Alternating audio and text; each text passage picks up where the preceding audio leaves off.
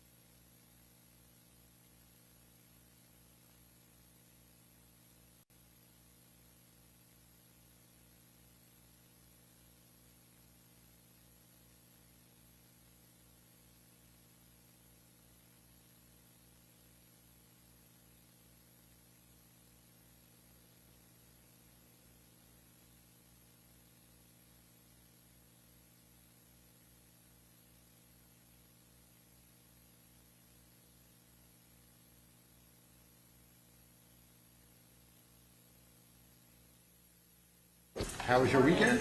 Good. Okay. Anyone here or see anything regarding the case from the media or anyplace else? If so, please raise your hand. All right. Good job. I'm not seeing any hands. State, please call your next witness. State would call Catlin Fair. Catlin Fair.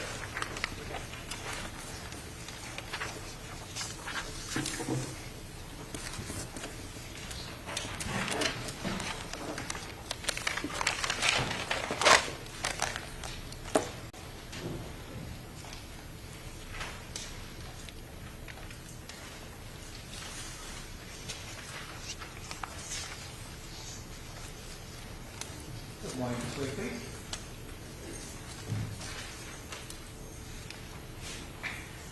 May I ask you to step right here, please? Stand face forward, raise your right hand and repeat your oath. Do you solemnly swear or affirm to tell the truth, the whole truth, and nothing but the truth? Yes. Please wait, please, ma'am.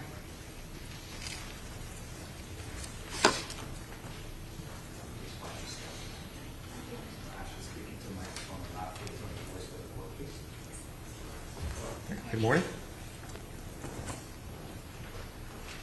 You may inquire. Thanks, Judge. Joey? Morning, ma'am. Good morning. Would you please state your first and last name and spell it for the record? My name is Caitlin Fair. It's spelled Katlynne. Last name is Fehr. And where are you employed? I am employed with the Pinellas County Forensic Laboratory. And what are your job duties there? I am a caseworking analyst as well as a DNA technical leader.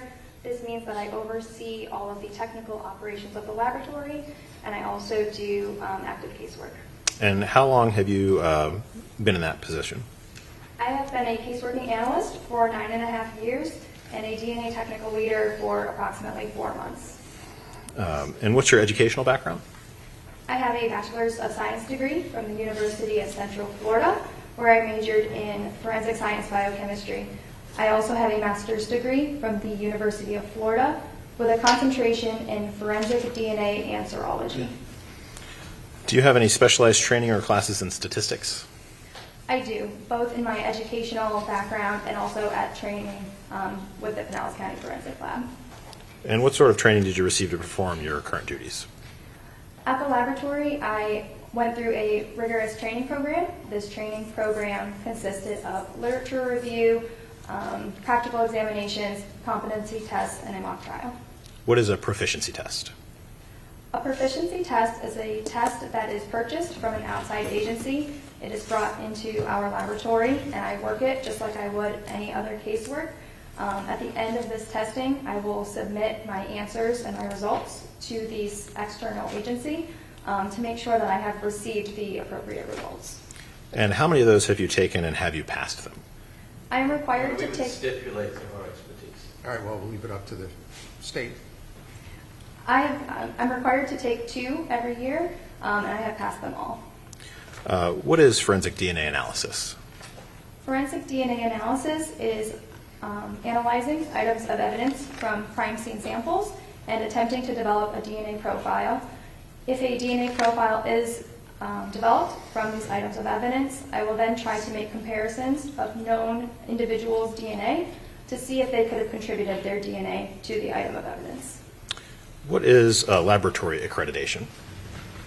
Laboratory accreditation is when a team of assessors will come into our laboratory and look at all of our policies and procedures to make sure that we are meeting or exceeding standards set forth by the community. And is your lab accredited? Yes, we are. And by what agency? We are accredited by the American National Standards Institute National Accreditation Board. And when did your lab receive that accreditation? It was first accredited in 1988 when the laboratory opened. The DNA section specifically was accredited in 2009. That is when the DNA section opened, and we received our most recent accreditation in 2023. Can you briefly explain what DNA is? DNA stands for deoxyribonucleic acid. It is your genetic blueprint. It makes you look the way you do and function the way you do. You inherit half of your DNA from your biological mother and half from your biological father, which is why no two people are known to have the same DNA profile, with the exception of identical twins. And what is forensic serology? Forensic serology is looking at items of evidence in an attempt to identify body fluids. Can you briefly explain what forensic DNA analysis is? It is looking at these items of evidence to attempt to develop a DNA profile and make comparisons to known individuals to see if their DNA could be on the items of evidence from the crime scene. And what type of DNA testing do you perform? I perform what is called short tandem repeat testing, or STR testing. And how do you perform that type of DNA testing? This is a 4-step process. The first step is extraction. I'm taking my sample and adding a series of heat and chemicals to the sample so that I can release the DNA into solution. The second step is quantitation. I want to see how much DNA is in my sample to work with. The third step is amplification, where I am targeting 21 areas in the DNA so that I can multiply them millions of times. So that the fourth step is detection, and I can actually visualize the DNA. And how do you know that you're getting the correct results? During my testing process, I will introduce what's called a positive control. This positive control is a known DNA profile. So at the end of my testing, I want to make sure that that DNA profile is obtained and it's the correct profile. I also have what's called a negative control, and this is a blank sample, and this is to monitor for contamination. What is the difference between a question and a known sample? A question sample is a sample that's coming from an item of evidence from the crime scene.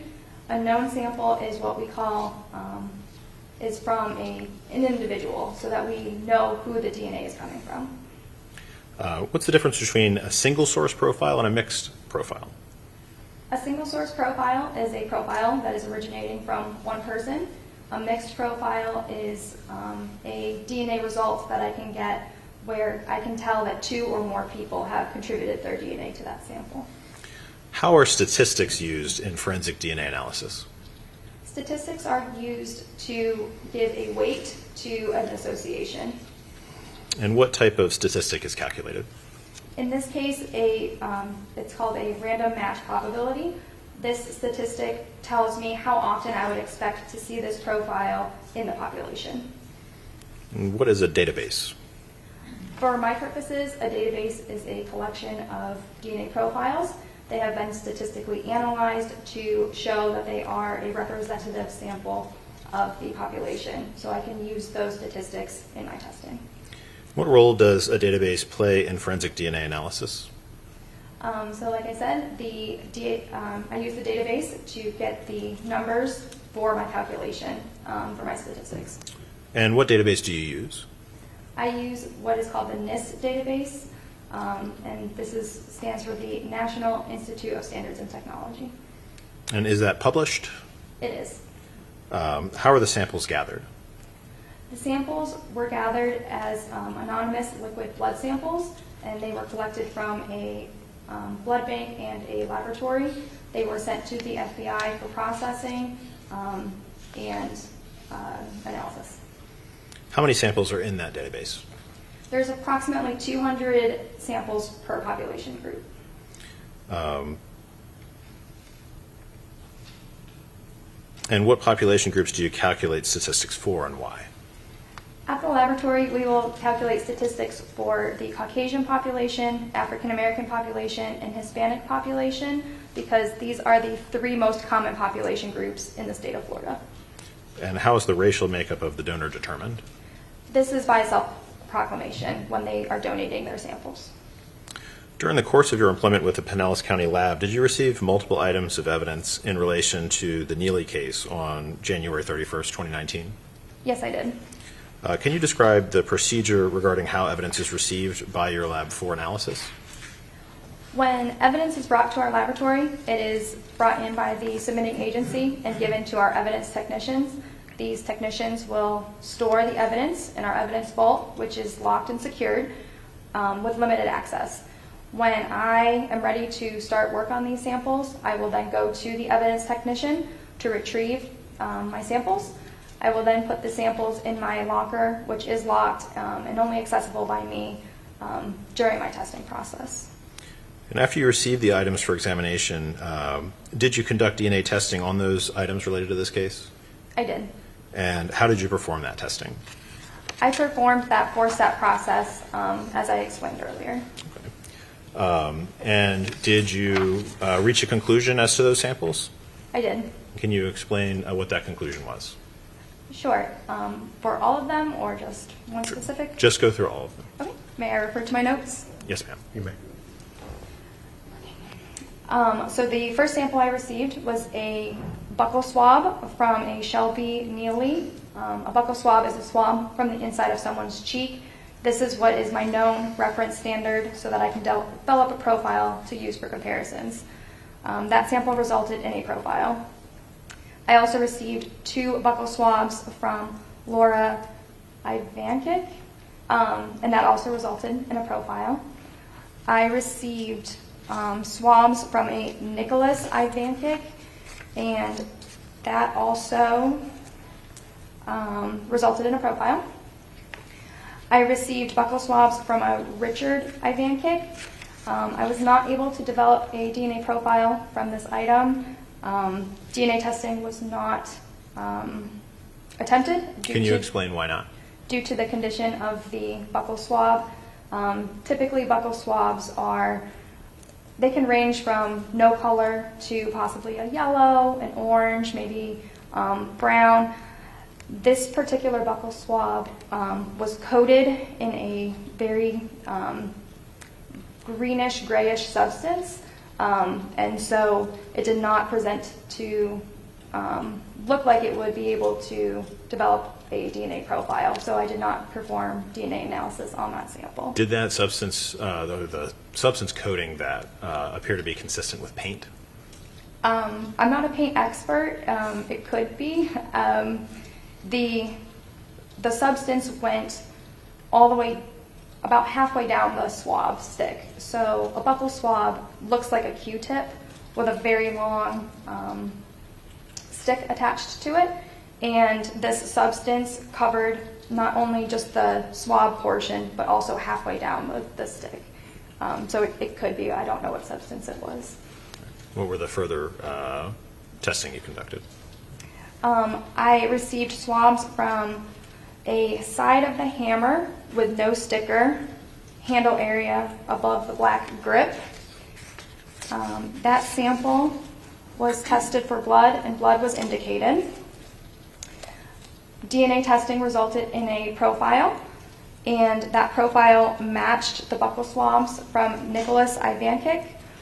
The probability of selecting an unrelated random individual who could be a contributor to this profile is approximately 1 in 540 octillion times in the African American population, 1 in 2.4 times, 1 in 2.4 octillion times in the Caucasian population, and 1 in 5 octillion times in the Hispanic population. And just for reference, an octillion has 27 zeros. I received swabs from the side of the hammer with no sticker, from the hammerhead area. Blood was not indicated on this swab. And DNA analysis resulted in a mixture of at least 2 people. The profile for the major contributor could be determined. The profile of the major contributor matched the DNA profile from Nicholas Ivancic. The minor contributors could not be conclusively determined, so I could not make any comparisons to that second person in the mixture. The probability of selecting an unrelated random individual who could be a major contributor to the mixture was 1 in 540 octillion times in the African American population, 1 in 2.4 octillion in the Caucasian population, and 1 in 5 octillion in the Hispanic population. Are the statistics that you come up with in each of these similar for the remaining swabs? For some of them, yes, Okay. but not for all. All right. Let's, for the ones that are similar, let's just leave it at that it's a similar number. Okay. Sure. I also received swabs from the side of the hammer with no sticker from the claw area. Blood was not indicated on this sample, and this also resulted in a profile that matched the buccal swabs from Nicholas Ivancic. These had similar statistical results. I received swabs from the side of the hammer with no sticker, top of black handle area on the claw side. Blood was indicated on the sample. This sample resulted in a DNA profile that matched Nicholas Ivancic with similar statistics. I received a swab from the side of the hammer with sticker, top of handle on the claw side. Blood was not indicated on this sample, and it did result in a profile that matched Nicholas Ivancic with the similar statistics. I received a swab from the side of the hammer with a sticker, handle area where the hammer meets, or where the hammer head meets. Blood was indicated on the sample. This sample resulted in a mixture of at least 2 individuals. This one had a partial profile for the major contributor could be determined, and that partial profile matched the profile from Mr. Nicholas Ivancic, and the minor contributor could not be conclusively determined. For this one, the probability of selecting an unrelated random individual who could be a major contributor was approximately 1 in 110 octillion times in the African American population, 1 in 610 septillion in the Caucasian population, and 1 in 1.2 octillion in the Hispanic population. For reference, a septillion has 24 zeros. I received swab from the side of the hammer with a sticker, the handle sticker area. Blood was not indicated on this sample. DNA analysis developed a profile that matched the profile from Mr. Nicholas Ivancic with those statistics from the first several samples. I received a swab from the side of the hammer with a sticker, top of blue handle on the hammer side. Blood was indicated on the sample, and DNA analysis resulted in a mixture of at least 2 contributors. The profile for the major contributor could be determined and matched the buccal swab from Nicholas Ivancic. The minor contributor could not be determined. The statistics for the major contributor are those similar statistics from the first several samples. I also received a swab from the side of the hammer with the sticker from the claw area. Blood was indicated on this sample, and this also resulted in a mixture of at least 2 individuals. The major profile could be determined and matched Mr. Nicholas Ivancic, and the minor contributor could not be conclusively determined. This had some similar statistics as the first several samples. I received a swab from the side of the hammer with a sticker, bottom of handle, also indicated as middle, just above the grip. Blood was not indicated on this sample. This sample resulted in a mixture of at least 2 individuals. Again, the partial profile of the major contributor could be determined and matched the buccal swabs from Nicholas Ivancic, and the minor contributor could not be determined. The probability of selecting an unrelated random individual who could be a major contributor to this mixture was approximately 1 in 3.9 octillion in the African American population, 1 in 30 septillion in the Caucasian population, and 1 in 53 septillion in the Hispanic population. I received a swab from the side of the hammer with sticker, middle of the hammer head, between the head and the claw. Blood was not indicated on this sample. The sample resulted in a mixture of at least 2 individuals. The partial profile for the major contributor could be determined and matched the profile from Nicholas Ivancic. The minor contributor could not be conclusively determined. The probability of selecting an unrelated random individual who could be a major contributor to the mixture was approximately 1 in 75 octillion in the African American population, 1 in 290 septillion times in the Caucasian population, and 1 in 980 septillion in the Hispanic population. The final swab that I received from this case was a swab from the black handle of the hammer. I did not test this item for blood.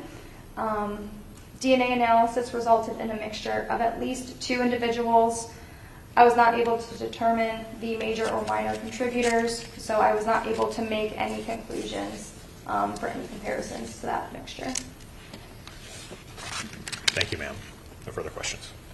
Any cross-examination? Very briefly. Good morning. Good morning. The touch DNA is the thing, right?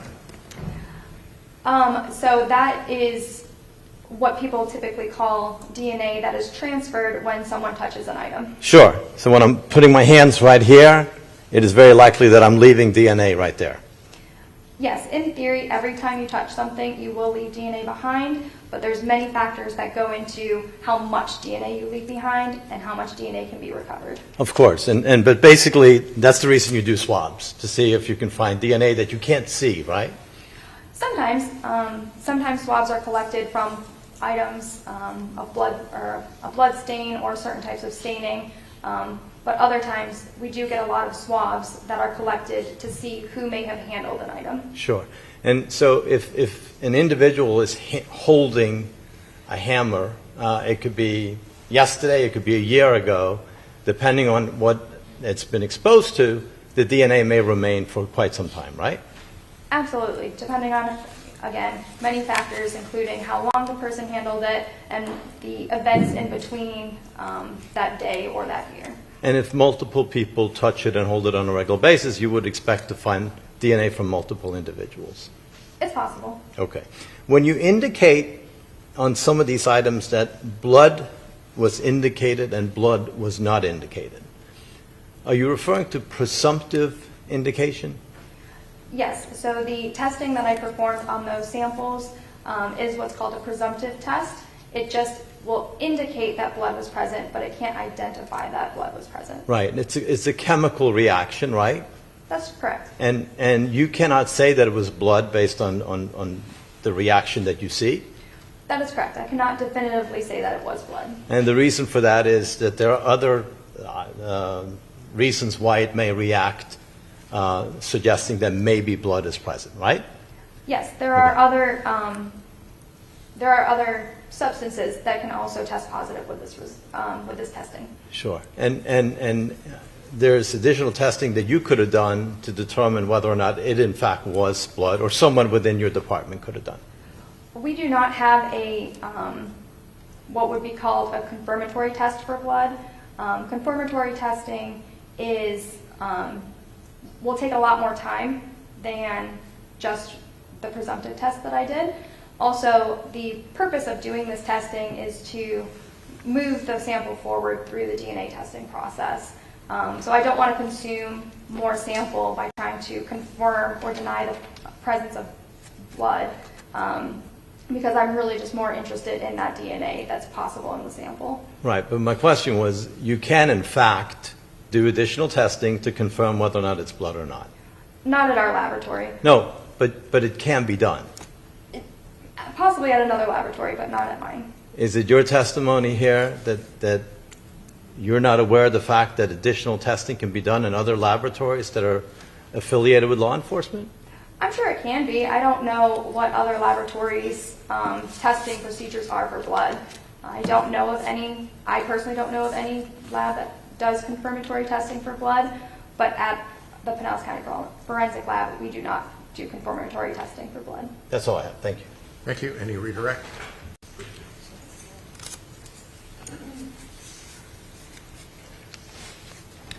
Ma'am, would touch DNA yield a positive result in blood serology? No, it would not. Nothing further. Thank you, ma'am. You may step down. Thank you. State, please call your next witness. State will call Derek Anderson.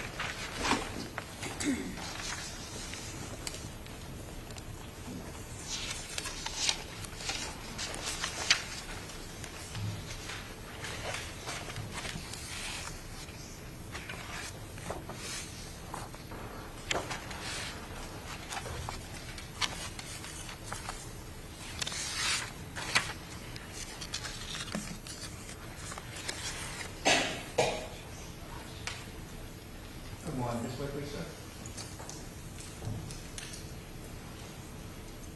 Ash, step right here, please. Face the floor, raise your right hand and seat the oath. Do you solemnly swear or affirm to tell the truth, the whole truth, and nothing but the truth? I do. This way, please, sir.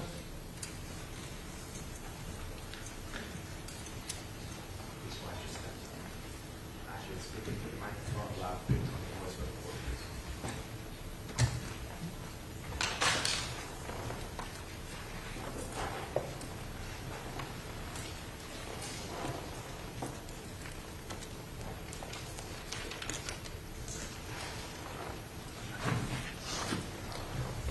Good morning, sir. Morning, Your Honor. You may inquire, Mr. Sarabia. Thank you, Judge. Could you please introduce yourself to the jury? Derek James Anderson.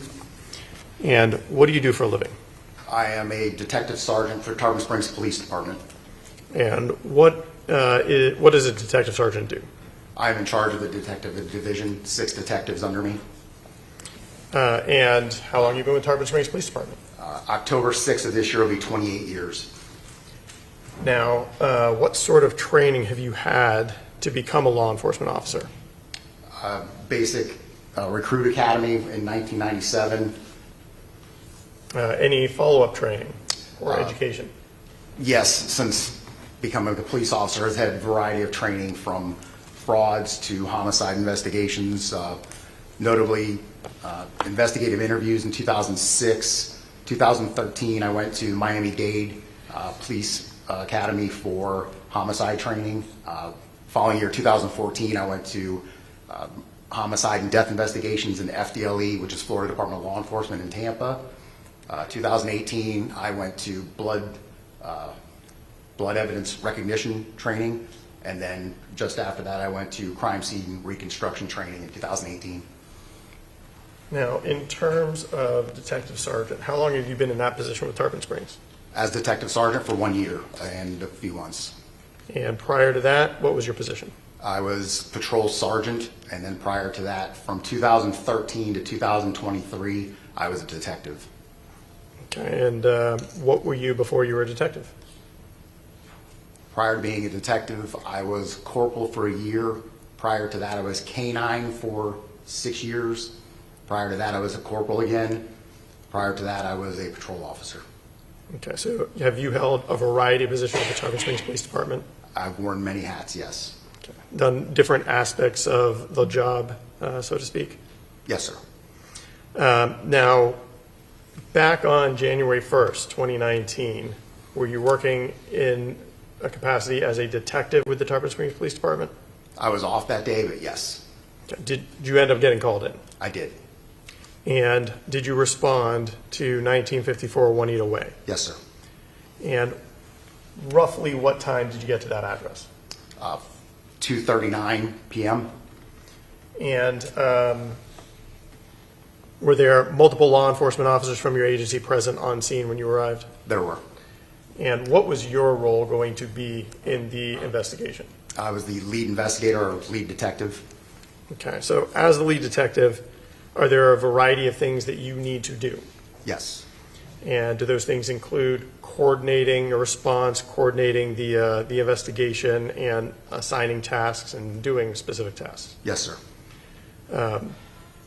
So when you got to 1954 Juanita Way, did you approach that residence? I did. What did you notice as you approached the residence? There was crime scene tape surrounding down the street, around the residence, around the corner to the next street over, and then back to the back side of the property.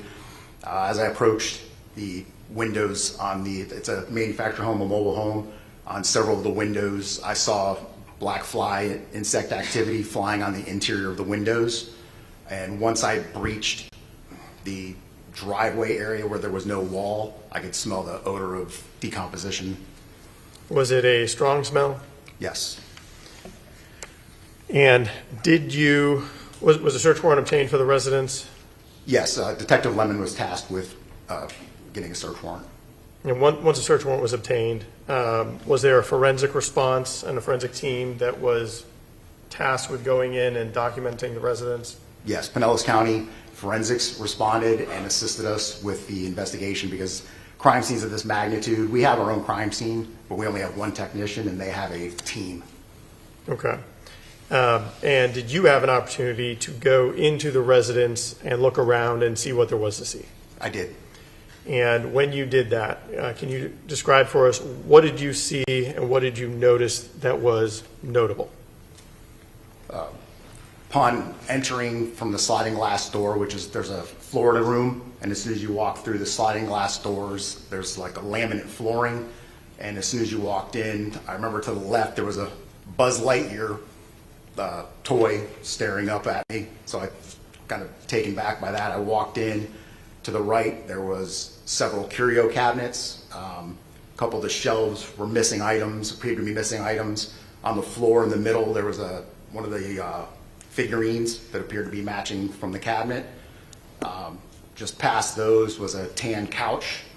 And on the tan couch, when you're facing the couch, the left side, which would be the right arm, appeared to be saturated with blood. There appeared to be spatter on the back of the chair.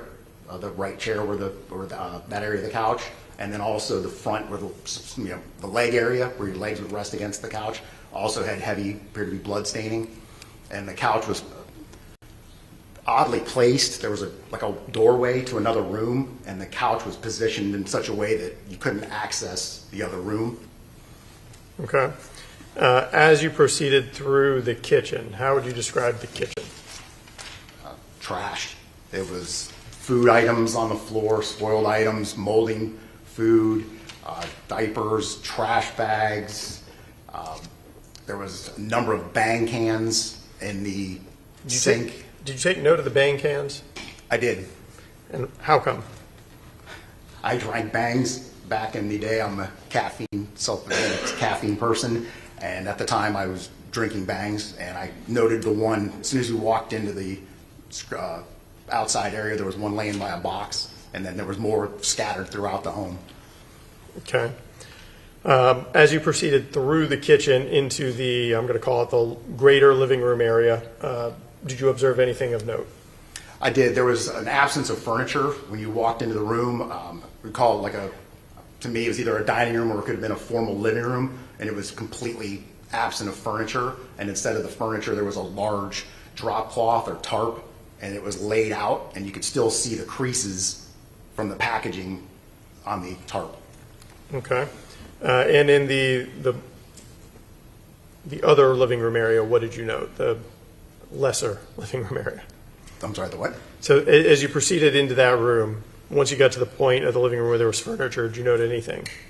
Yes, there was the furniture all seemed to be pushed in. There was multiple television sets, which was odd for a living room. You normally think of one television.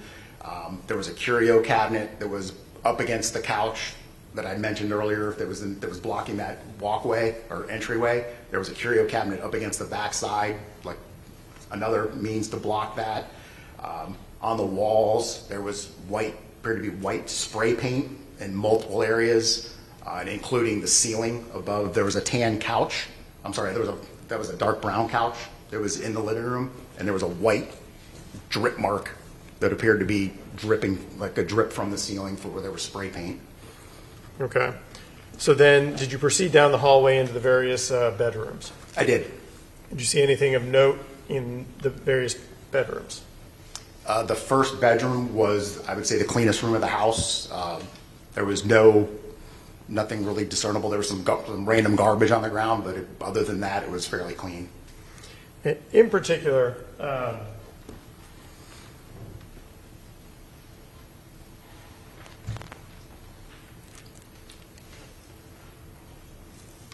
in that bedroom, and I'm displaying space 98, did you see like a pink and white blanket there on the floor? Yes. Did that become relevant later in your investigation? Yes. And as you proceeded beyond that, were you present when the bodies were still present? Yes, sir. And did you observe the different bodies? Yes, I did. We've had a pretty good description of that, but anything that stuck out to you in terms of reviewing the bodies? The first body that was Nicholas Ivancic in would have been the second bedroom on the right.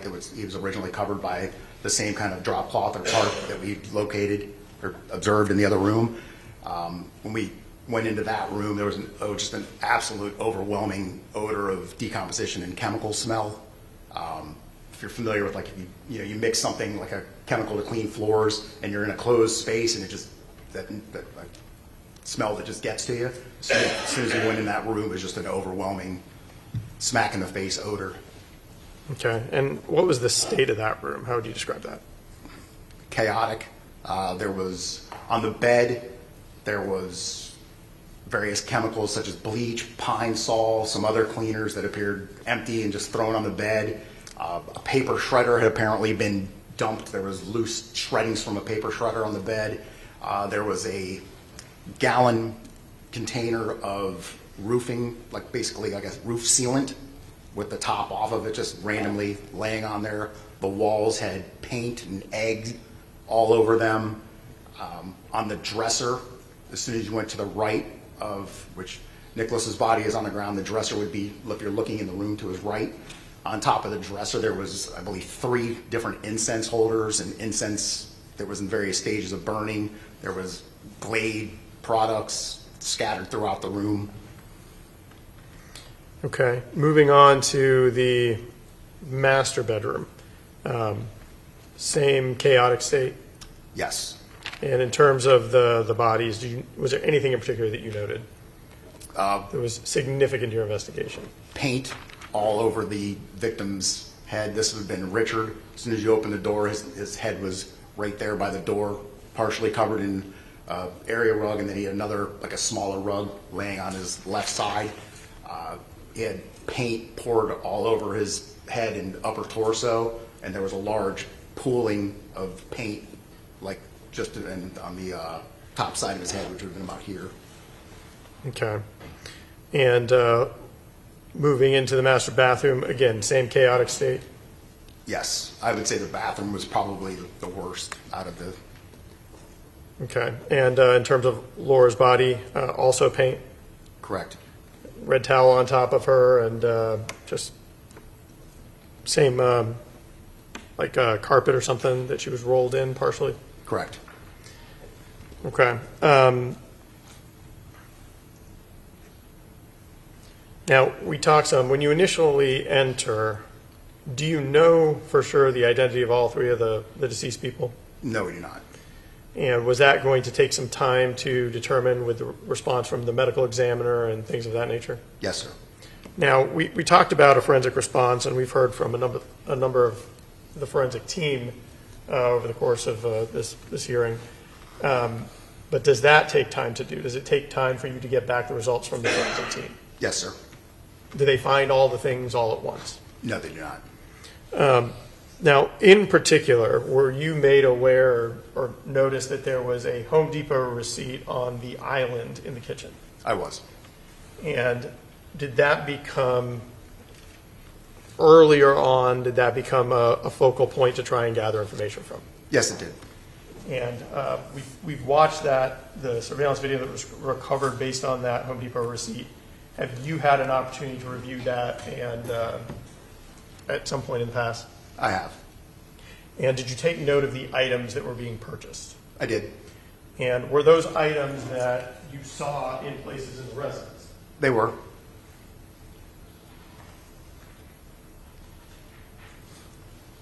And in particular, did you note that at the Home Depot there was drop cloths being purchased? Yes, there were. I'm displaying State's Exhibit 56. And did you see those same drop cloths, the same packaging of the drop cloths anywhere in the residence? Yes, I did. And where would you describe that as being? The living room. And was one of those packages empty? Yes.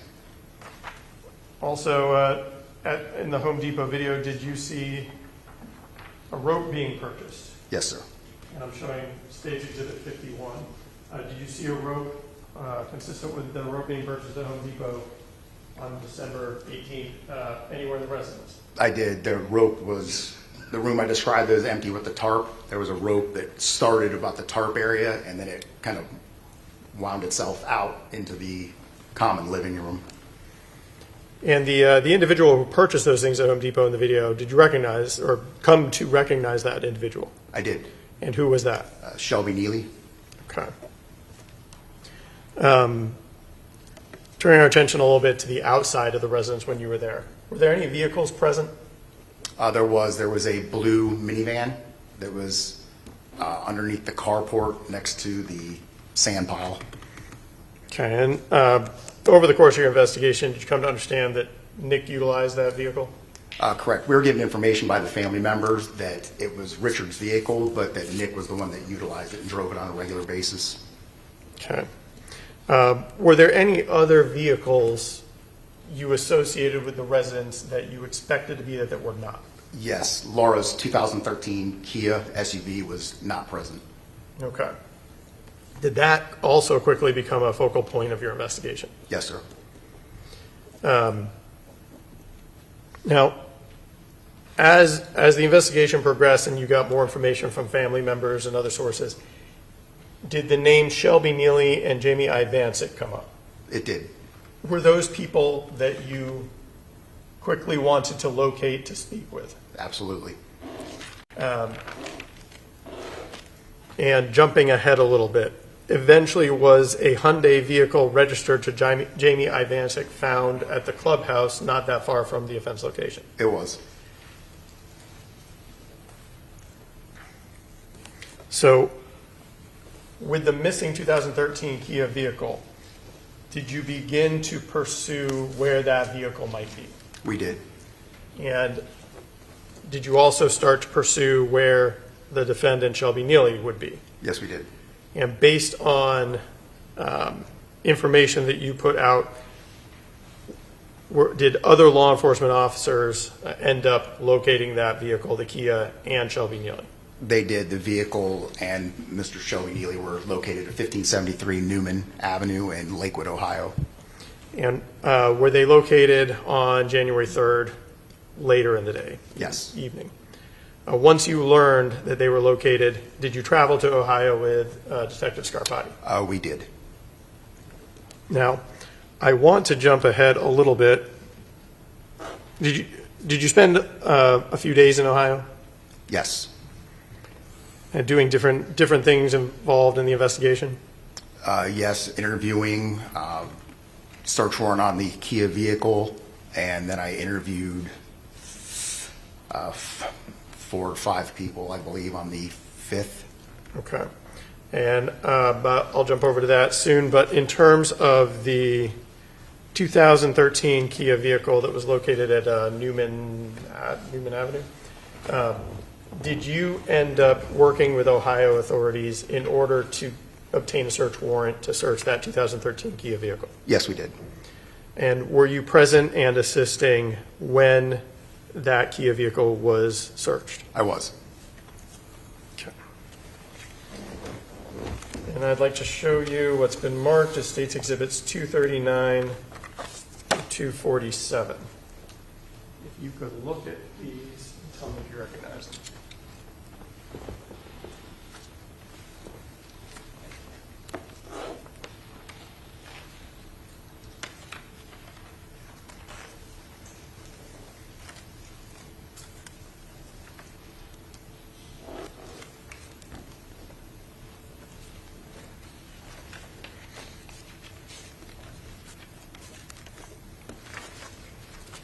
Yes, sir. Judge, at this time, the state would like to move State's Exhibits 239 through 247 into evidence. Any objection? They're admitted. I'd like to go over some of these photographs with you. I'm going to display State's Exhibit 237.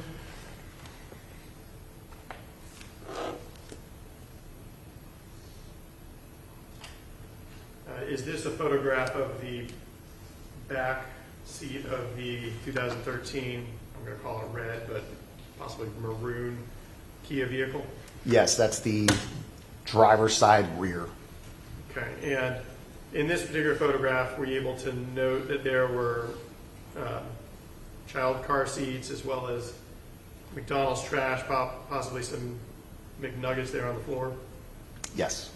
Were there other items of interest that you were able to observe on the floor before you started turning things over? There was receipts, scattered throughout the vehicle, McDonald's products scattered throughout the vehicle, and then also to note on the, you can see that white lidded container that's actually in the child seat. That was a Tupperware, Rubbermaid, whatever you want to call it, product, and it had various assorted jewelry.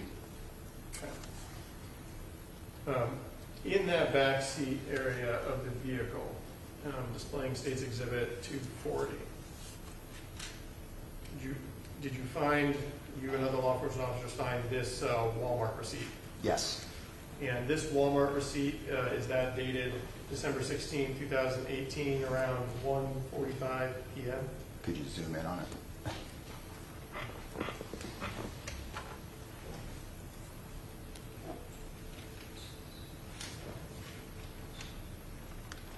Yes, sir.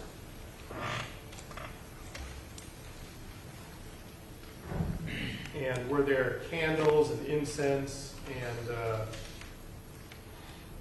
Glade, lemon, air freshener things purchased? There were. And did this receipt become another avenue of investigation for you? Yes, sir.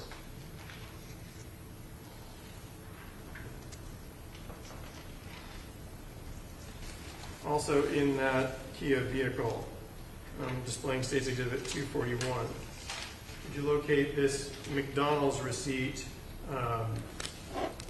from December 16, 2018 at 2:03 p.m. from a McDonald's on US 19 in Tarpon Springs? Can I see the image?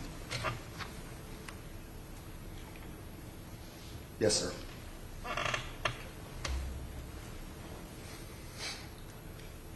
Actually, I apologize.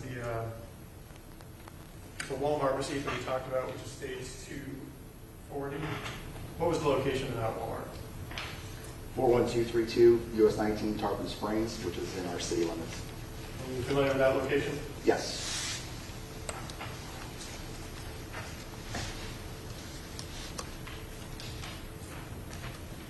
I'm showing you State's Exhibit 242.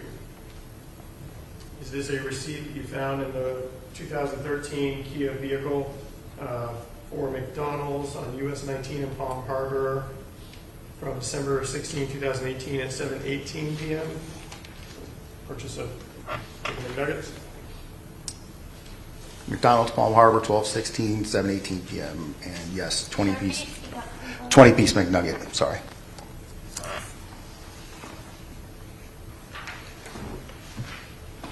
And I'm showing you State's Exhibit 243.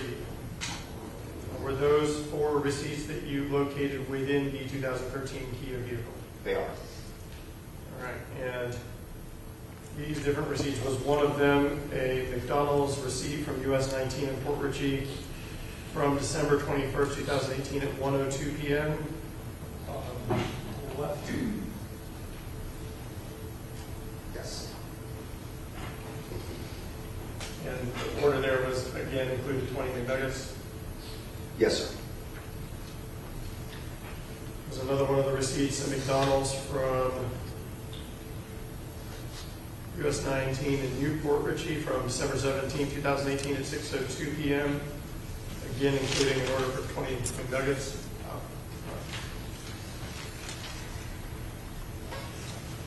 Yes, sir. Was a third receipt in this photograph for a Burger King from December 30th, 2018 at 7:50 p.m. from Pearl Road in Parma Heights, Ohio.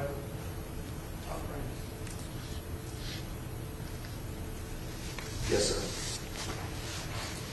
And then the fourth and final receipt in this photograph from State Exhibit 243, was that a McDonald's from Brooklyn, Ohio, with a date December 30th, 2018 at 1:03, or I'm sorry, either 1:03 or 7:03 p.m.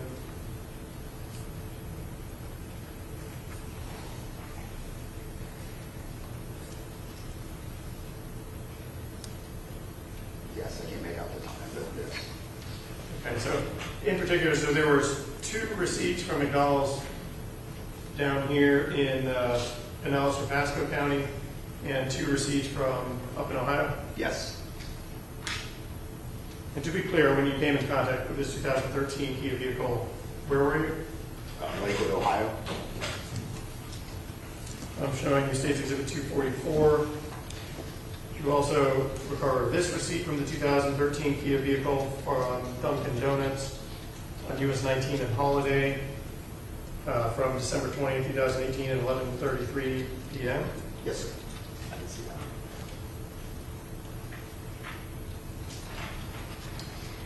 State's Exhibit 245. You recover these 2 receipts from the 2013 Kia vehicle as well? Yes, sir. I believe one of them is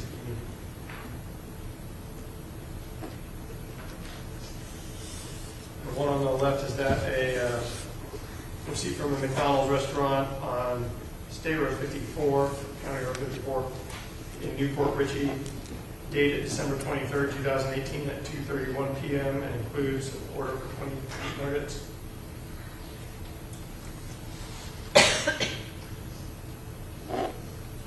That's correct. On the left, yes. And the one on the right, is that from December 20, 2018, 11:33 or 11:39 p.m. from the Dunkin' Donuts on US 19 and Holiday?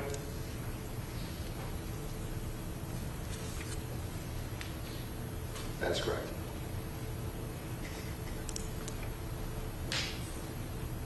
And I'm displaying State's Exhibit 246. Were these 2 additional receipts that you located within that 2013 Kia vehicle? They are. And the one on the left, is that a McDonald's receipt from McDonald's on US 19 in Port Richey, dated December 22nd, 2018, from 8:21 p.m. It includes an order of, actually 2 orders of chicken nuggets? Yes, sir.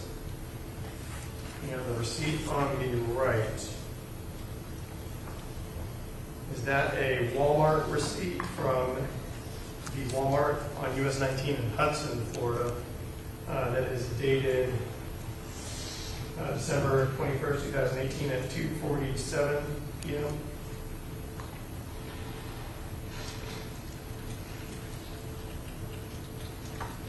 It is. I'm showing you State's Exhibit 247. You recognize this? Yes. And what was this? Appeared to be an envelope that had contained currency at one time that was found inside the vehicle. And it had some numbers on it that were scratched out and then more numbers written underneath? Correct.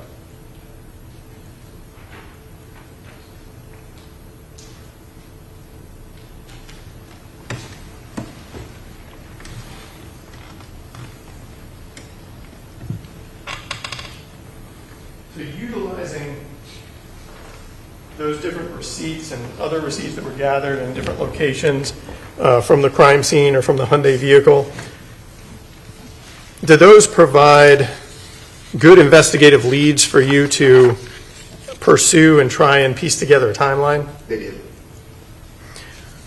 So I want to go through a number of those items with you. In particular, starting with some of the receipts that were recovered from the Hyundai vehicle or the residence.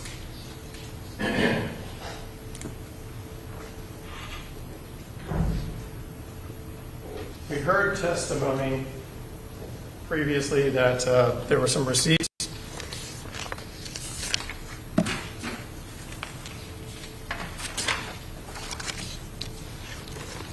recovered, in particular a CVS receipt from December 14th from 12990 Cortez Boulevard in Brooksville from 12:33 p.m. Are you aware of that? I am. You aware where Cortez Boulevard is? I am. And where roughly is that? Hernando County, Okay, so north of here substantially? north of the incident location, 45 minutes. Okay, now, Was video surveillance pulled from this CVS for that date and time? It was. And did you observe a person of interest to you on that video surveillance? I did. I observed Laura Ivancic. Okay. Additionally, another location, Murphy's Market at 3483 Mariner Boulevard, from December 14, 2018 at 1:16 p.m. Was video surveillance pulled from that location at that time? It was. And did you observe a person of interest at that location? Yes, we also had Laura Ivancic on video at Murphy's Market. Okay. And also, and I'm displaying State's Exhibit 153, you were aware that a Walgreens receipt was recovered dated December 14, 2018 from 3:45 p.m. from the Walgreens at 8400 US 19 in Port Richey, Florida? Yes, sir. Was video surveillance pulled from that location at that time as well? It was. And did you observe anybody of interest in that video surveillance? Laura Ivancic was also on that video. Now, when you saw Laura Ivancic in those videos, was she carrying a purse? Yes. I'm showing State's Exhibit 205. Is State's 205, is that consistent with the purse that Laura Ivancic was carrying when you saw her on the video surveillance? It appears to be the same. Just without the blood stains? Correct. And also in that Walgreens video surveillance from 3:45 p.m. on December 14th, did Laura Ivancic get into a vehicle? Yes. And did you recognize that vehicle?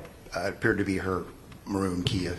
The same 2013 maroon Kia that you were searching in Ohio? Yes.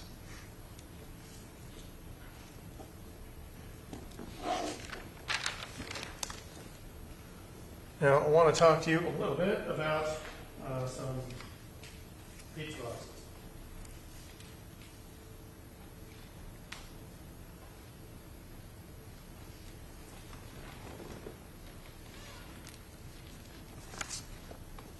And I'm going to display State's Exhibit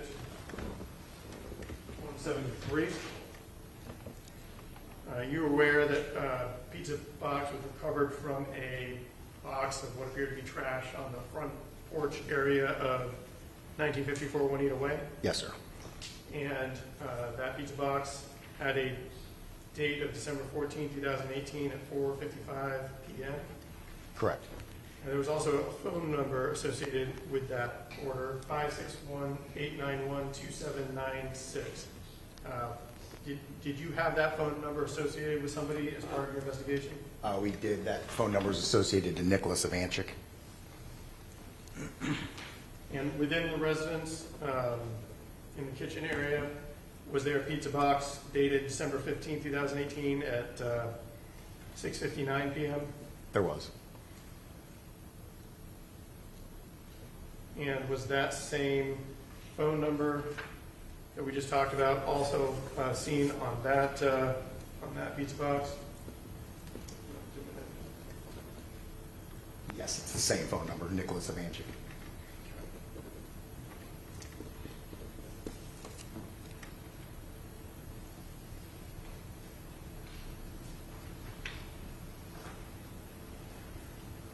And I guess jumping ahead a little bit, there was additionally a pizza box from December 21st, 2018 from 5:54 p.m.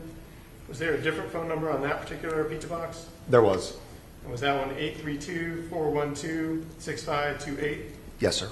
And who was that phone number associated with? That was found to be Shelby Nealy's phone number.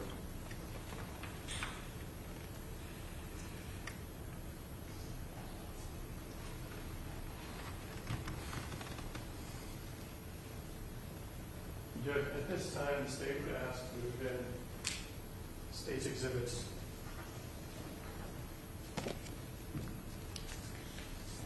248 through 250.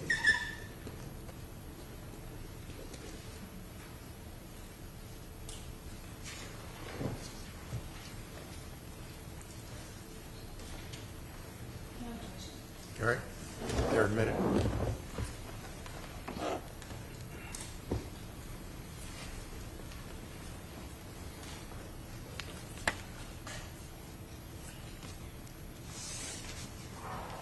All right, and one of them takes a while to load, so I'm not going to show you that one. But I'm going to show you states 248.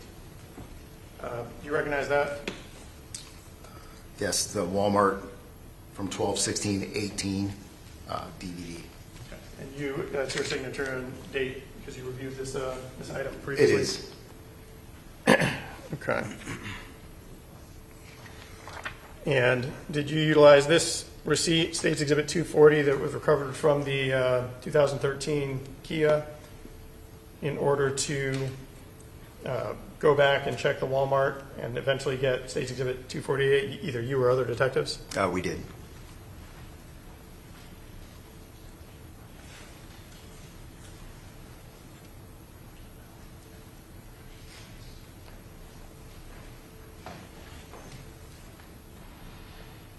Judge, permission to publish States 248.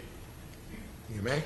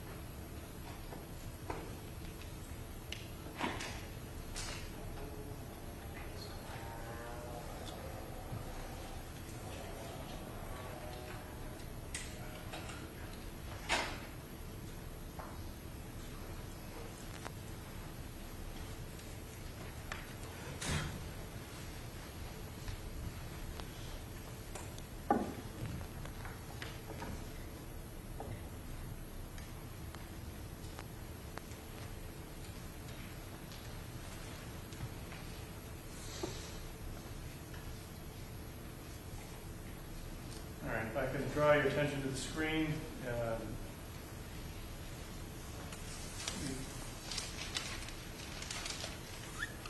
Describe for us if there's anybody that you recognize.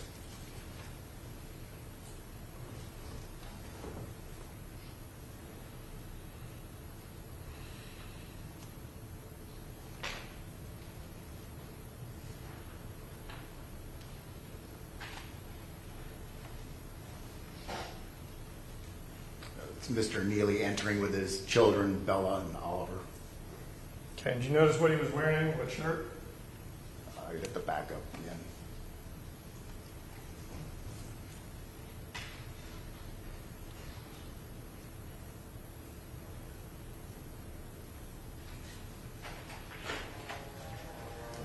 Also displaying State's Exhibit 148. Yes. 148, shirt that was recovered from the washing machine in the residence. Did that appear to be the same shirt? Correct. It's the old school Punisher shirt.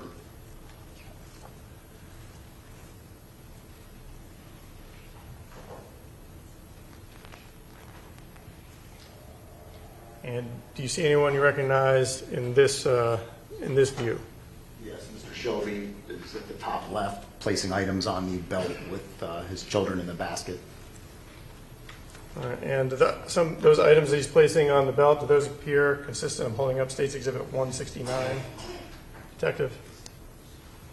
Those appear consistent with the air fresheners that were recovered from the bathroom and one in Nick's bedroom? Yes. Also showing State's 155.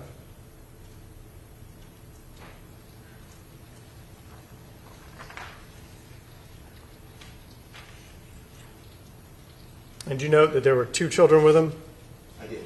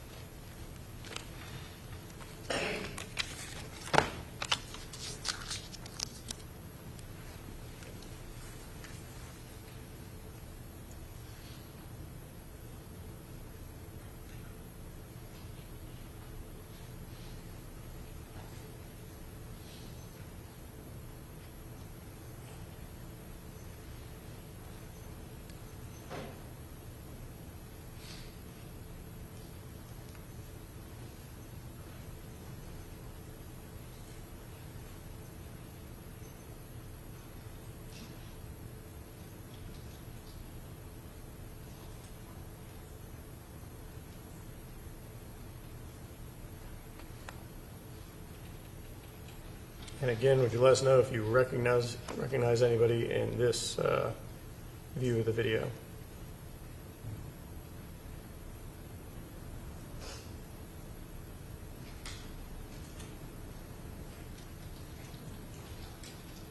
That's Mr. Nealy exiting with his 2 children. Again, wearing that shirt with the Punisher logo? The old school Punisher logo. Okay, now,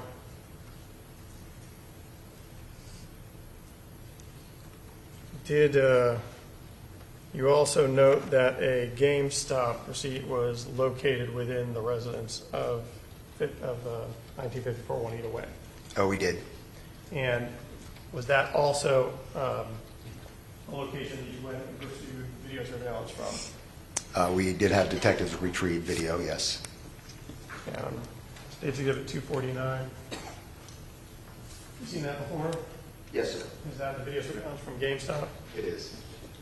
I'm going to partially publish this because it's lengthy.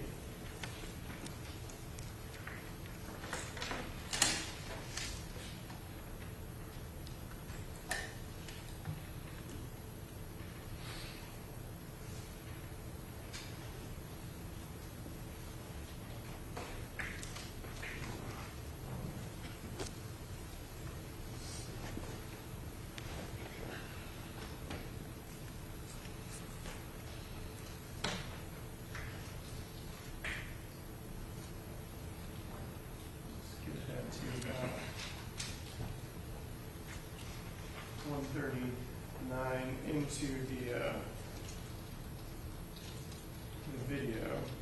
Is there an individual that just entered from the top middle of that screen? Yes, sir.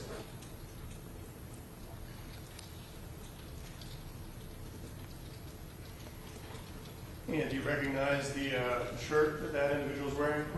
Yes, it's the same old school Punisher shirt. And are the same 2 children with that individual? Yes, sir.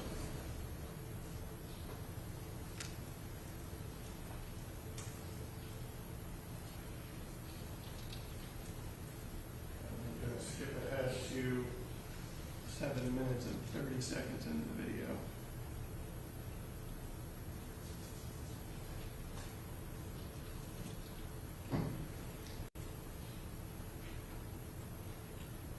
And you recognize that individual? Yes, sir, it's Shelby Nealy.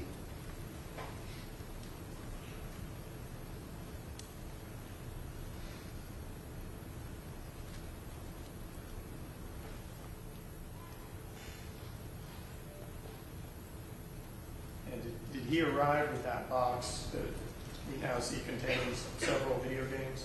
He did.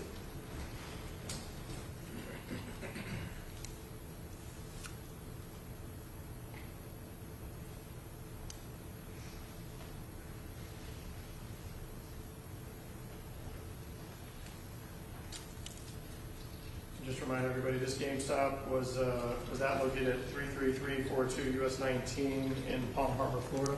It was. It's no longer there, but that's where it was at that time. And that was a location that you were familiar with? Yes.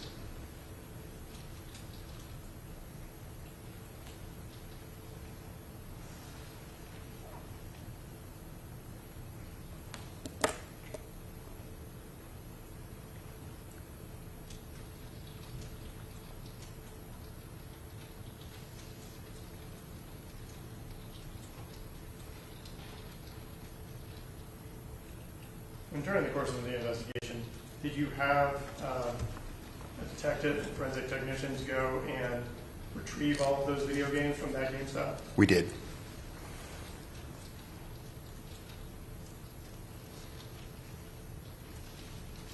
And in the course of doing that, did you also do fingerprints and get fingerprints from the different employees that we can see in video surveillance for elimination? I can't testify to that. That would be for the techs.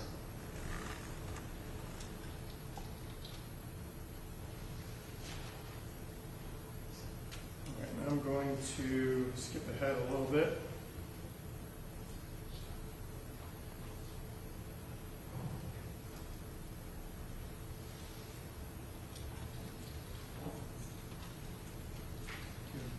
About 19 minutes, 26 seconds into this video surveillance.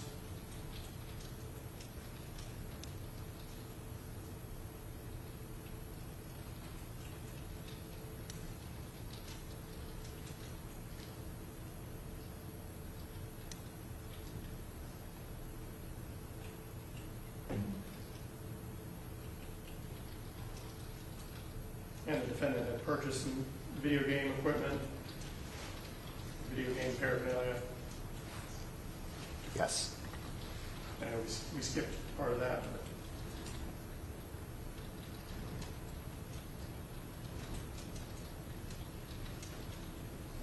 and then does he exit that store with those two children and his purchase, including the receipt? He does.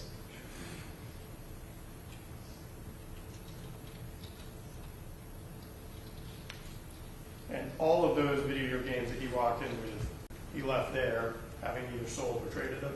Correct.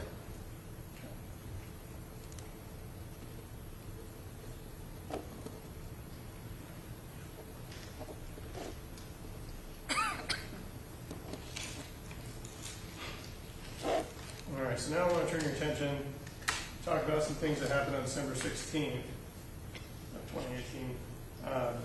December 17th of 2018. We haven't talked a lot about it, but was one investigative avenue that you pursued pawn shops? Yes, it was. And in particular, did you find a transaction at 3:56 p.m. from the Golden Nugget Pawn at 2338 US 19 in Holiday, Florida, that was conducted by this defendant, Shelby Nealy? Yes, it was one of many pawns that he did. Okay, and was that for jewelry? Yes. All right, so this takes a little load. I'm just going to display States Exhibit 250, a Walmart video from December 18th.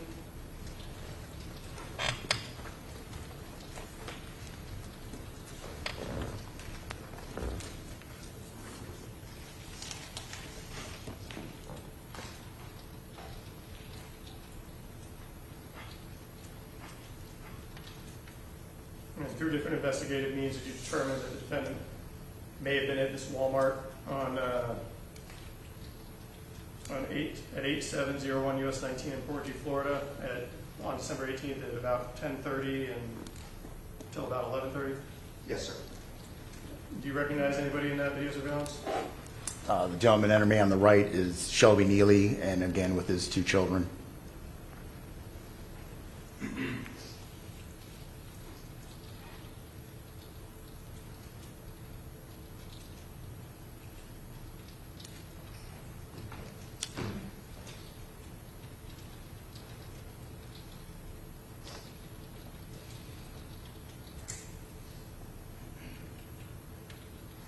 Recognize anybody there?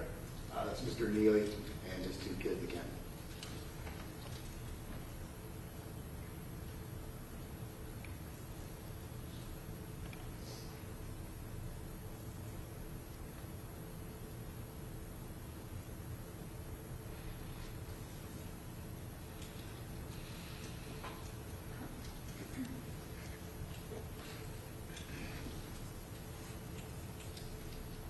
Recognize anybody in this view?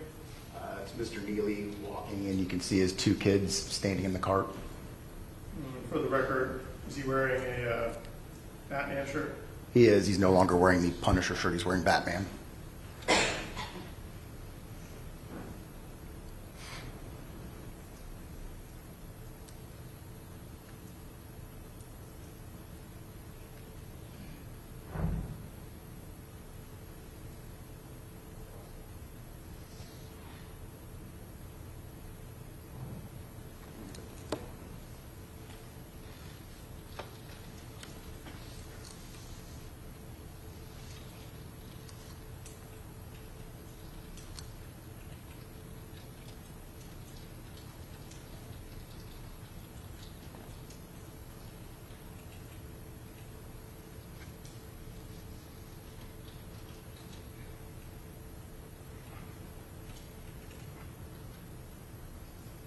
Again, view GRC entrance overview, view at 10:37 a.m. Could you let us know if you observed anybody that you recognize?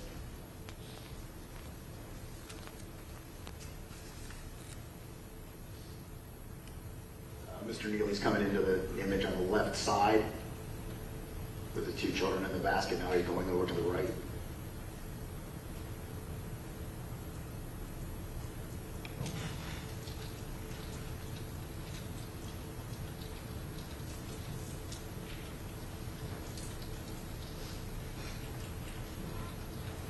I'm going to display the view POS_08 starting at 11:22.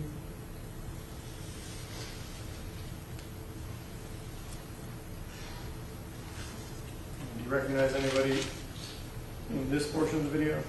That's Mr. overhead view from Mr. Nealy with his two children in the shopping cart. Right, and just put some items, that shirt that the person just put in the bag. What was notable about that? It was another Punisher shirt, but this is the new school or new Punisher shirt.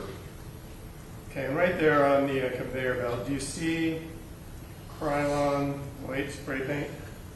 Yes, notable things on there. I see 3M breather masks, incense, looks like, and a white Krylon paint.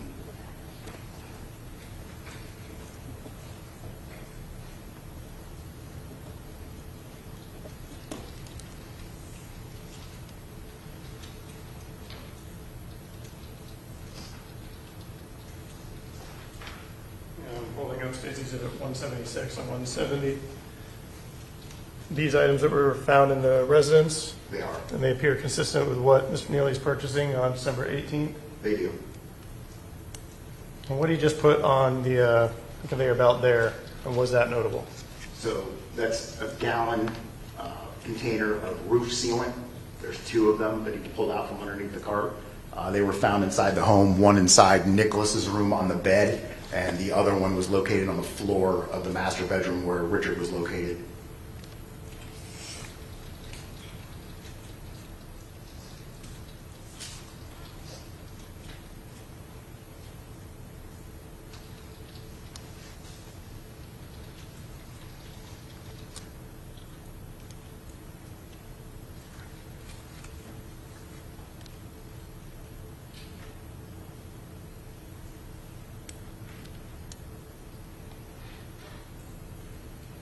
paying in this transaction?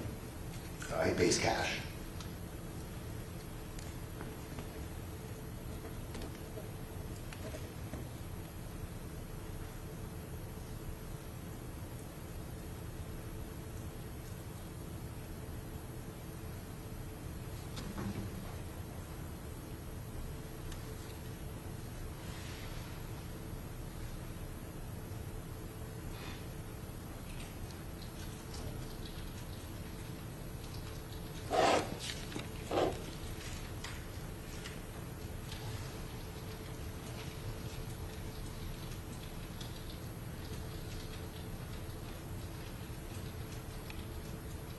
Does he receive a receipt there?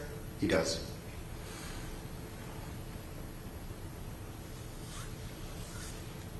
I'm going to show GM exit starting at 11:25. And let us know if you observe anyone you recognize in this view.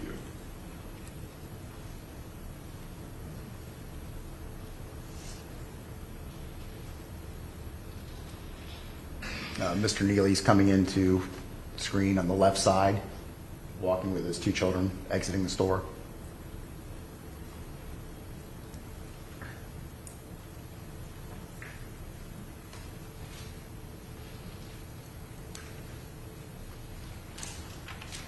All right.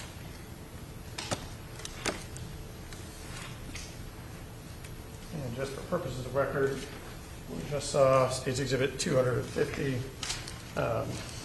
You recognize that? Yes, the Walmart disc for $12.18, signed by me. I want to go over some more, maybe.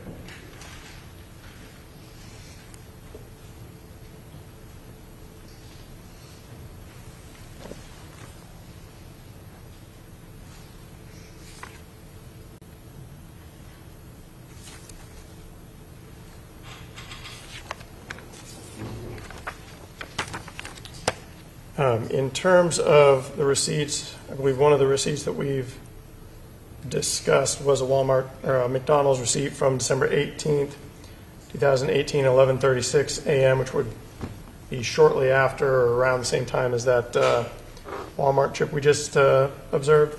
Is the McDonald's at 8527 US 19 in Port Richey, is that in close proximity to that Walmart in Port Richey? It is. All right, and I'd like to show you State's Exhibits 251 through 254. Let me know if you recognize, are those photo captures from a video surveillance that was recovered from that McDonald's in Port Richey from the date December 18, 2018, at approximately a little after 11:30, probably around 11:36 a.m.? Yes, sir. Judge, at this time, say, would like to move State's Exhibits 251 through 254 into evidence. Any objection? They're admitted.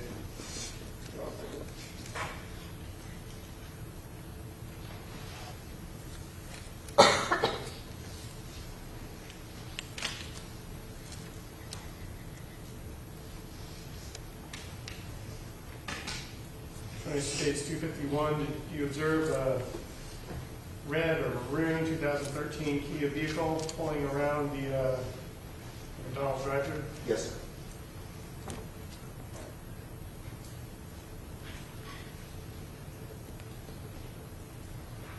United States 252, is that a few moments after the photograph we just looked at with that Kia vehicle coming a little bit more into view? It is. And does that appear to be the same 2013 Kia vehicle you came into contact with in Ohio and executed the search warrant on? It does.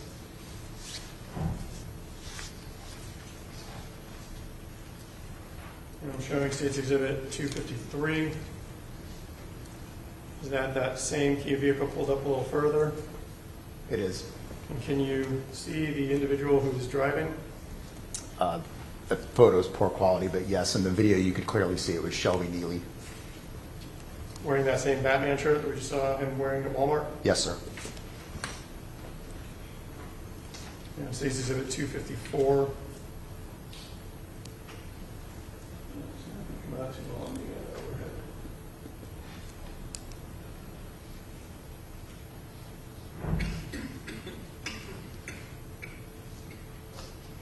State's Exhibit 254. Could you see Mr. Nealy, albeit a little dark, in the driver's seat of that 2013 Kia vehicle on December 18, 2018?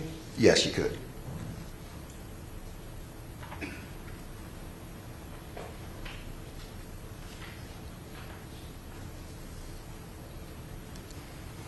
All right, turning our attention to December 21st of 2018. I believe we've previously heard that you recovered that Walmart receipt from the 2013 Kia. And did you pursue, or you or other detectives pursue video surveillance from that Walmart, from that location and date? We did. And I'm showing you, I believe that states 255. Yes, Walmart video 1221 with my signature. Okay. And that particular Walmart, that's the one in Hudson at 12610 US 19. Correct. You familiar with that location? I am. And that's in Pasco County, a little bit north of Tarpon Springs. It is.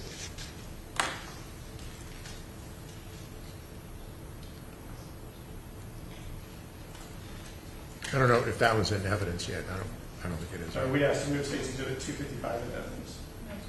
It's submitted.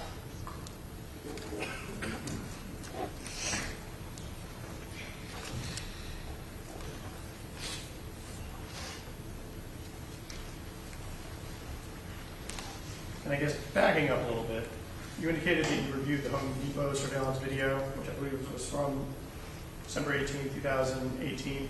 Did you notice the kind of shoes that Mr. Nealy was wearing in that video? Yes, he's wearing like blue sneakers. Did they appear to have any kind of blemishes on the tops of the toe area in the Home Depot video? No, and in the video we just watched, you can see his shoes clearly. There's nothing on them.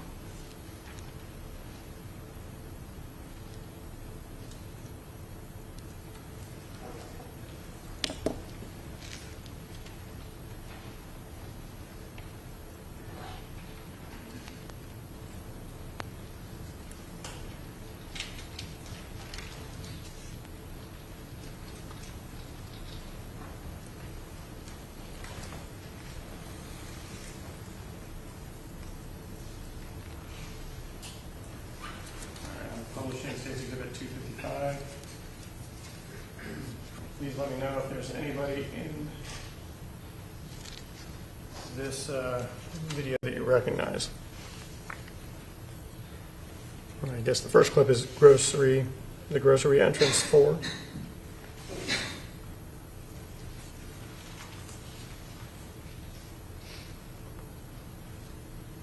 Mr. Nealy is approaching the doors. All right. Is he wearing a different shirt? He's wearing the newer Punisher shirt, the one that he purchased in the previous video at Walmart.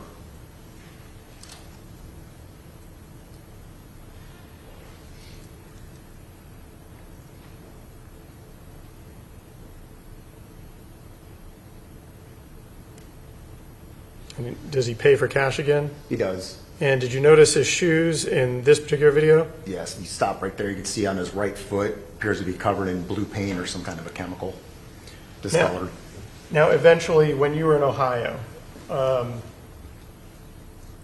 did you guys get a whole bunch of the evidence that was collected in Ohio and clothing that Mr. Nealy was wearing when he was apprehended and bring it back here to Pinellas County? Oh, we did. And was one of those things blue shoes? Correct. And did you later have an opportunity to open up and look at those blue shoes? I did. And did you observe those splotches on the shoes? I did. It's consistent with what's seen in the video. Okay. And are those parts of the shoes, like somebody created it that way, or did it appear to be some substance spilled on them? Looked like something was spilled on them. Okay.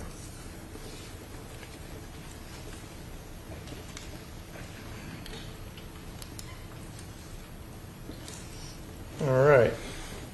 Now we heard testimony previously that that a receipt from McDonald's was recovered. I'm sorry, look at that, straight up.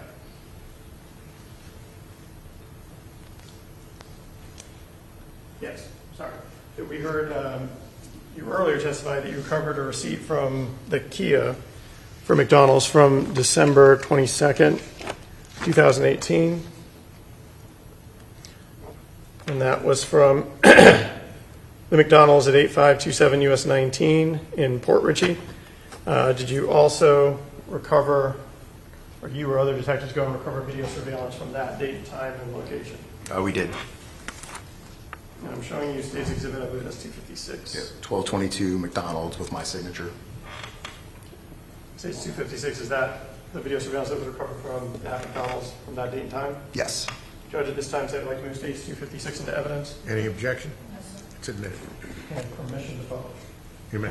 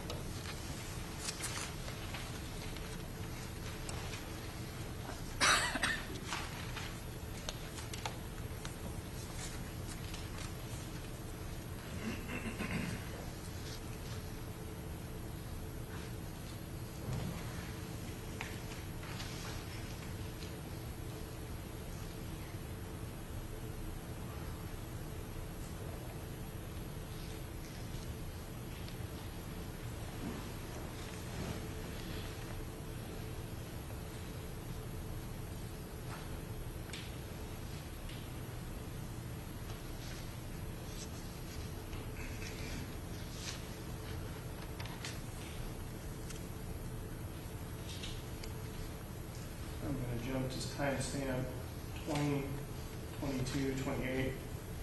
Could be 8, 22 p.m.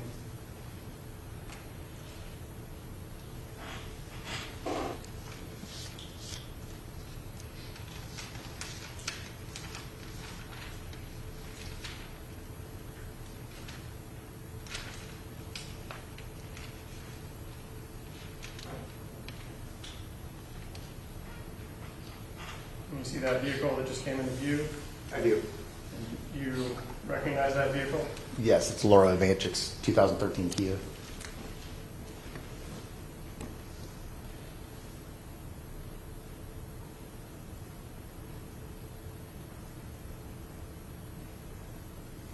And now you can also see a different camera angle shows the back of that vehicle. That's the same back of the 2013 Kia that you searched in Ohio.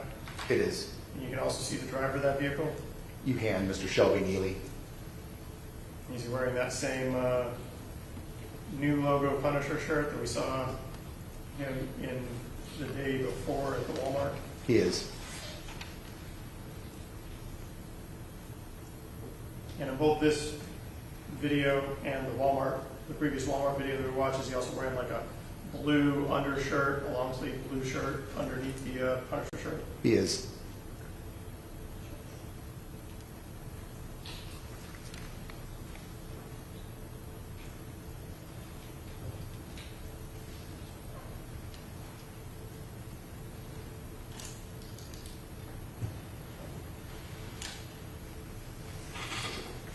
All right, so now I want to turn your attention to December 23rd of 2018. And was there a McDonald's receipt that you recovered from the 2013 Kia for December 23rd, 2018 at 2:31 p.m. That was from the McDonald's at 7226 County Road 54 in Newport, Florida. Oh, we did. Is that a location you're familiar with? Yes, very. There's a Rossi's right there. There's a Rossi's Italian restaurant behind it. And this CD I'm showing you, State's Exhibit 257, you recognize that? It is. Is this the video surveillance that was recovered from that date, time, and location? It is. Judge, I'd like to take Exhibit 257 into evidence. Any objection? It's admitted. Permission to publish? You may.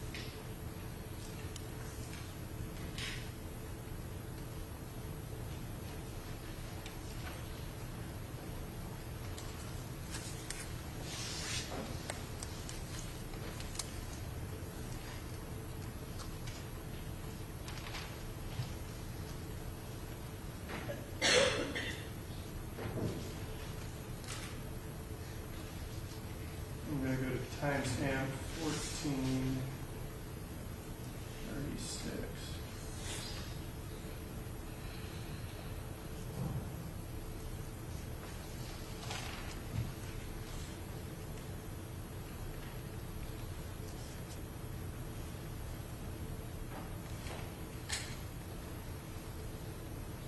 In about 35 seconds. Do you recognize that vehicle and the person driving it?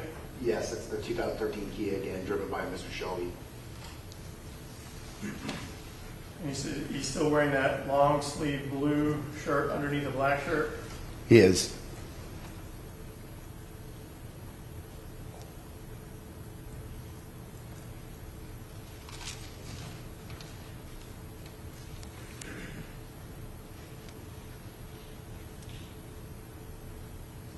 You pay in cash again? He did.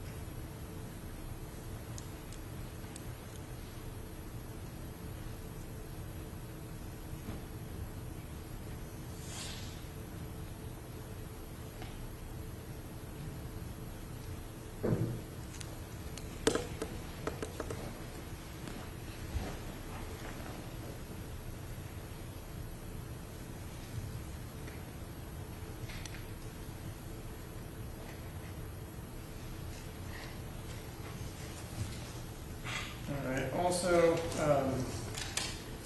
through your search of that Kia vehicle, did you also find indication that it may have been in Macon, Georgia at a McDonald's? We did. Based on that, did you pursue video surveillance from a McDonald's in Macon, Georgia from December 23rd, 2018 around 9:30 p.m.? I did. I contacted the local sheriff's office in that jurisdiction. I made contact with the investigator, and he went out and retrieved the video and sent it to me. So I'm showing you Stacey to the 258. Do you recognize that? Georgia McDonald's and my initials. And is this the relevant portions of the video surveillance from Macon, Georgia McDonald's? Yes. Judge, at this time, I would like to move Stacey to the 258 in evidence. Any objection? It's admitted. Judge, permission to publish. You may.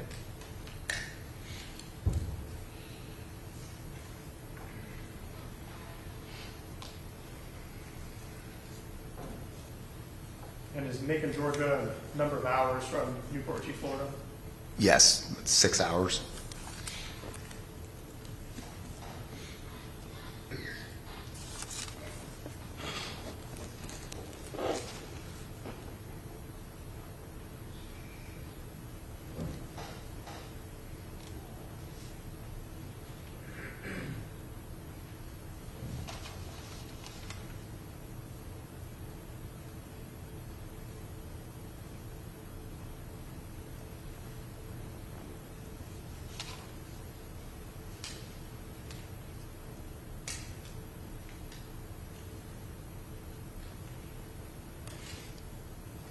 right there in view at the place you would order near the top there, do you recognize that vehicle? Yes, Miss Ivancic's Kia.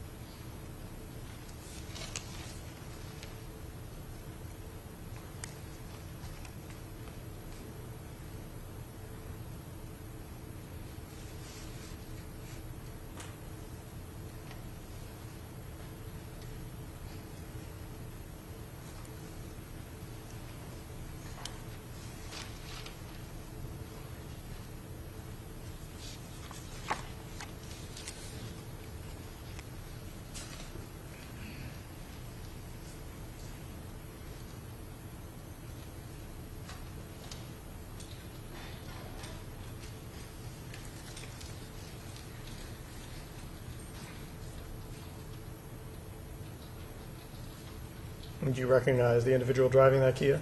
Yes, Mr. Nealy, still wearing the long blue sleeve shirt, paying with cash.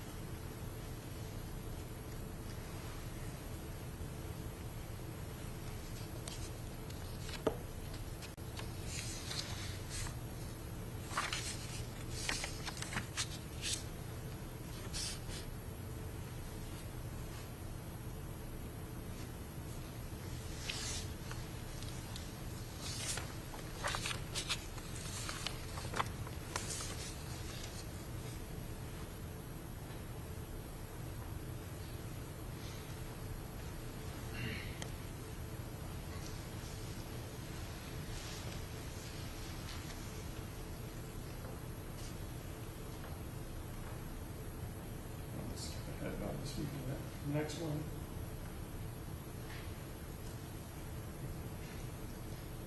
You recognize that individual? Yes, you can clearly see it's Mr. Nealy with the new Punisher shirt and the long blue sleeve, long blue shirt underneath.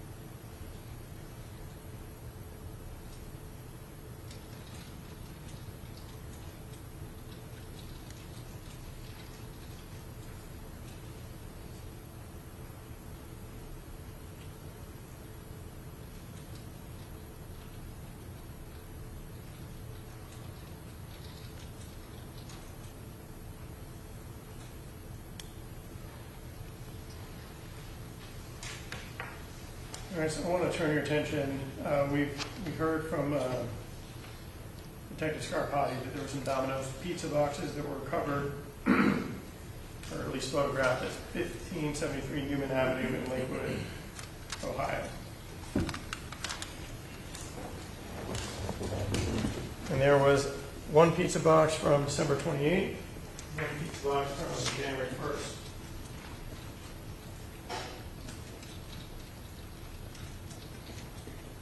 For the record, I'm displaying State's Exhibit 222. Also displaying State's Exhibit 223. And did both of those pizza boxes have a particular phone number associated with them? They did. What was that phone number? 216-456-4460, and that was his roommate in Ohio, Thomas Alterband. Okay, so that phone number was associated to a Thomas Algenbrand. So I'm showing you State's Exhibit 224. How about the phone number on this one? 6528. That's Shelby Nealy's phone number. The same phone number that we saw on the Domino's pizza box from December 21st that was recovered at 1954 Juanita Way. That's correct. Okay. So while you were in Ohio, you indicated that you used that opportunity to speak to different witnesses. Yes, sir.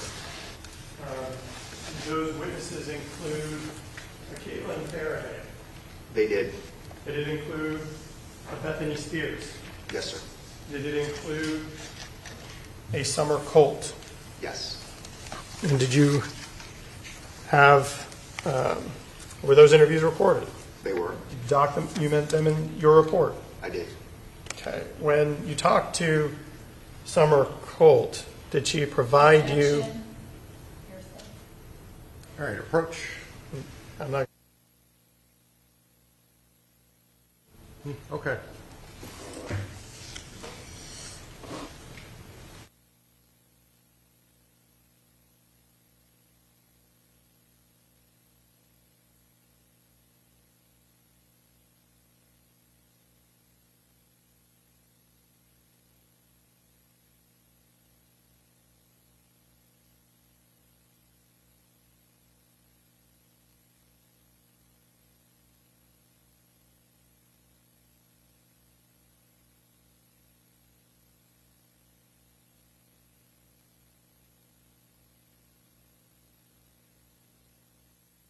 The jury has been going quite a while, so we'll go ahead and give you our mid-morning break. So it'll be for 15 minutes. So we'll see you back in 15 minutes. Thank you.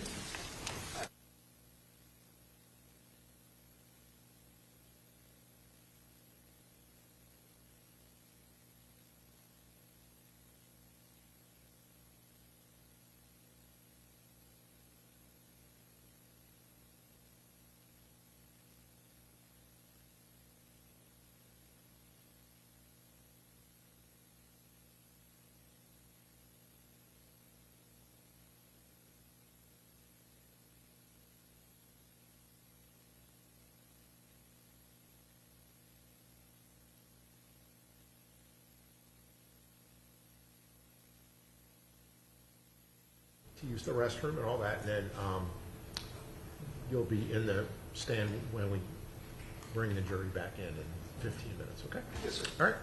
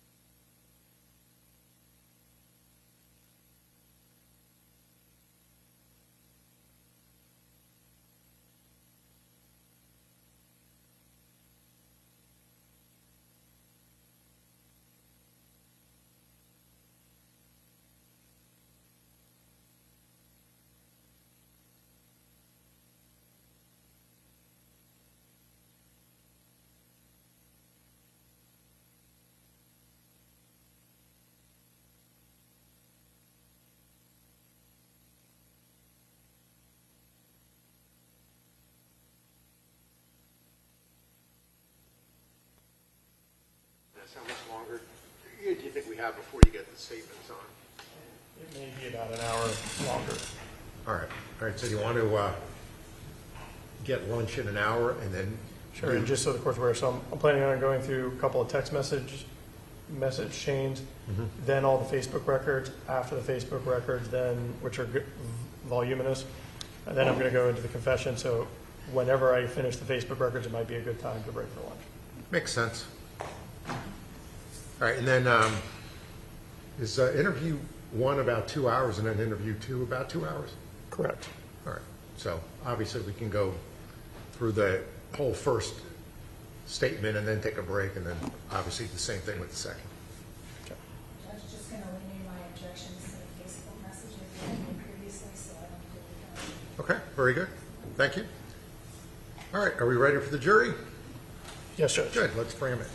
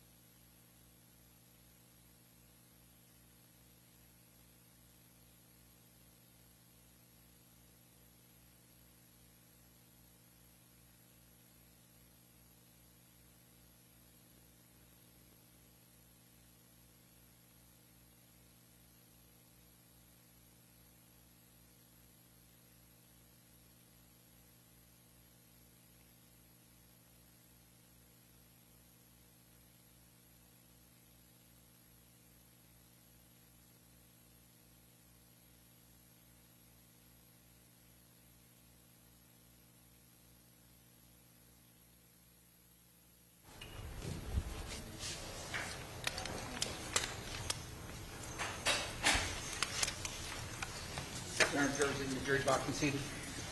Welcome back, members of the jury. Mr. Sarabia, you may continue. Thank you, Judge. Now, we're talking about, you met with a summer Colt, and did she provide you access to a Facebook Messenger conversation that she was having with an individual with the screen name Shelby Rose? She did. And did you document that conversation or take photographs in some way? Yes. And also, did you meet with a Bethany Spears?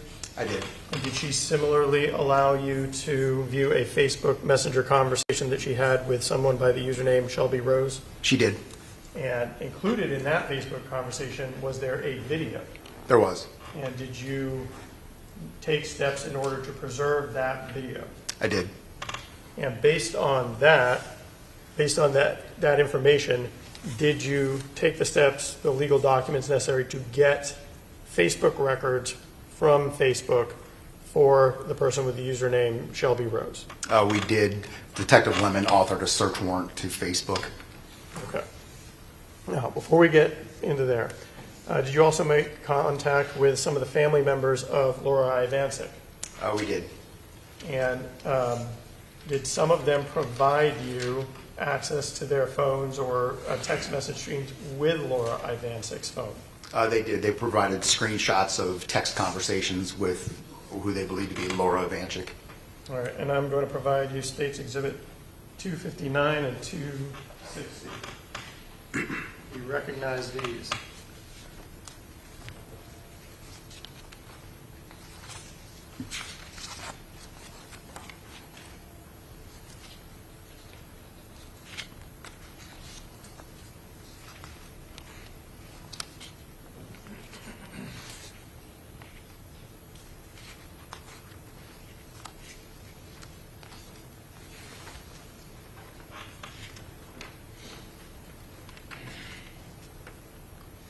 I do. And are those text message conversations with Laura Ivancic's phone that you were provided? They are. At this time, say we'd like to move State's Exhibit 259 and 260 to evidence. Any objection? It's admitted. And I want to start with Exhibit 259.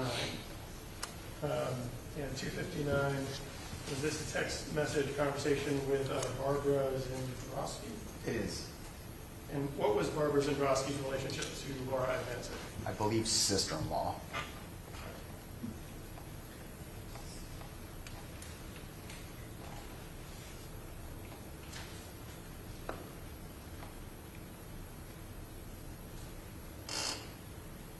So this first page, which actually has number 2 at the bottom,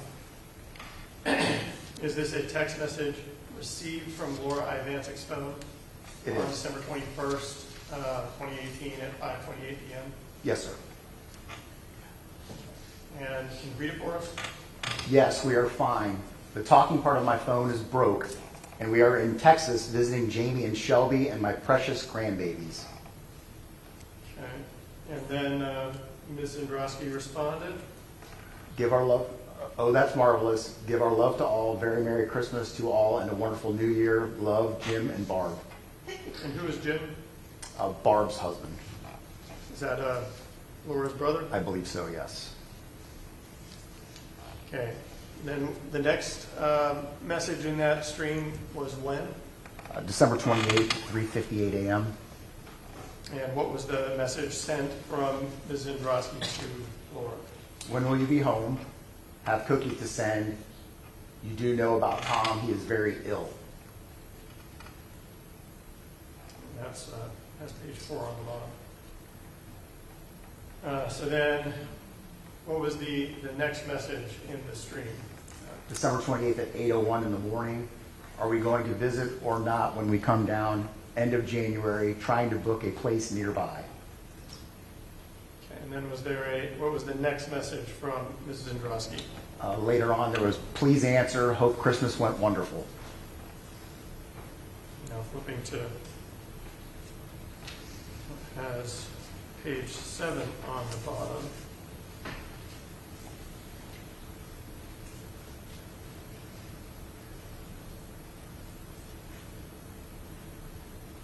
And is this the last message you just read, but the rest of it? Correct.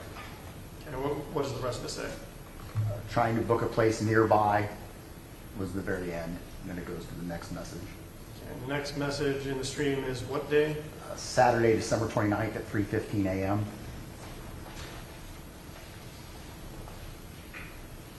So now flipping, it has number 9 on the bottom of the page. What is that message say? And this is from Laura's phone. It says, I'm so sorry, I just got this. My phone has been acting really weird. I can't even call or hear on the phone. But no, we are going to be in Texas for a while with Jamie. We are currently dealing with a family emergency with her. We love.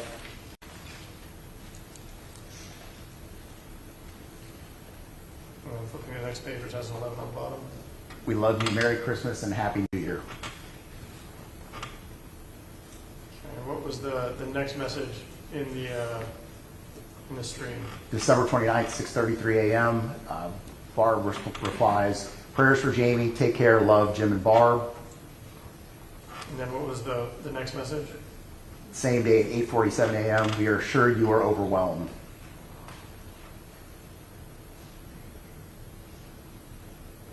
And does that message continue? It does. And how does it continue? However, if possible, call Luann or text her. She was in the process of contacting the police to look for you between you and me.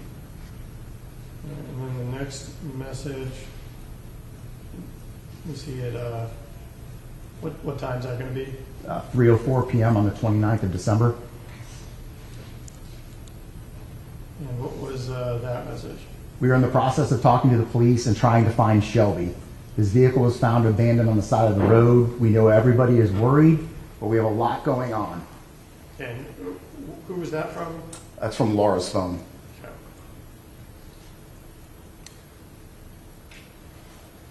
All right. Flipping to the page, that has 17 on the bottom of it. And what does that say? Oh my God, OMG, oh my God. Hope he is okay. Wish there was something we could do for you. What's the next message? December 29th at 4:29 p.m. How are the grandbabies? There's no reply. December 31st at 8:16 in the morning. Tom passed this morning. So sad.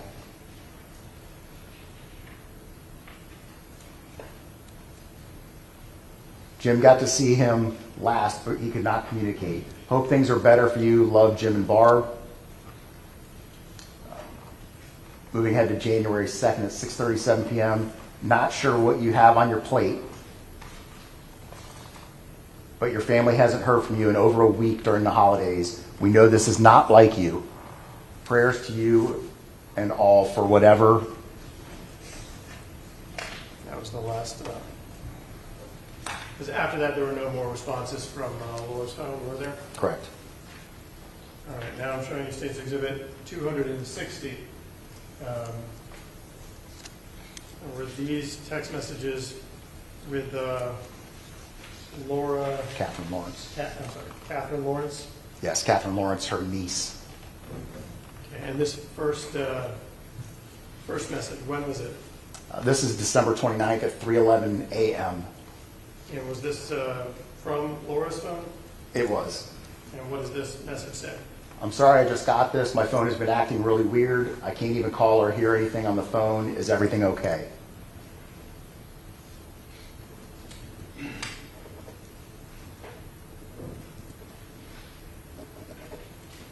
what was the next set of messages in that stream on page 2? Catherine replied, please borrow a phone and call Mom tomorrow. I'll let her know I got a text back, but she'd really like to hear from you and talk to you, please. Even Uncle Jim is worried. Also, if you need a new phone, you can go into any Verizon store in the country and get one, just so you know.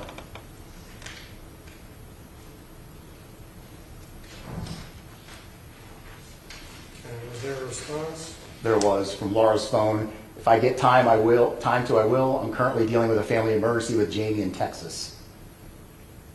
Okay. Is this 260, by the way? Sorry? Exhibit 260? 260. All right, and you're moving it into evidence?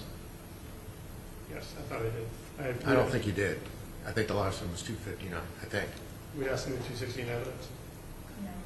All right, it's in there. Go ahead. And then how did Catherine Lawrence respond? Catherine says, okay, followed by, well, Dad's in the nursing home and probably won't make it.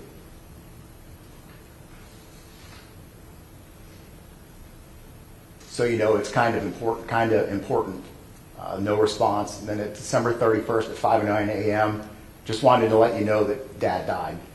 And there was no further responses from Laura's phone? Correct.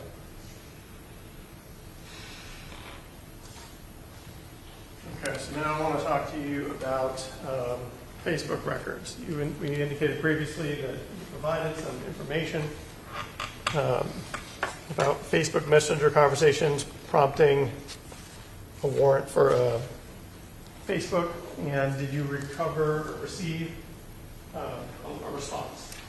Extensive response, yes. In excess of between 12,500 and 13,000 pages? That sounds correct. And did it include what appeared to be an entire Facebook history for that particular username that you requested? It did. So I'd like you to look at, I'm going to start with State's Exhibits.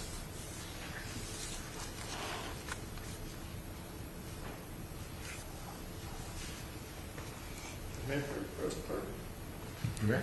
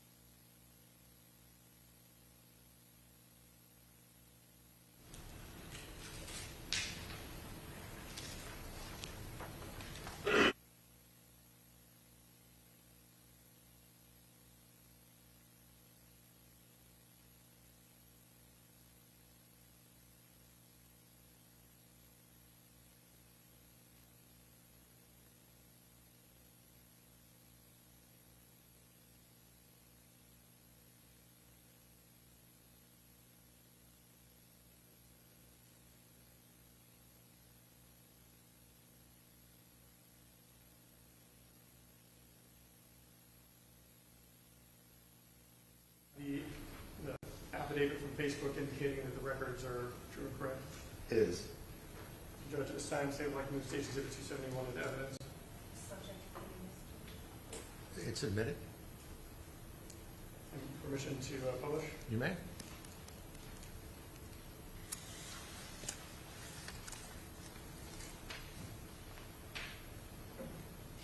All right, so I'd like to show you State's Exhibit 272. Is that an excerpt from the Facebook records? It is. And in particular, is that a part of a conversation with someone of the handle Damian Cunningham, It is. and between that person and Shelby Rose? It is. Now, out of curiosity, are you familiar with the last name Rose being associated in any way with the defendant? I know it was, but I'm drawing a blank at the moment. One of his grandparents' last names? I believe maybe Deborah. I'm not. Judge, I'm sorry, I'm having trouble hearing. Sure. That's fine. So permission to admit State's Exhibit 272? All right, same thing. Okay. All right, it's admitted. And permission to publish? You may.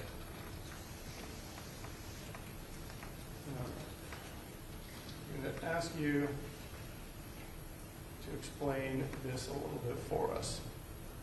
Now,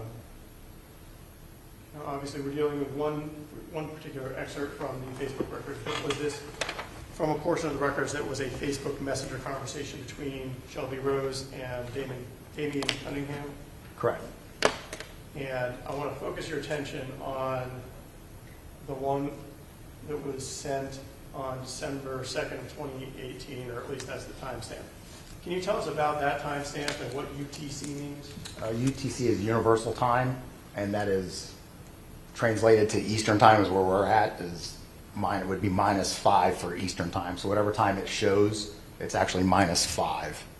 So what is the message I pointed out? What does the time show? So it shows 0027. So it would actually be 5 hours prior to that. So it would be 7:27 p.m. the following. So it would be the 1st. Okay, so December 1st, our time would be December 1st, 7:27 p.m.? Correct. All right, and what message does Shelby Rose send? He sends, "Hey homie, I'm moving back up to Ohio in mid-December. You already know we gonna link up." Okay. Now, I want to draw your attention to State's Exhibit 273.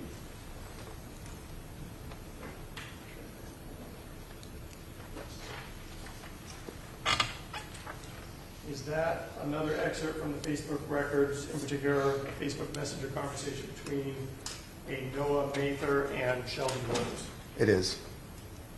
Judge, at this time, State would like to move State's Exhibit 273 into evidence. All right, it's admitted. Permission to publish? You may.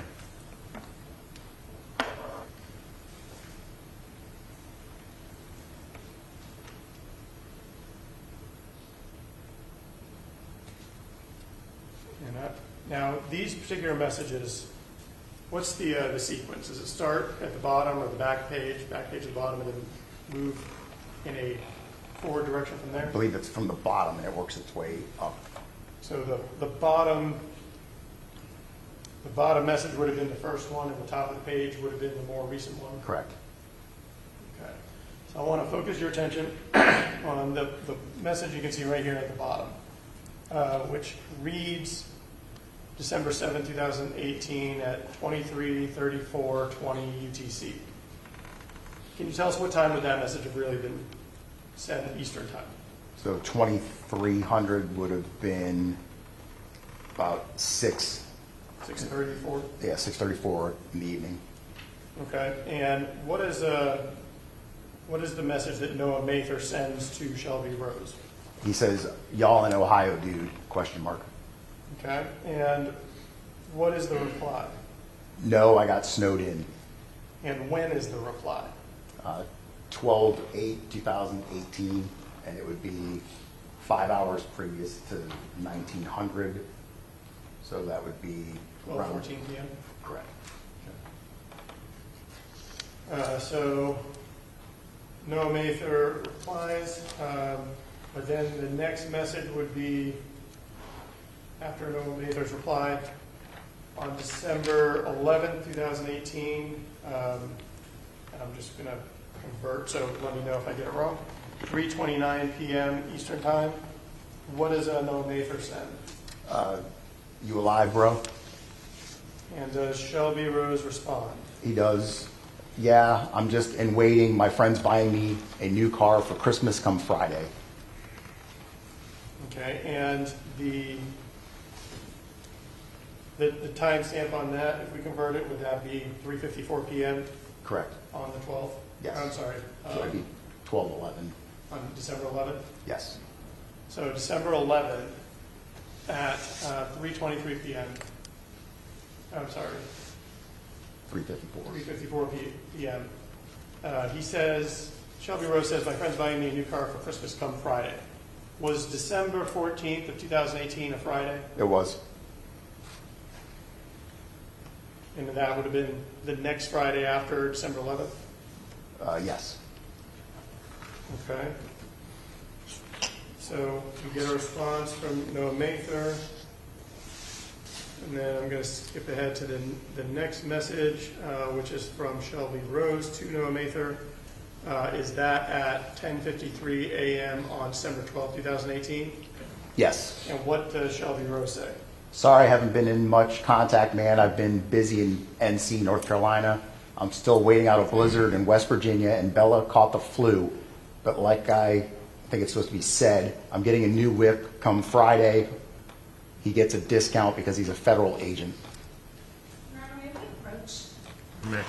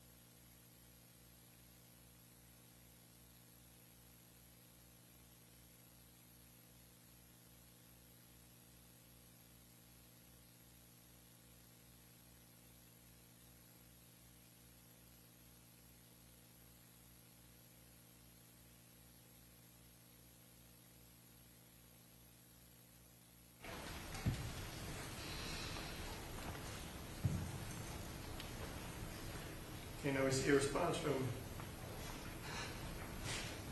Noah Mather.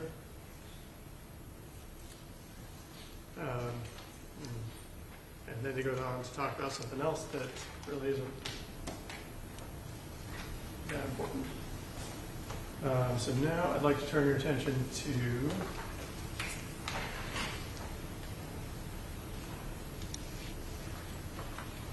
State's Exhibit 274. And is that, from the Facebook records, is that a excerpt from a Facebook Messenger conversation with Summer Colt and Shelby Rose? It is. And does that one include some photographs? It does. Judge, at this time, the state would like to move State's Exhibit 274 into evidence. All right, it's admitted. And again, the bottom message on the back page, is that the earliest message in the excerpt? Correct.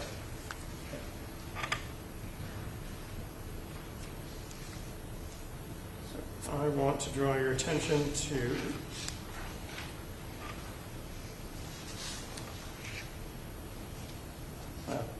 three messages from the top, which it has a timestamp of December 7, 2018 at 002440 UTC. So would that be 7:24 p.m. on December 6, 2018 Eastern Time? It would. And what does that message say from Summer Colt? Come home. And you met Summer Colt in what location? What area of the world? Ohio. So she lived in Ohio? Yes. And how does Shelby Rose respond? Almost next week, my dear. And is that response at, doing some quick math, 10:23 p.m. on December 6, 2018? That's correct. Okay. Summer Colt responds. So then is the next thing that was in that text stream photograph? Yes. And did you recognize these two children? I did. And are those the two children that you saw in all the surveillance videos with the defendant and his two children? They are. Also, did you recognize the location in that photograph? I did.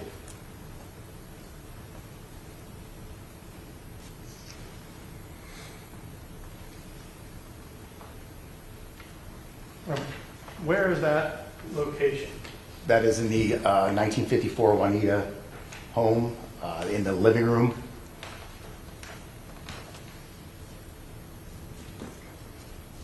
In particular, you can see like the bottom of like an electrical switch, So, light switch. yeah, so there's several things that show that it's in that home. Number one, it's the same laminate flooring. You have the same tan love seat. And then just above that to the left, you can see the light switch. And then right next to that would be the hallway. And I'm going to display State's Exhibit 50. Do we see the light switch and the tan couch and the laminate flooring in State's Exhibit 50? Yes.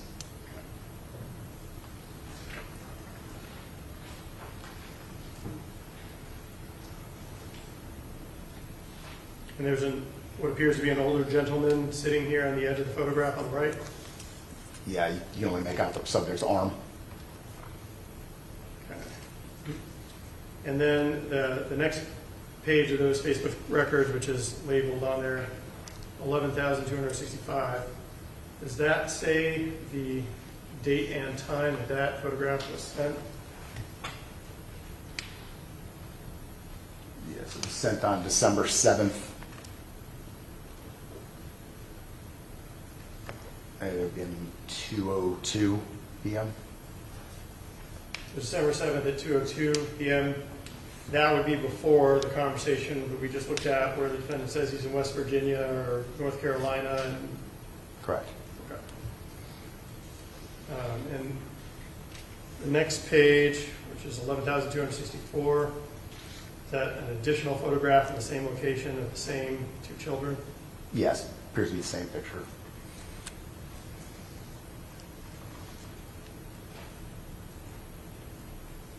And date and time stamp, I know it's a little small there. Is it about approximately the same? It is.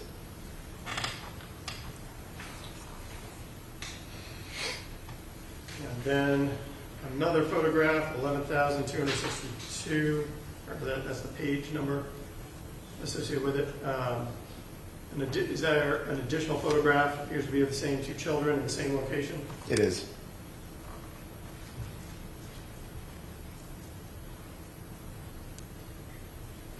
And again, is it approximately the same date and time, December 7, 2016 at about 2:02 p.m.? Yes, sir. A couple seconds difference. Yes.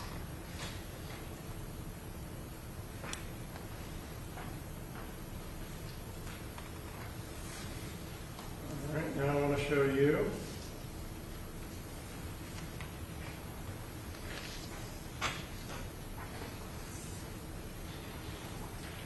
State's Exhibit 261. You could look at that.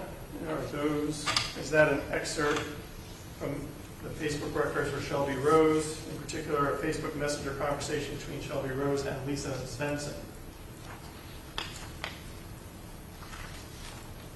It is. And are you familiar with Lisa Svensson? I am. And who is Lisa Svensson? Shelby's mother. The mother of the defendant here? That's correct. All right, Judge, at this time, I would like to move Stage 261 into evidence. It's admitted.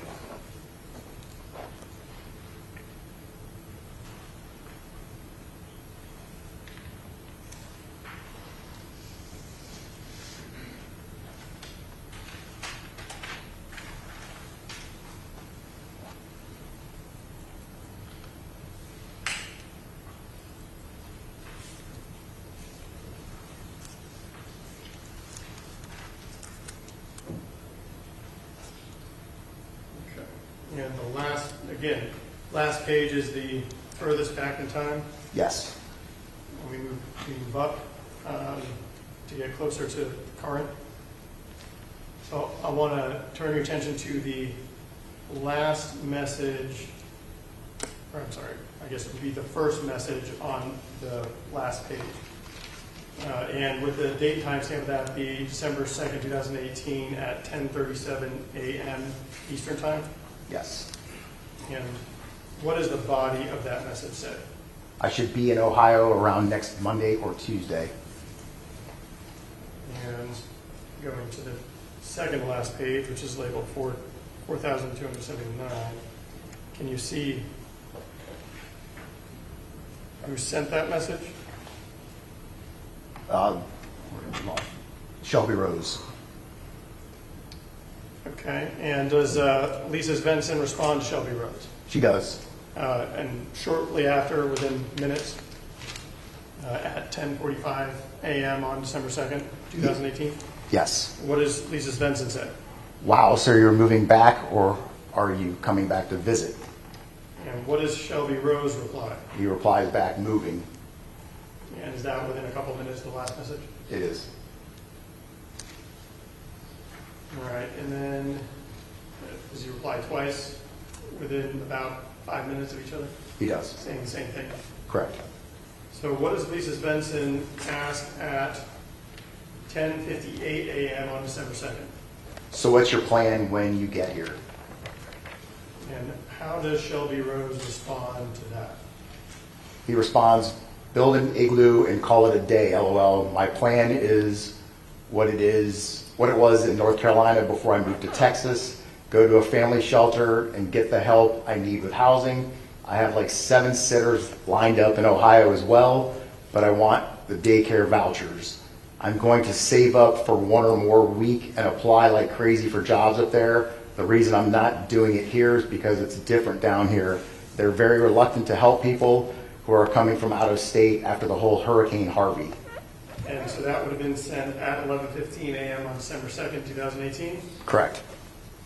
And then 16 seconds later, does Shelby Rose send an additional message? He does. And what is that? And up in Ohio, I know it will work.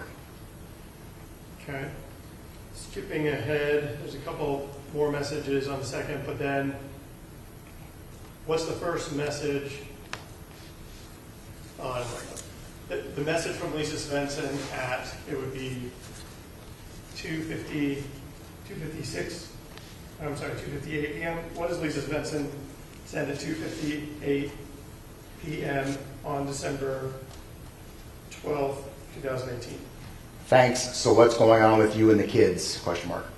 Okay. And how does Shelby Rose reply 3 minutes later? Shelby writes, had to wait out a blizzard over the weekend. Bella caught the flu, so I've been taking care of her nonstop. And Friday, my cousin that's in the Navy is buying me a new vehicle for Christmas, one that can withstand snow. Okay, and so December 12th would have been a Wednesday, Correct. and December 14th would have been the next Friday. Correct. And then what does Lisa Svensson reply 3 minutes later? What state are you in that you had to wait out a blizzard? Okay, and the next message, we'll see who's from in a second. What is the body of the next message? No, there was a blizzard that was going to be in my route. I'm still in Texas. And the page, the second page in this exhibit labeled 4,278. Who was that last message indicating they were still in Texas from? That was from Shelby. And was the date and time stamp on that December 12th, 2018 at 3:05 p.m.? Yes, sir.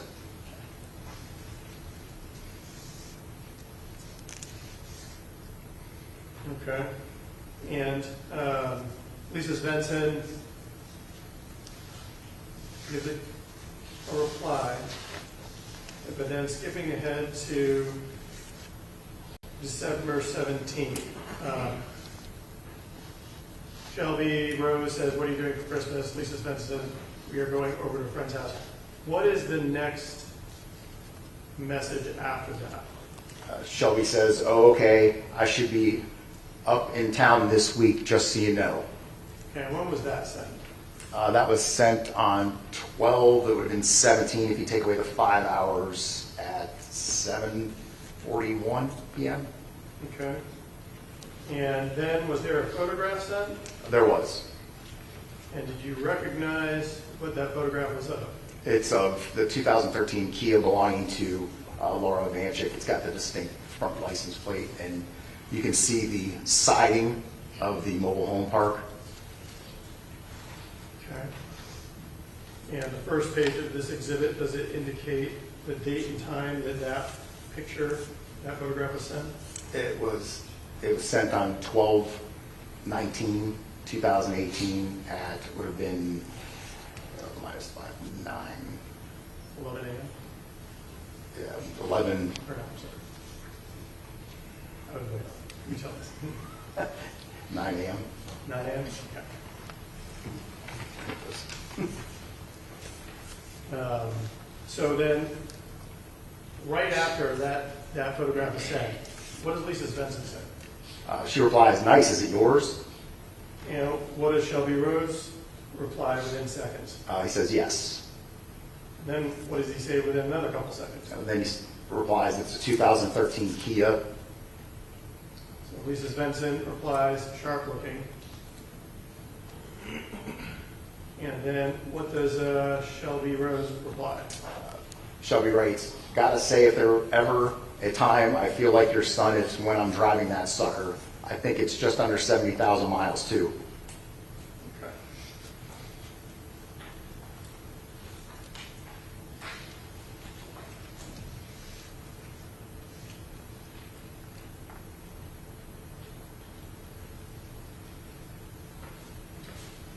All right.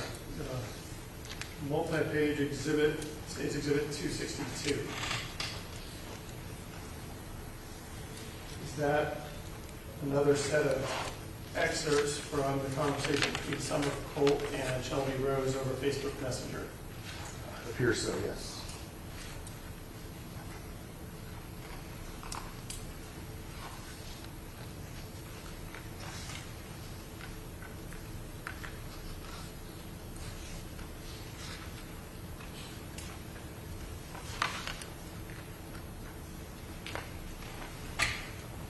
And again, I'm going to go to the back page because is that the earliest in time? Yes. And I'm going to ask you to start at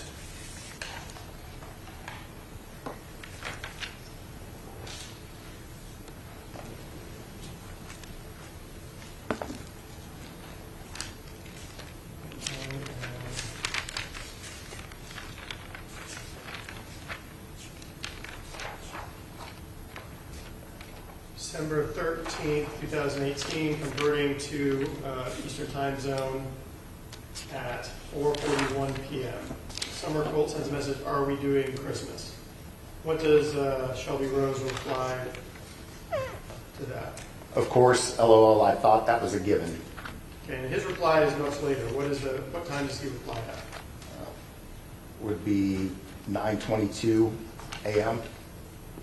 And on the 14th? Correct. All right, is 262 in yet?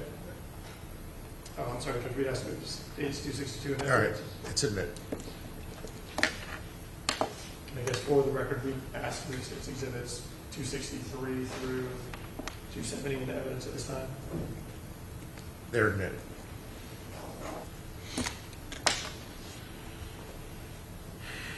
Okay. There's some conversation about kids, and then the second to last page, which is labeled page 11,220, is there a photograph that was sent in the conversation? Yes. Did you recognize that child? Yes. And is that one of the defendant's two children? That would be Bella. And did you recognize that blanket? I did. It was at the scene.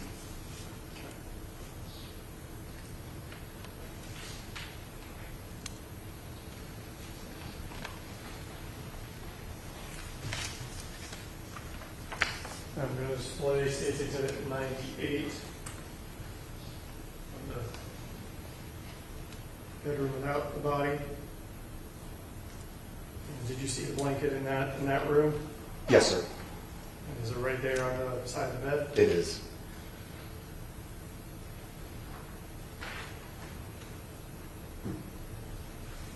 And can you tell us what time was that photograph sent?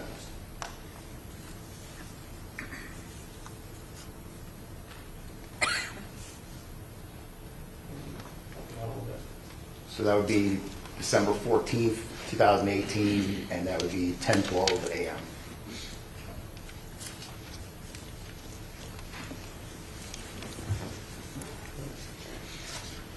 So there was then following additional photographs, or additional photograph on page 11,218. Did you recognize the children and the location in this photograph? I did. And are those the same two children the defendant was seen in the surveillance videos with? It is.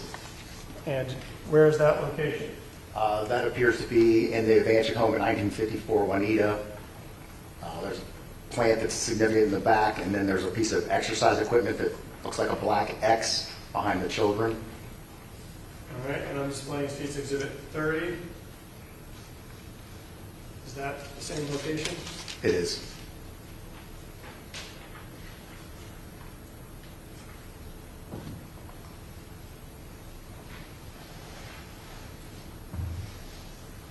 And there was this set of photographs that were all sent at the same time. They all have the same timestamp. Is that correct? Yes. All right. And again, another photograph, same child in the bedroom with the blanket that we mentioned. That's correct. Page 11,214. Is that the other child? Again, with that same blanket visible. It is.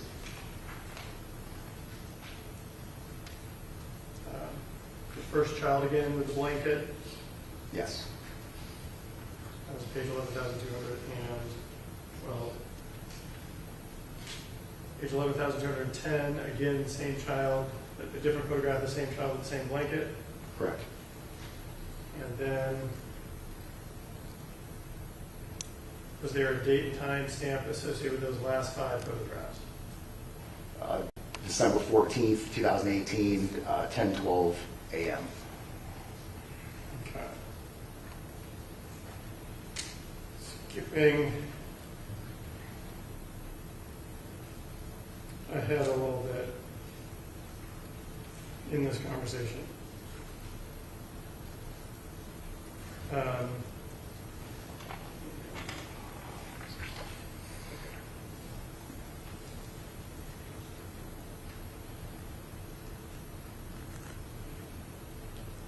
On December 14, 2018 at 10:32 a.m., did Shelby Rose send a message to Summer Colt starting LOL, I'm sorry? Yes, he did. And what was the rest of that message? I was up all night finishing the packing. Okay. So they talk back and forth a little bit. We're going to skip ahead.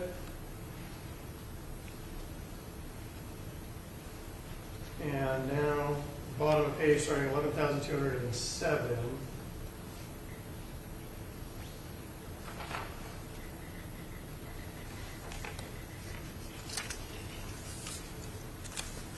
The first full message on the bottom of that page, can you tell us what time that's at and what it says? 12/14/2018 at 21:22, so that would be 4:22 p.m. And it says, "I meant I'll hold you, LOL, my bad, daddy's tired." Okay. And to be clear, the surveillance video that you talked about earlier from Walgreens at 3:45 p.m. on December 14th would have been less than an hour before this message was sent? Correct. In that Walgreens surveillance video where you observed Laura with the red Kia? Yes. Okay. And Summer Colt sends a message about 23 minutes later saying, "Why are you so sleepy?" What does the defendant say in response to that message? "Daddy works out, honey, plus car shopping was today." And what time would that have been sent on the 14th? 22:19 Universal, so that would be 5:19 p.m.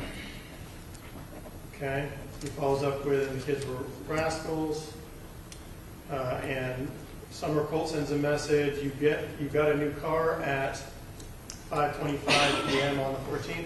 Correct. How does Shelby Rose respond to that? Yes, ma'am. It was time for the other one to go. I traded it in for a 2013 Kia SUV thing. More room, better vehicle. I'll still get good mileage too. And what time would that message have been sent on 14th? 2232 Universal would be 5:32 p.m. Okay. And what does he say about 10 seconds later? But it'll be great for winter. All right. So there's some flirting going on back and forth. And then another excerpt, does the defendant, or does Shelby Rose send a photograph? He does. Do you recognize the individual in that photograph? That's Shelby Nealy. And do you recognize the location of that photograph? Yes. And what is that location? That's the bathroom inside the home at 1954 Juanita.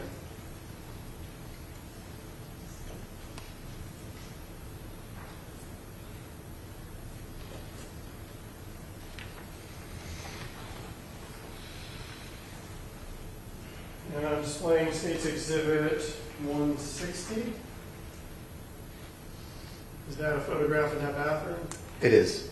And you see the towel rack, which in this photograph is empty, and the, what is that, a space heater? Yes, so you've got the towel rack, you've got the countertops that match, and then to the right in this photograph, there's a small gray or silver space heater that's on the counter. Okay, and I'm also going to display State's Exhibit 155. And you get a better photograph of that space heater? Yes, you can clearly see the space heater in the top right corner of the counter.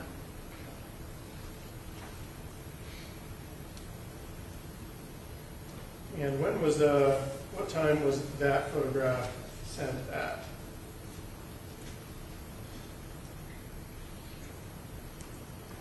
That would be on December 14th, 23:23, so that would be 6:23 p.m.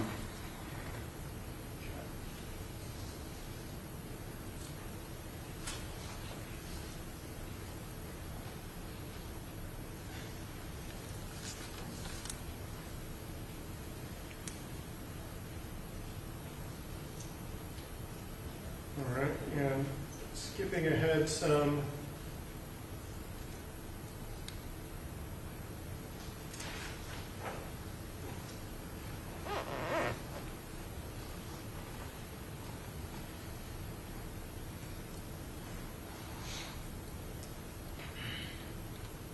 on the bottom of the page with number 11,186.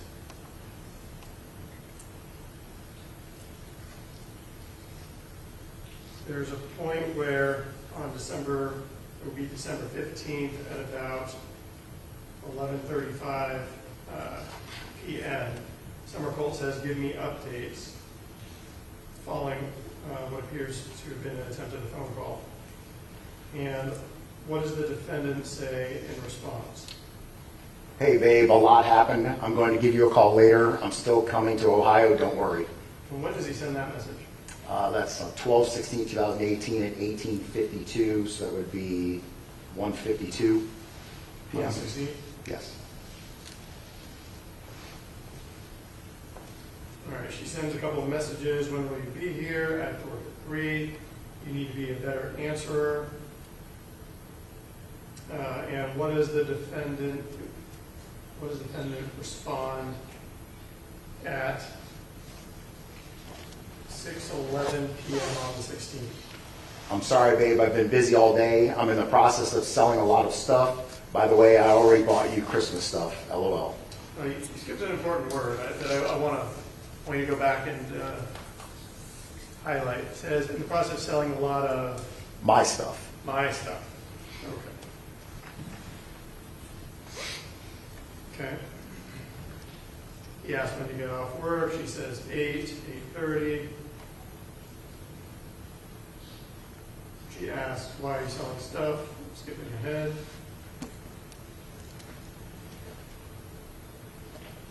So what story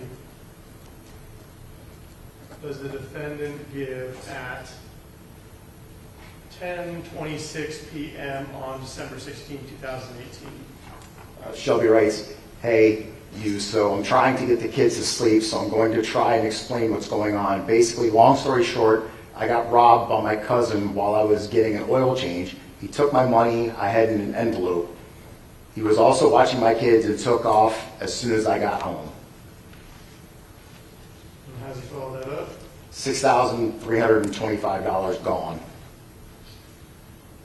Okay.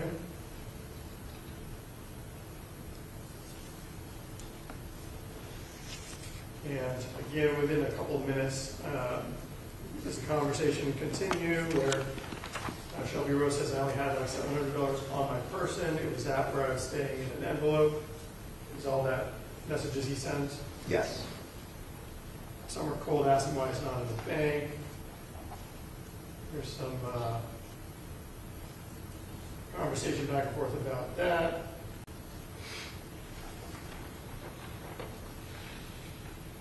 And then, again, within minutes, what does the defendant say at 10:27 p.m. on December 16, 2018? He says, yeah, that's what took all day yesterday. Summer Cold asked him, did you get it back? And what did the defendant say, again, within seconds? Banks also end up taking my money, and no, he's on the run. Summer Colt says, they don't take your money, you need to put your money in the bank. And again, within a minute, how does the defendant respond? I'm in the middle of selling my grandfather's coin collection. She says, is it selling? What does the defendant say? Yeah, but because it's Sunday, not a lot of places were open. Now, remind us, December 16th of 2018, that would have been a Sunday? Correct.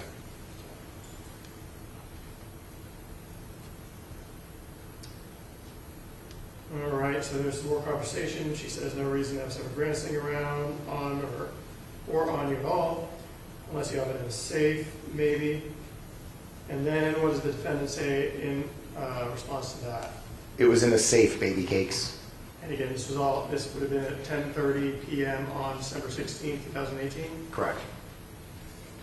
All right, and then does the defendant, Shelby Rose, send photographs? He does. So page 11,181. Do you recognize those items? I do. Do you recognize that location? I do. And where is that location? That is in the Ivancic kitchen area, dining room at 1954 Juanita Way.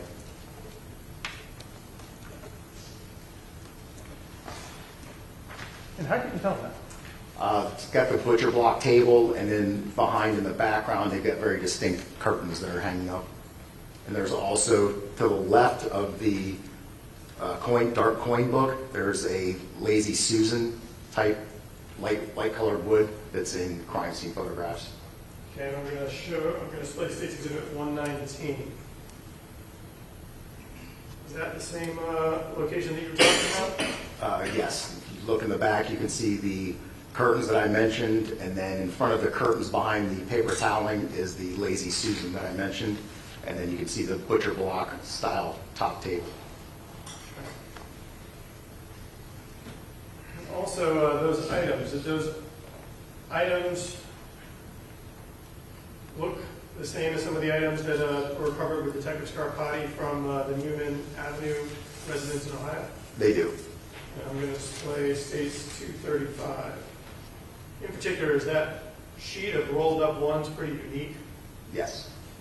Uncut bills, like probably from the Treasury or something? I don't know where he obtained them from, but yeah, I've never seen that before.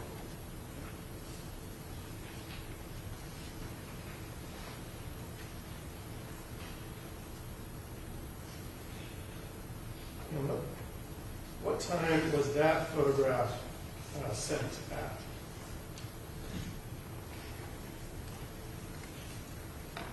Is that December 17th? Or I'm sorry, sorry, December 16, 2018 at 10:30 PM. That would be correct.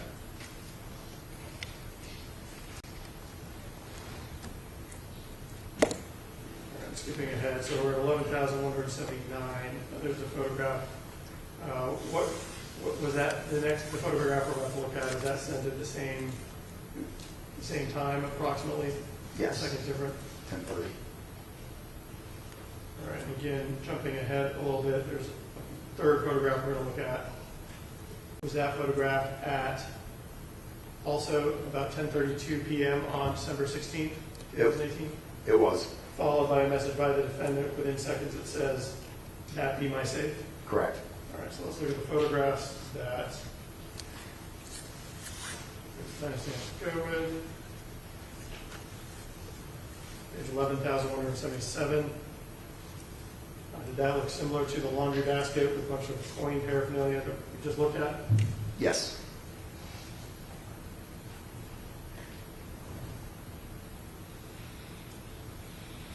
And then there's a photograph of what is this? On page, I'm calling it 11,175. That is a photograph of the safe located in the Ivancic home in the laundry room. Okay.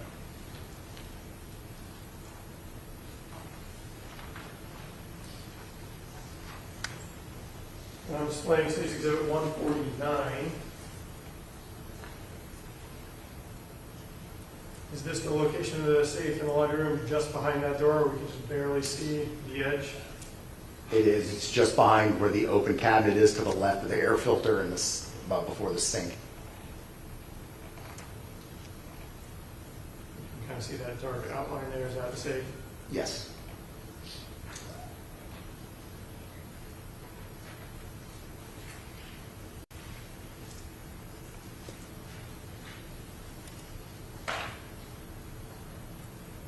All right, turning your attention to State's Exhibit 263, which I believe we've now already entered into evidence. Is that an excerpt from the Facebook records of a Facebook Messenger conversation between Shelby Rose and Marissa Murkowski?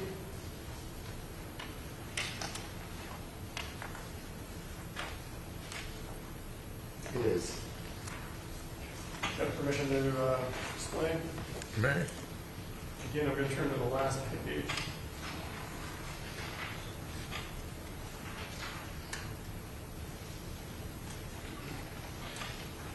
I'm going to start about the center of the page.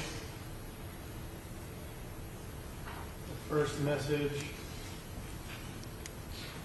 in December, would that have been approximately 1 a.m. on December 15, 2018? Yes.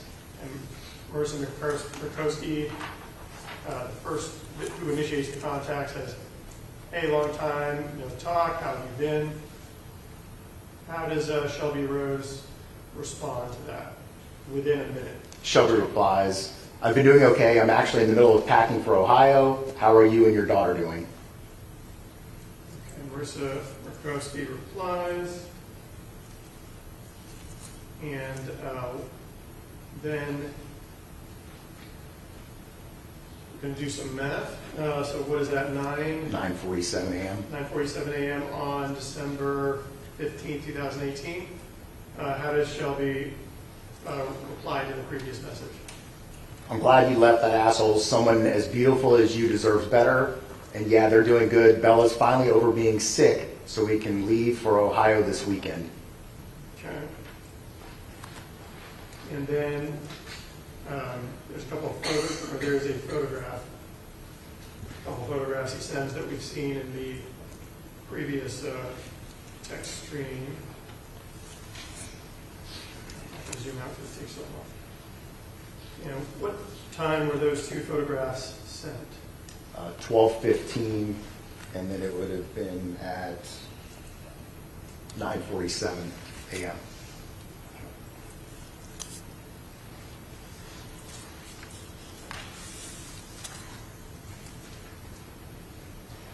So I want to turn your attention to State's Exhibit 264. Is that an excerpt from the Facebook records that documents the Facebook Messenger conversation between Shelby Rose and Bethany Spears.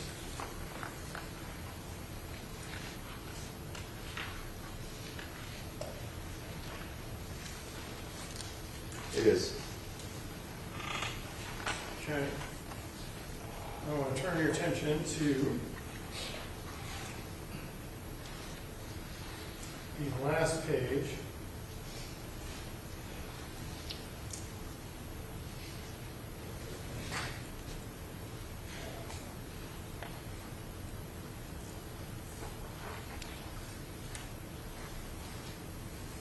All right, so then there's a December 3rd, then who initiates the next contact, which would equate to 11:49 p.m. on December 17, 2016. Shelby Rose sends, holy fuck. All right, and then right after that, or within, I will say 5 minutes of that, what does Shelby Rose say? He writes, "You'll never believe what just happened." Again, this would be like 11:53 p.m. on the 17th. Correct. So within about 10-15 minutes, Bethany Spears replies, "Tell me." And then immediately after, which would be 12:07 a.m. into the 18th, what does Shelby Rose reply? I'm going to zoom up just a bit. He says, "Remember that useless ass dad of mine that died when I was 17. Going on to the next page, which would be labeled 3119 at the top. Bethany Spears says, "Yeah," and what does Shelby Rose say about the same time? Sorry, that sounds a lot more harsh than I really mean. I went through a lot of fucked up shit this year and got a little colder towards certain shit that used to hurt my feelings." Followed by, "Anyways, I inherited $25,000. So Bethany Spears, within about 11 minutes of that, says, no, I was only using the ... because I was nervous about what you were about to tell me. LOL. But WTF, how? And then at 12:21 a.m. on December 18th, what does the defendant tell Bethany Spears in a series of messages? Says, "Oh, okay, LOL." Followed by, "He stored a lot of his shit at his friend's house." Followed after, "His friend found out I was in Texas, took me to the shed my father built. And oh my God, dude, $25,000 in a briefcase, rings upon rings that are thousands of dollars, a coin collection that can't even be fit in a whole picture. He kept it all this time for me." Okay, Bethany Spears says, No fucking way. and then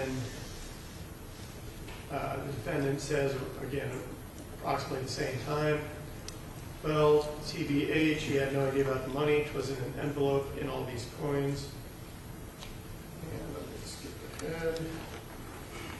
We've seen this photograph before in another stream. What time was that photograph sent in this stream? That would be 12:18, around 12:35 a.m. Okay, and again, another photograph that we saw in another text stream, so I'm not going to zoom out. Another one. And those were sent by Shelby Rose at again about 12:36 a.m. on the 18th. Correct. All right, Bethany Spears responds. And then again, about 12:37, December 18th, it says that Shelby Rose sent a video. Now, you told us earlier that you met with Bethany Spears and were able to review this messenger text stream on her device? Correct. She presented her cell phone and showed us the conversation, pictures, and video. Okay. And were you able to recover that video from her cell phone? I was. And is that what is on State's Exhibit 265? Yes. All right, Judge, permission to publish State's Exhibit 265 at this time? You may. And because when Facebook responds with a long series of documents, does that have videos in it? It does not.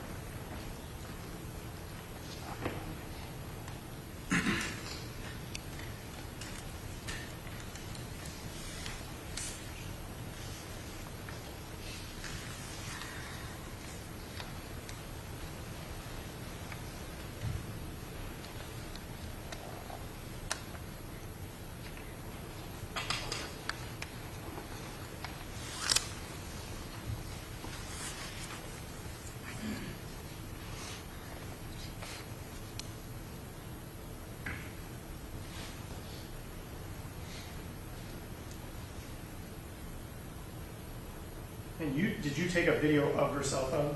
I did. I used my department-issued cell phone, and I took a video using my phone of her phone.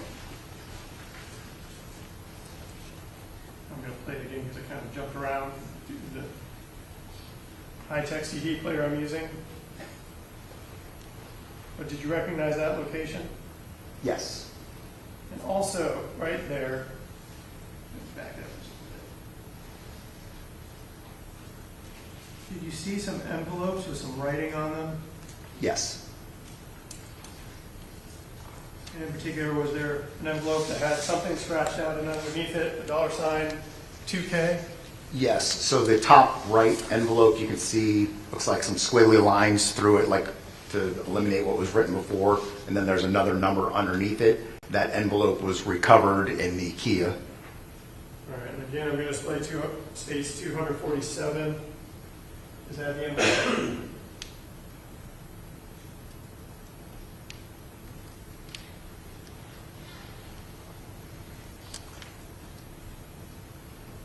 Yeah, is that the envelope you're talking about? Yes, and if you look, you can see, as I showed you in the last picture, the top right, it's kind of squiggly line through, and then he also put a line through, and then you see the 1K underneath.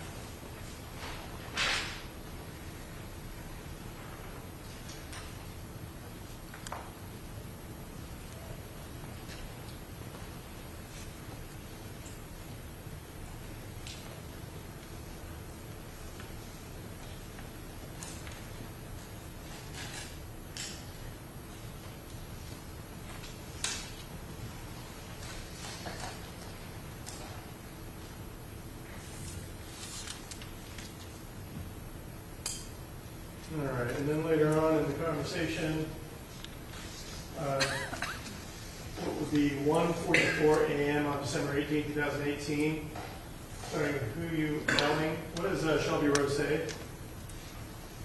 I'm completely okay with how 2018 turned out.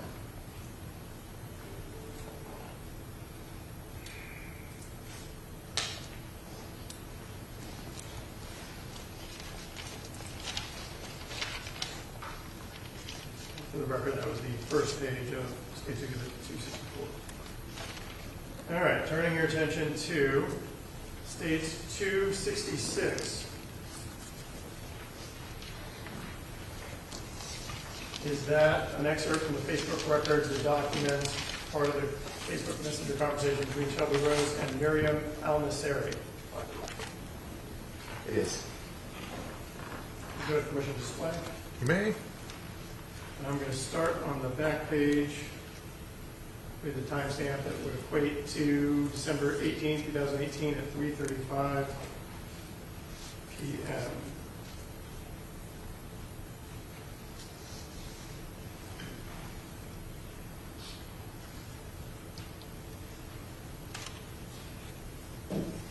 What does Shelby Rose send to Miriam Al-Nasseri at that time?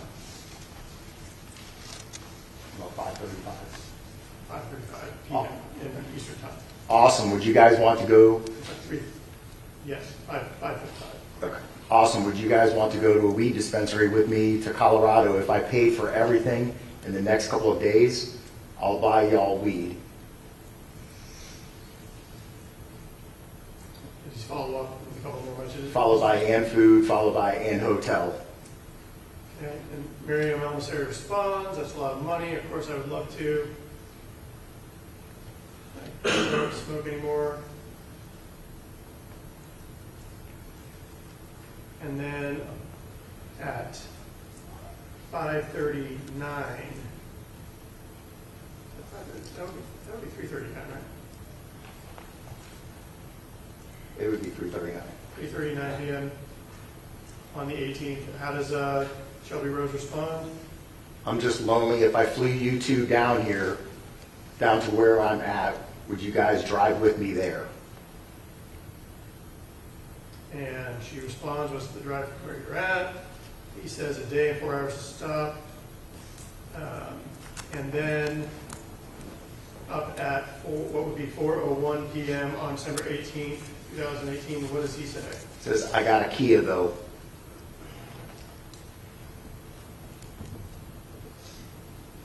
And we've seen this photograph before. Again, is the Kia that you searched and also at the offense location? That is correct. Okay. And what time was that photograph sent to Miriam Almaseri That from one. Shelby Rose? That would be at 4:01 p.m. on the 18th. Miriam Almaseri says about 14 minutes later, that's yours? Question mark, LOL. And how does Shelby Rose respond? He replies, yes.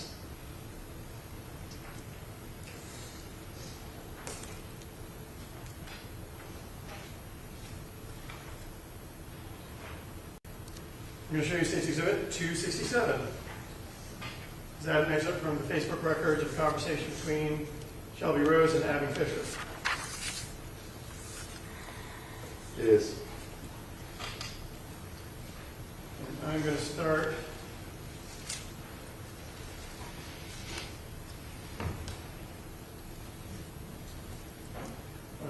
on December 18, 2018 with what equates to 10:34.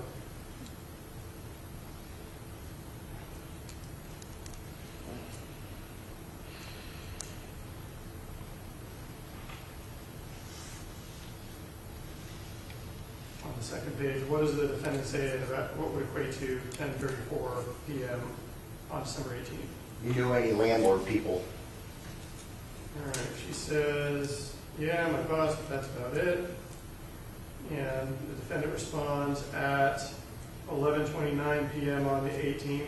How does he respond? Oh, okay. Do you know if your boss has full tenants? Okay. Then it says, how are the kids? And she said, I'll ask. And then Abby Fisher asks, are you moving back? What does Shelby Rose say? He says yes. And that would be at what time? 8:58 a.m. on the 19th. Okay. And then he follows up. What? I apologize. I'm a little ahead of you. 8:50, he replies, what? Yes. And then 8:50 a.m. on the 19th, or 8:58, what does he say? He says, I'll be there Friday, actually. Okay. They have more small talk.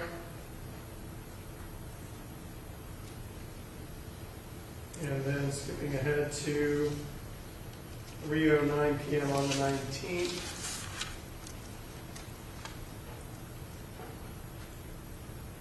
What does the defendant say in response to a question about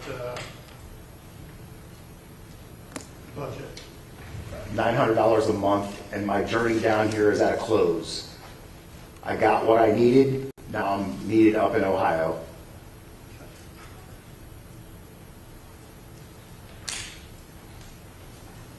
All right.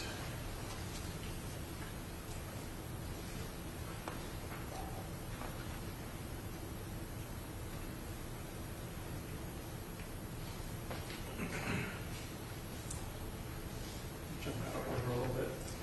States 270 is that another excerpt with Miriam Almaseri. It is. I'm displaying States 270. Towards the bottom of the page, December 26th at 12:42 a.m. Shelby Rose sends her a listing, and does it indicate what the address of that listing is? It does. 1573 Newman Avenue in Lakewood, Ohio. Okay. And Shelby Rose, does he immediately after follow that up with another message? He does. He says, "That's my house. Bathroom is fixed up." Okay. And then again, within a minute, what else does he say? "When I was in Texas getting robbed by my blood." Okay.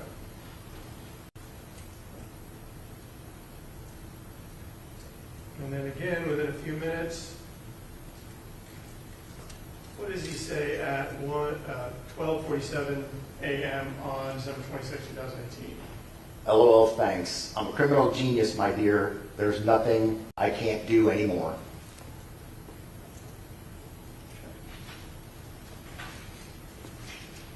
Showing states 269. Is this another excerpt from a conversation, a Facebook Messenger conversation the defendant had with a Noah Mather?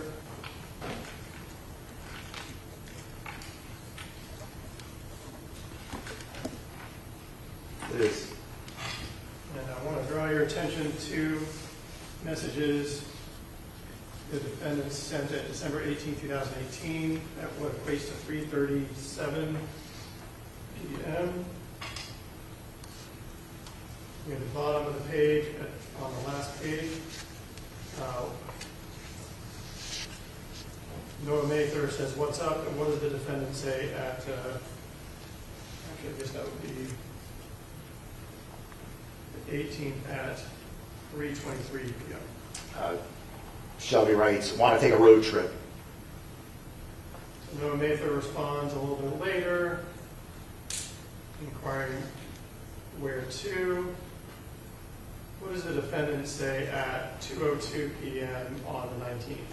"My bad, man. I'm thinking to Clearwater, Florida." So Noah Mather says, "I'm down. What are you thinking?" And what does the defendant respond much later on at 10:14 a.m. on December 20th? "Like Feb," for February, question mark. Noah Mather says, "When?" Like days. And what does the defendant respond at? Do the math again. 3:15, or no, you're right, 1:59 p.m. on the 20th? Yes. Dude, the day of love. All right, and when is Valentine's Day? February 14th.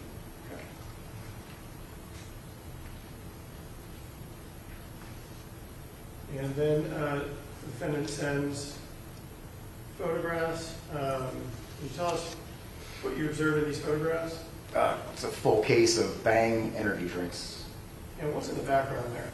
A laundry basket. Does it appear to have rolled up dollar bills? It does, and it appears to be the same laundry basket with the same holes. All right, and the second photograph, what is that? That would be a different flavor, full case of Bang energy drinks. So what do you see in the background there? You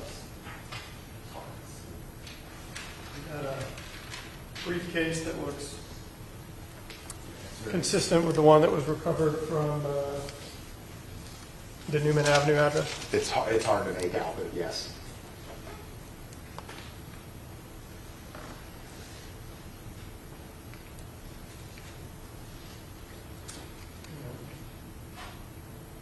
Zooming back into Windows, when the first photograph was taken with the laundry basket background, can you tell us or when that was sent? 12/21/2018, and that would have been at 5:09 p.m. Okay. And then the second photograph with the briefcase thing in the background.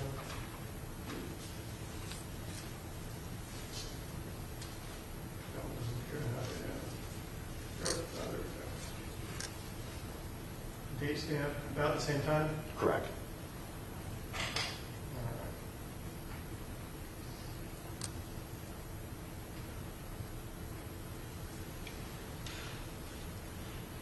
And then December 30th at about 10:53 a.m. on 2018 was the defendant, or Shelby Rose, to Noah Mather. Yo, man, my bad. I've been setting up a new house we had to get because the old one is small. All right. The last of the Facebook documents that I want to discuss with you In addition to Facebook Messenger conversations, the Facebook records also contain posts that the defendant would just put out to the world. Yes. I'll show you State's Exhibit 268.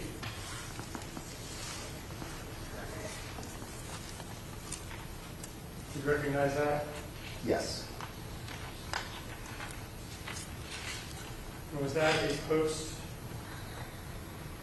or a couple of posts the defendant made, a post the defendant made with 2 photographs and a caption? Yes. All right. Actually, so I don't have to zoom in. Can you tell us what the caption was and when it was posted? Every little girl needs a pink stuffed animal bigger than them, and that was on 12/20, and that would have been at 12:46 p.m. 12:46 p.m. on December 20th, 2018. Yes. And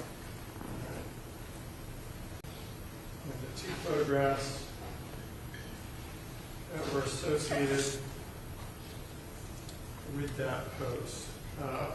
Were these notable to you? Yes. I'm going to go to the second one. What was notable to you about these photographs? So you can see it's in the, once again, it's in the Ivancic home. The dark brown leather couch that was in the residence. The pink hippo was actually recovered in the same room. And then if you look at the top left corner of the sofa, you can look, appears to be white drip marks from the spray can, from the spray paint that either came off of the wall or off the can or off the ceiling, depending on where it was at. And then the pink wall behind with the white slatted blinds showing you that it's in the Ivancic home. And you recognize that child as the same child, one of the same 2 children that had been in the previous photographs we just looked at, as well as the surveillance videos of the defendant? Correct, that would be Bella. All right, and also I'm going to display State's Exhibit 54. And is that the couch in the offense location with the pink hippo and the white paint splotch? Yes, and you can see in the background of the couch, you can see the same slatted blinds with the pink wall. Also displaying State's Exhibit 56. Those up with the paint splotch. Yes.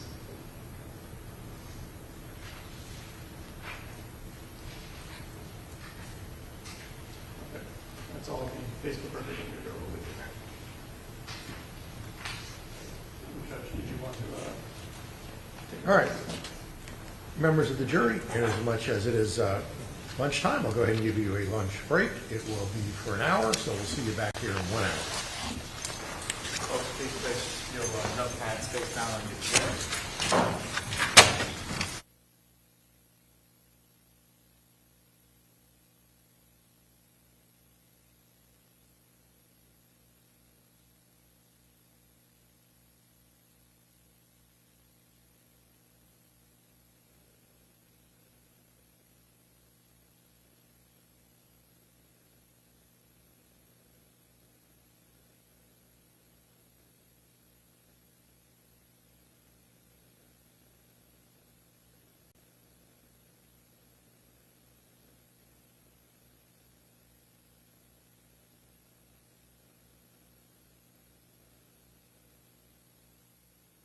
To it or not today, but you want to go over the other 2 victim impact statements?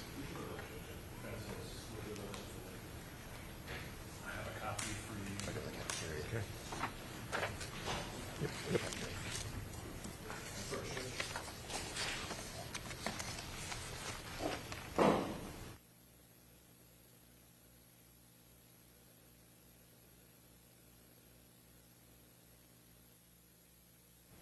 Yes, Judge. Okay. And we can start with the one that is handwritten, and we are in agreement on that.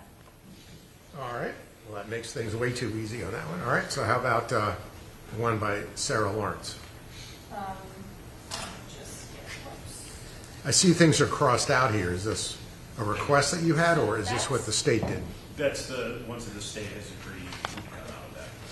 All Right, right. Judge, and so the additional that I think should come out is if you go to the bottom of page 1, where it says, both Nick and Jamie were so incredibly special to me. there's no relevance as to, for purposes of this trial, as to Jamie being special to her because she is not a victim for death penalty consideration. We can take out the N, Jamie, Judge, I just missed that one. Okay. And then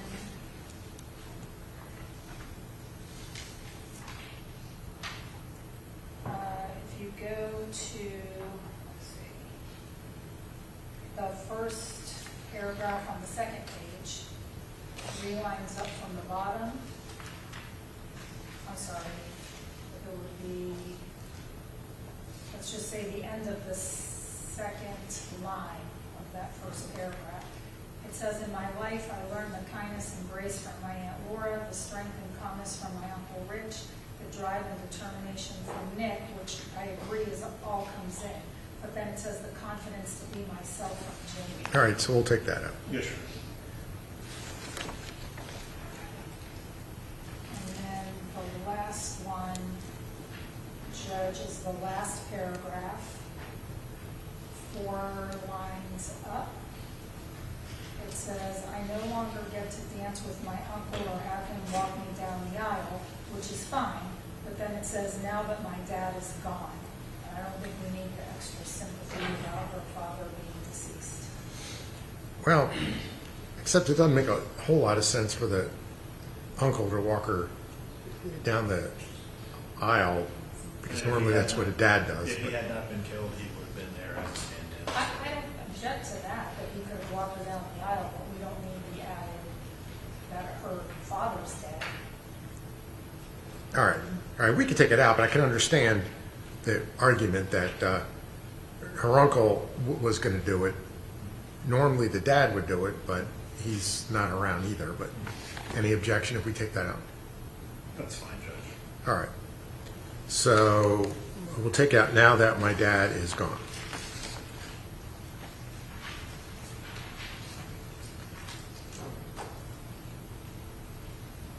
All right, so that's it, right? Yes. Okay.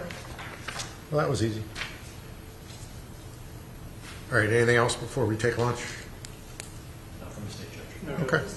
All right. So are we down to 55 minutes?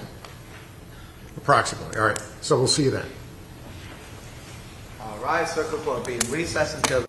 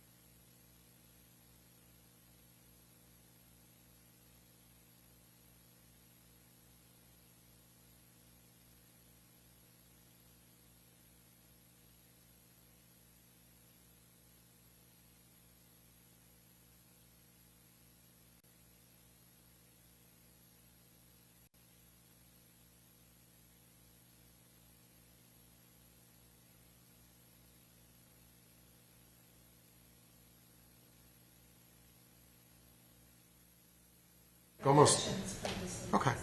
Okay, I think almost all of them are coming out, but there might have been some that are staying in that you didn't want, but not many.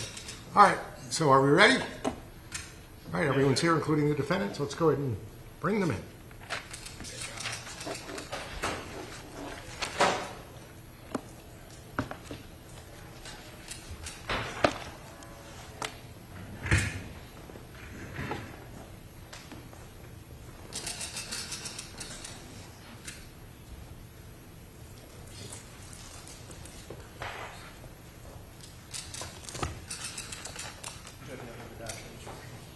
The other redaction instruction.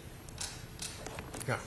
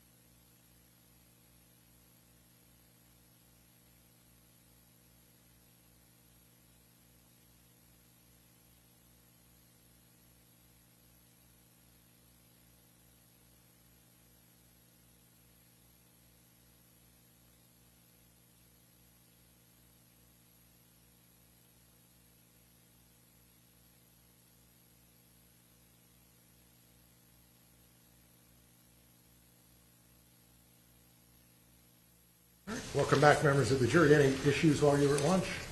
No? Very good. State, you may continue. Thank you, Judge. Detective Anderson, we talked about a lot of things. Now I want to turn your attention to January 3rd, 2019. You said you traveled to Ohio. Did you get there early morning hours of 2014? We landed late night on the 3rd, and I arrived at the Lakewood Police Department early morning hours of the next day, yes. Okay. Once you arrived, is that pretty much your first priority was to go and make contact with the defendant? Yes. And we've been talking about Shelby Nealy a whole bunch here. Do you see him here in the courtroom? I do. Could you please point him out and identify something he's wearing? Gentleman on the far right with a sweater with his hands crossed up by his mouth. And Judge, may the record reflect the witnesses indicated the defendant? The record shows so. Reflect. And we've been referring to him in a bunch of surveillance videos, and we'll continue to refer to him in videos, but does he look a little bit different today than he did back when you met him on January 4th? He does. 2019? Yes. Okay. So January 4th, early morning hours, was it your intent to try and make contact with the defendant? Yes. Now, you made some reference before to having some training and experience doing interviews. What sort of training do you have in interview techniques? The investigative interview class I took in 2006. I also have multiple certifications for forensic interviewing, mainly with children, but it also applies to adults. And what is the value of having some training in interviewing techniques? Basically, they show you different skill sets, different ways to approach different people. I personally try to find some kind of common ground between the person I'm talking to, something that we have in common or something that makes us relatable to each other, that they feel like they can talk to me and they want to open up, and I try to almost make it feel like we're buddies. Okay.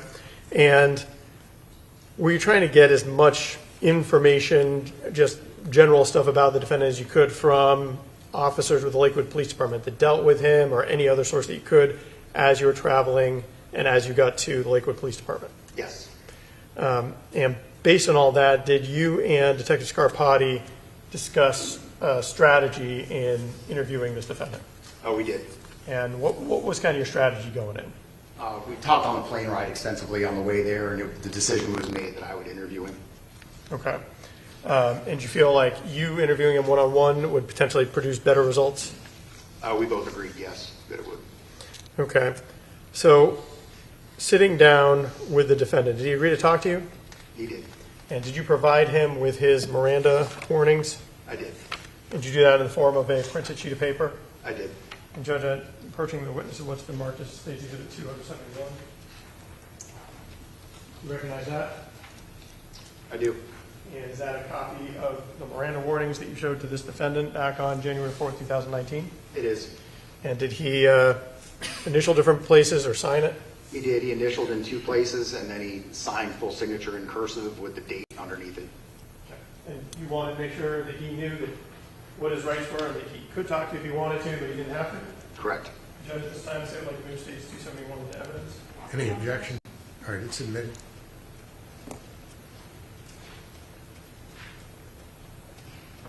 So, over the course of interviewing this defendant, were you nice to him? Yes. Were you friendly? Yes. Were you doing different things relating to him, minimizing certain things in order to get better responses or potentially better responses? Absolutely. So when talking to the person, the first thing I knew we had in common before I even got there was we both drank Bang energy drinks. So I actually stopped at several stores on the way to the interview to an attempt to purchase Bang energy drinks because I wanted to walk in and show him that Bang energy drink, and he'd have, hey, we've got common ground, we both like Bang energy drinks. Something small, but it gets your foot in the door, and then throughout that you can build a rapport, start talking conversation, and basically work your way from there, just building rapport with the person. Had you been able to find Bang energy drinks before you got there? No, I could not. Okay. Did you find a substitute? Yeah, I had to settle for Red Bull. Okay. And additionally, are there a bunch of things that you sympathize with him about or talk to him about over the course of this interview and a subsequent interview that was all for purpose of trying to relate to him and trying to get him to make statements to you? Correct. Your main goal is to keep that person talking, and usually the more serious the crime, the harder it is for that person to convey to you what they've done, because they don't want you to look at them a certain way. And if you show like a certain level of understanding or agreement with what they're saying, they're more apt to keep talking to you and tell you what has occurred. Okay. And the interview, let's talk, the first interview you did with the defendant, was it audio and videotaped? It was. And can you give us a general idea of what he said? Started off, I wanted to start with his childhood, and we started at his childhood, and pretty much right out of the gate, he said, we all know why you're here for what I did. Okay. And did he confess to killing Jamie Ivancic? He did. Did he also confess to killing Richard Ivancic, Laura Ivancic, and Nicholas Ivancic? He did. And did he, over the course of the interview, give you details about where and how he did that? Yes, he did. And would you be able to describe for us using State's Exhibit 16, kind of where he described those things happen? Yes, sir. And Judge, may the witness step down? You may step down.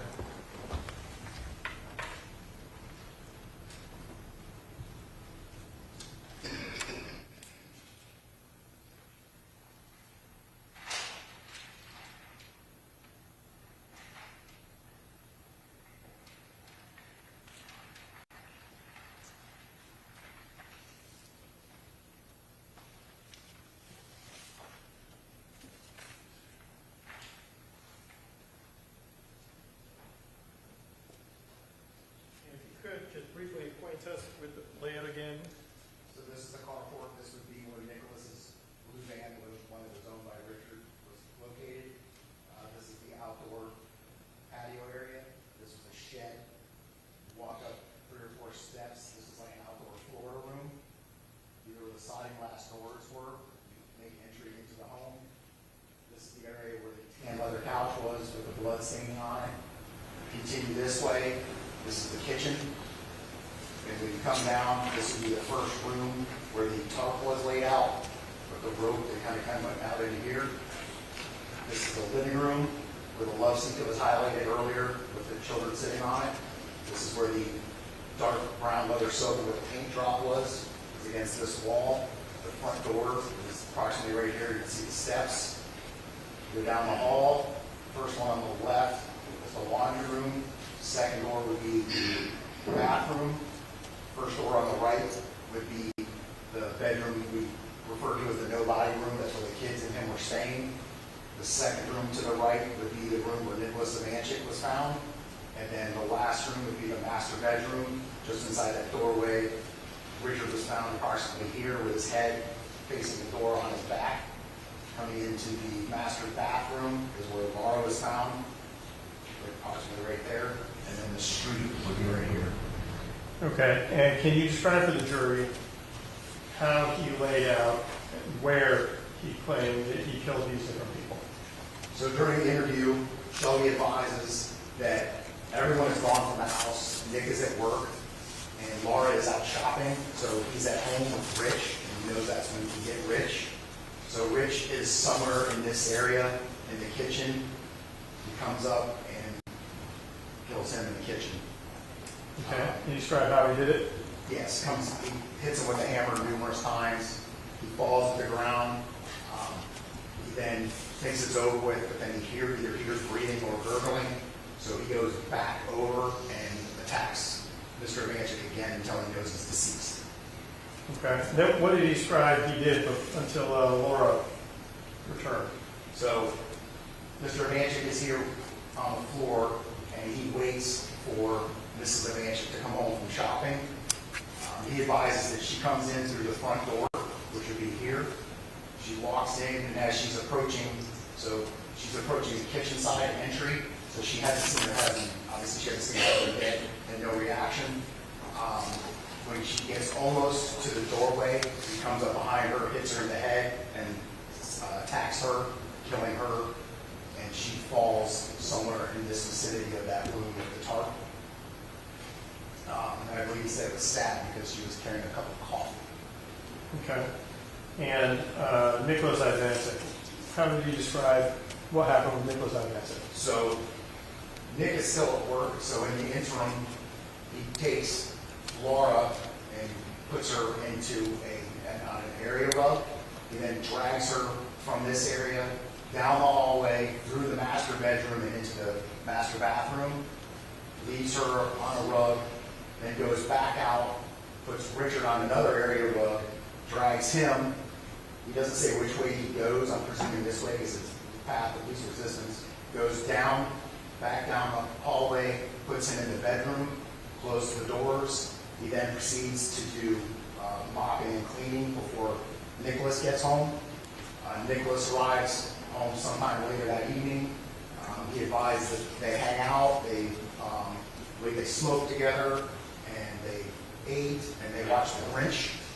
And at some point in time, Nicholas falls asleep, and Shelby advised he tiptoed over to Nicholas after retrieving the hammer and proceeded to bash him in the skull until he killed him.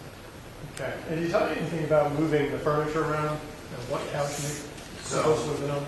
Nick would have been on the tan cloth couch when he was killed.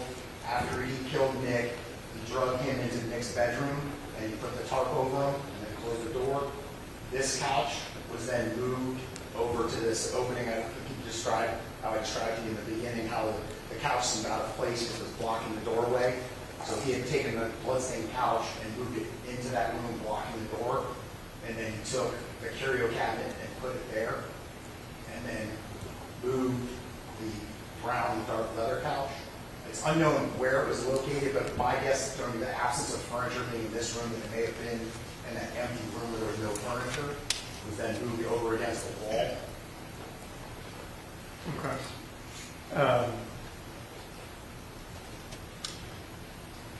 So,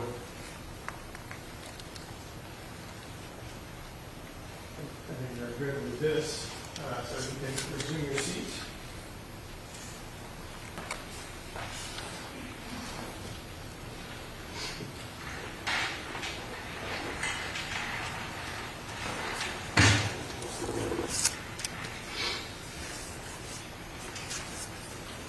I'm showing you State's Exhibit 272. You recognize that?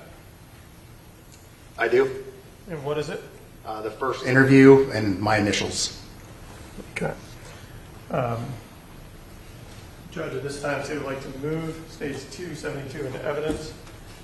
All right, And any objection public? besides what was previously noted?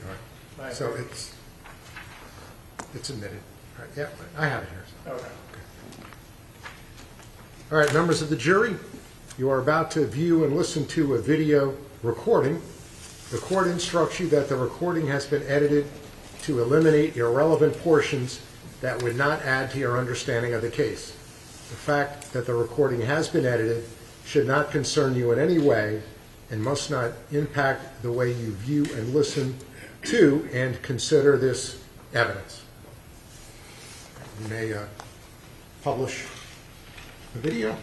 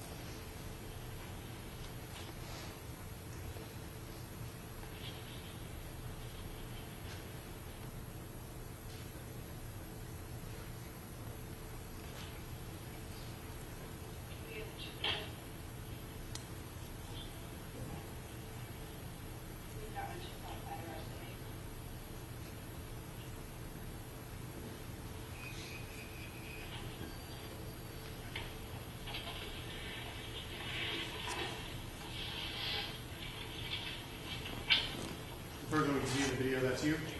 Yes.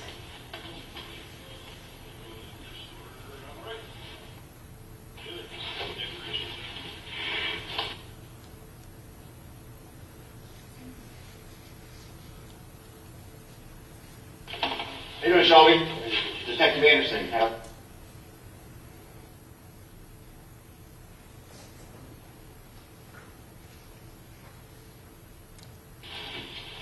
Cold? Yeah, some coffee. I heard you wanted some coffee, so we got.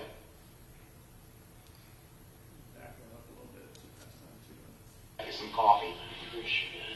I understand you wanted to talk to me. Yeah, well, I thought we'd get this done in the morning.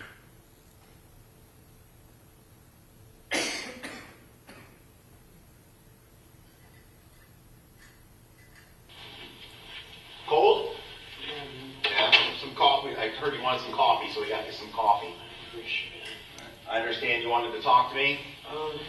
Yeah, well, I thought we were going to get this done in the morning and everything. Would you prefer to talk in the morning? I'm here to, I want to talk to you as soon as possible. I came a long way to talk to you. Yeah, how late are you here till in the morning? Well, I'd rather do it now. I mean, I traveled a long way in a short amount of time. Okay, all right. I apologize. That's okay. Hey, like I said, I'm here to listen to you. I want to hear everything you have to say. I don't care if it takes all night.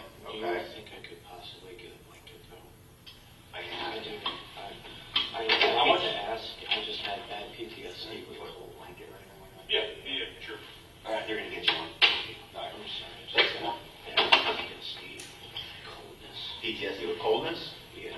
Okay. I was homeless for like half a year in the winter of 2015 and 2014. Oh, really? Where was that at? Up here in Ohio. Okay. What's that supposed to be? Okay. All right. Before we before we start talking, just one formality. I have to give you this form. Can you read and write? How far did you go in school? To 11th grade, so you can read and write. Yeah. English language, you have no issues. You don't need any assistance. You don't need anybody to read it for you. Okay. What I need you to do for me is print your full name. And I need you to read questions 1 through 5. When you get to question 6, initial yes or no. Question 7, read it, initial yes or no, then your full signature and today's date at the bottom when you're done. Okay? I don't have to read it out loud, do I? No, unless you have a question. Hopefully the coffee will warm you up and we'll get you the blanket. Sorry. No, you're good. It's cold. I got off the plane and I said, oh my goodness, it is freezing. You came up from Florida? Yes. Okay.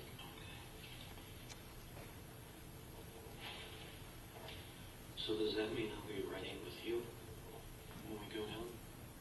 No. No. It is the 4th. All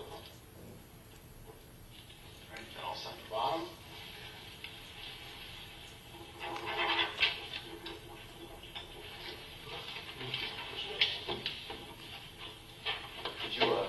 Did you give that to Mr. Patty? Okay. All right, well, the floor is open to you, Shelby.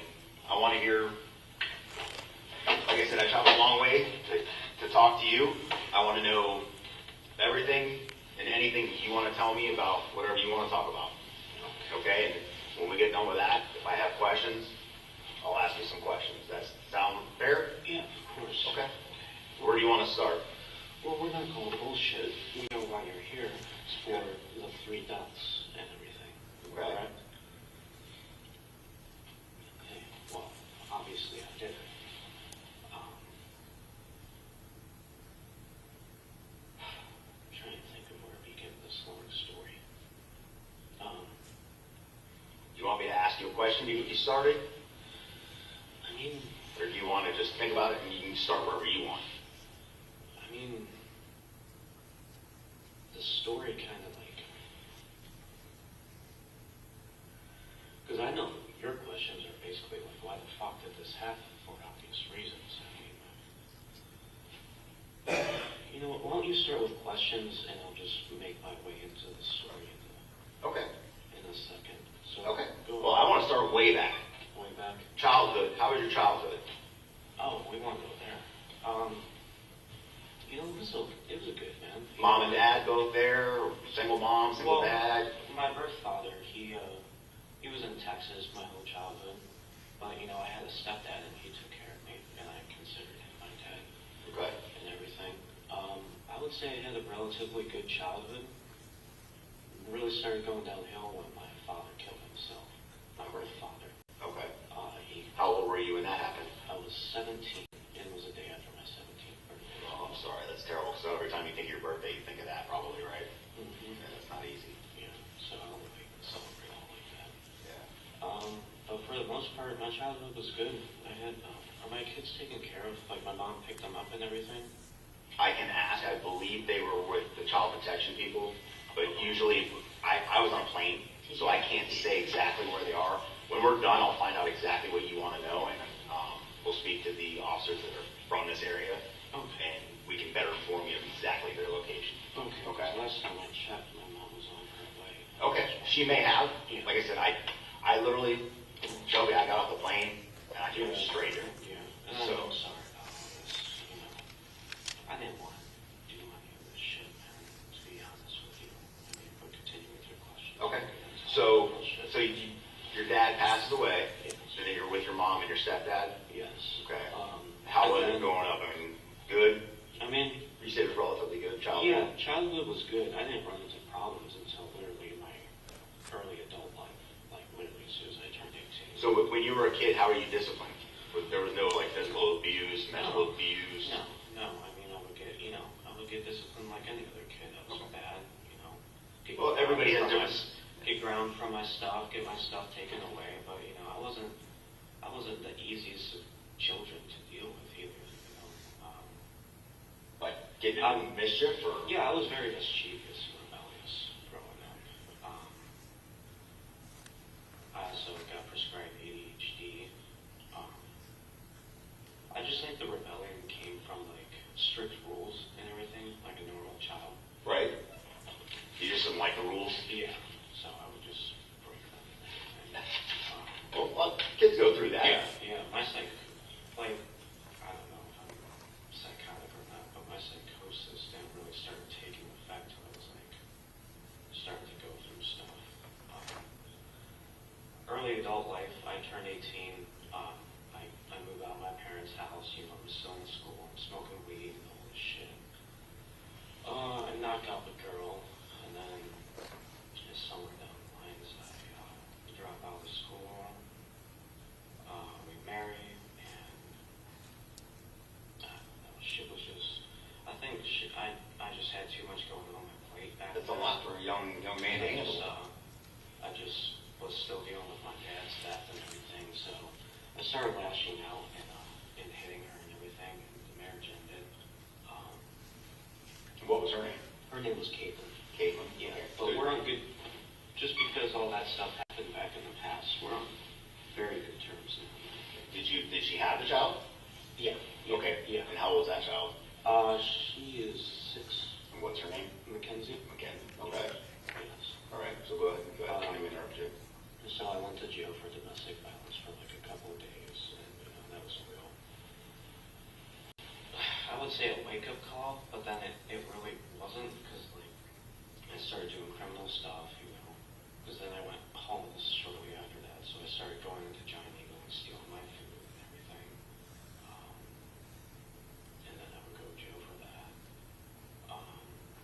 So really, like 18 and 19 were like my jail days, honestly. Like I was doing not super bad stuff, but not.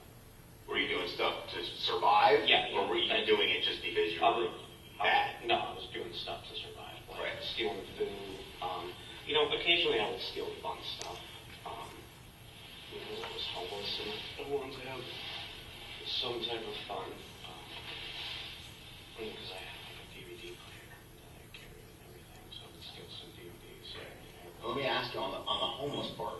You said your mom was good. You had a stepdad that cared for you. Yes. You were homeless by choice. You didn't want to live by rules. No. Or this was after the girlfriend and the This baby? was after the girlfriend, the baby, the jail. So Okay. at this point, But you my couldn't go parents home. don't. Yeah, my parents don't really see a good person at this point. Okay, I got So you. No problem. they're not really trying to have that around, like under their roof and everything, which is completely understandable. At that point, their son's a teenager. Their other son is a teenager. I was smoking weed and all that stuff. It wasn't an influence they needed. But that homelessness definitely fucked me up a little bit. Okay. Like I could definitely tell I got PTSD from it. So how long were you homeless? Approximately 6 months. 6 months. And what changed? When I met my second wife, which is their mother. Jamie. Yes. Okay. And how did you meet Jamie? I was a manager at Burger King by this point. Her brother was my employee. And where is this at? What city and state? This is Ohio. This is actually up here before we all moved down here. Okay. Ohio. What city in Ohio? Parma. Parma. Okay. I went home with him one night and to smoke weed, and she was just sitting there in the garage, and we just sort of hit it off from there. Okay. So, and like approximately when was that? Like what month, week, year? Do you remember? I can tell you it was 2015. Oh, when I met their mom. Actually, that should be. Yeah, when you met Jamie. Doesn't have to be exact, just approximately. I want to say around April 2015. April 2015. Yes. Okay. And then was it like, was it love at first sight thing? Yeah, it was very quick. Hot and heavy quick? Yeah. Okay. And then me, her, and her brother moved down to Florida and shit. And I started dating her and living with her. That's when shit really started getting bad. Everything was cool at first. Occasionally we would argue, and she would smack me here and there. I was like, it's whatever. It's a woman. They lose control of their emotions. And by this point, of course, this is after the whole domestic violence bullshit. I'm really not trying to hit a woman and all that shit. So, unfortunately, their daughter was very, how do I put it, disrespectful towards rules when living under. Can I get some water? I'm sorry. Sure.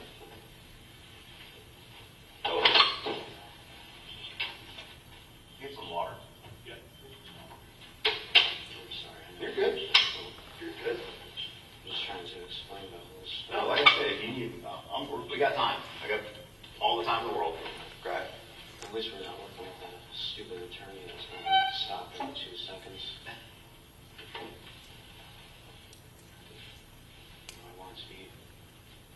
alternative as possible when it came to this. So he's getting your water. So when you moved from Ohio, is it just you, Nicholas, and Jamie? The three of you moved down? Yes. You moved Well, to- we actually, she was actually cheating on me with her fiance, and he moved down there, but then he moved back up. But that's besides the point.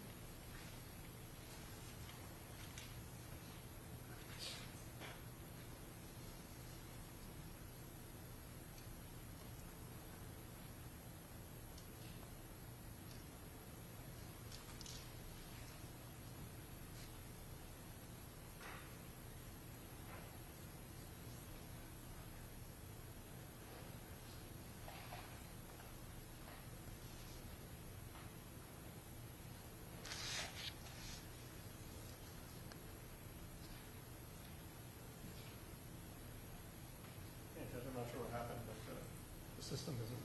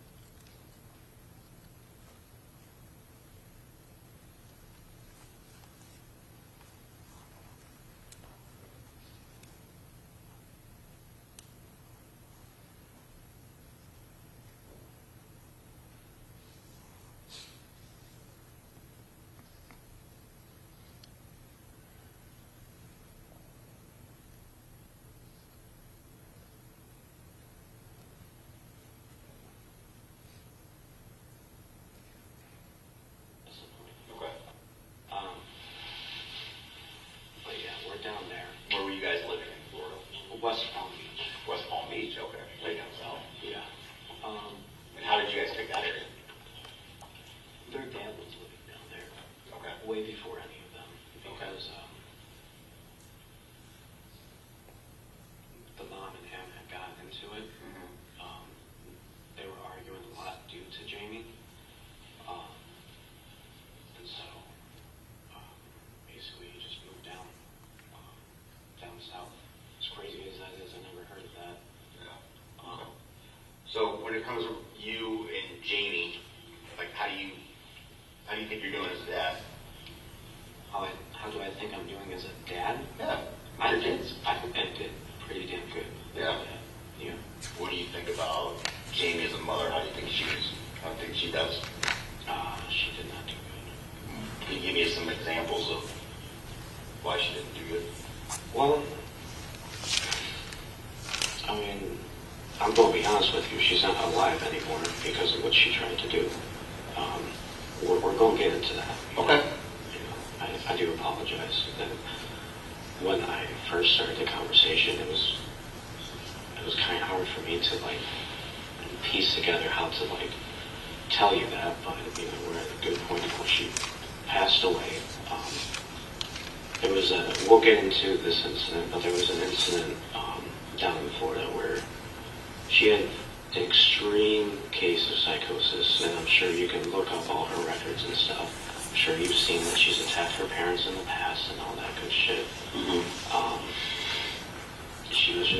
She would get into a mode that she just could not control. When I tell you, it would literally be like looking into the eyes of a demon. It literally was. So she came at my daughter with a knife after she had got done severely beating me.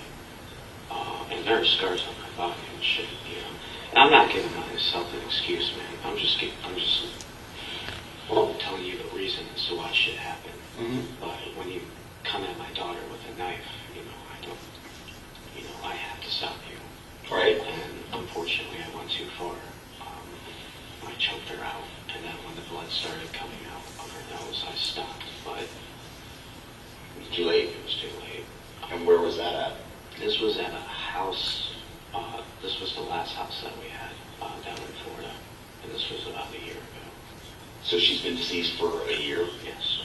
Okay, was that in West Palm? No, this was in close to Tarpon Springs. Pasco? Newport Richey. Newport Richey. Pasco. Do you remember the address? Dude. I know it's Norwood Avenue. Okay. As for the exact number, I do not Okay. Do you remember? I can point out the house to you. Okay. Do you remember the color of the house? Yes, it was white. White house? It was, you turn on the road, it was the third or the fourth house on the left. Okay. It'll be a driveway where, it's a strange driveway where does that and turns around and. Okay, so it's like a half moon driveway. Yes. White house. Do you remember the trim? Was there like any trim, shutter trim, or paint trim? I think it was like a blue shutter trim. Okay. Like I said, I could point out the house if need be. So you choke her out, you see blood, you let off of her, but she's already deceased. Yes. Where is she now? I buried her in that backyard. She's in the backyard of that home. Yes, buried. Okay. In the backyard, if I gave you a piece of paper and you could just draw a rough map, could you draw a rough map of where she would be in the backyard? I did point it out to you, just because I don't know how long it's, I haven't gone there and visited or anything. There could be grass. Right, what I was going to say was Shelby, if you could do we'll just draw, have you draw a square representing the house, and then a backyard, and then a rough estimate of where you remember it being. Yeah, and then just want to help you guys at this point, man. Alright, so house. Water. And you can draw big if you need to. You got the whole piece of paper. Yeah, I just suck at drawing. Yeah, so do I. Mine, I draw stick figures, so. Alright, so say this is like the little deck that you walk in on. Okay. You turn immediately right and walk 5 steps out, and she should be buried right there. Okay. Now, I'm just gonna do some writing on here, okay? Go ahead. So, and you tell me if I'm wrong at any time, okay? So this is Norwood Avenue, Yes. correct? This is the front Yes. of house.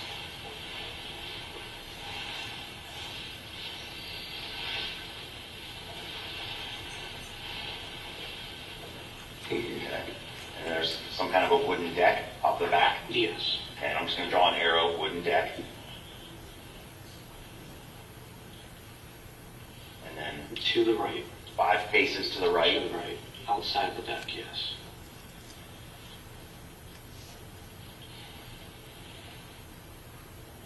Okay. And then you may not remember. Do you remember how deep it was?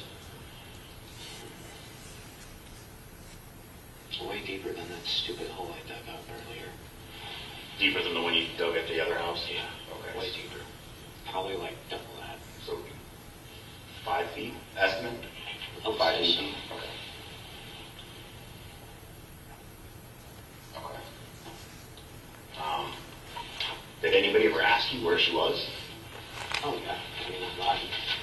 Well, I obviously you're going to lie if, something like that has happened, but I'm who asks you where she is? Doesn't Nick go, hey, where's my sister? Or her parents call you? Or Yeah.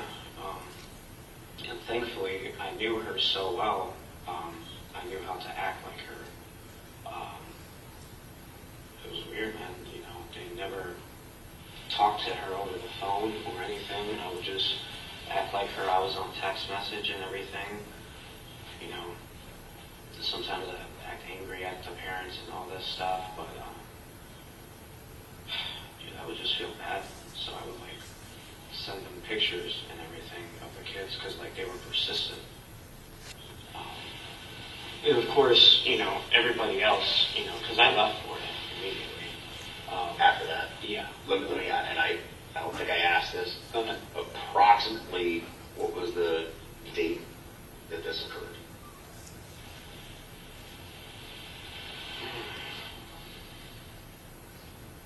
It literally happened around the year last year ago. Like, Approximately a year ago? Like literally at the beginning of 2018, like this, like January.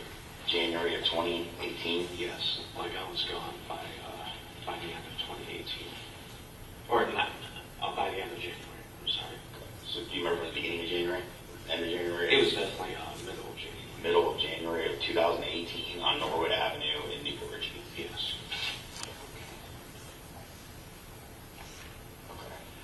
All right, so let's fast forward. Is there, well, let me stop. Is there anything else that you want to discuss about that incident? Do you think's important, or do you want to get off your chest? Well, no, I mean, this is the type of shit she did to me. She, what was that from? Fingernails, a knife, or? This was a knife. This was a hammer. Is that the mark right here? Yeah.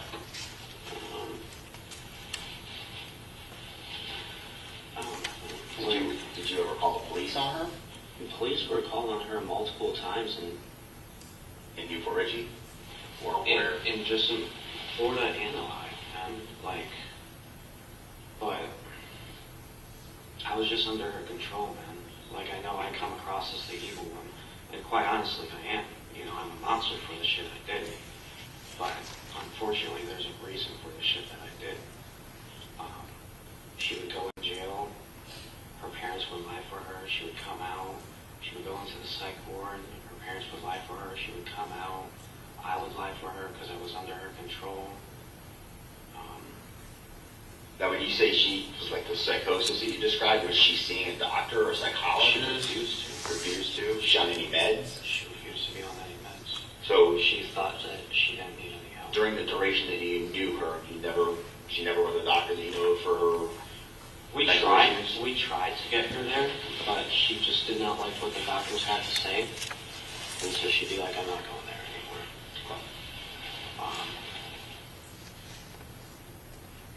It was, you know, every day my kids saw a woman beating on their dad, and I just didn't want that life for them.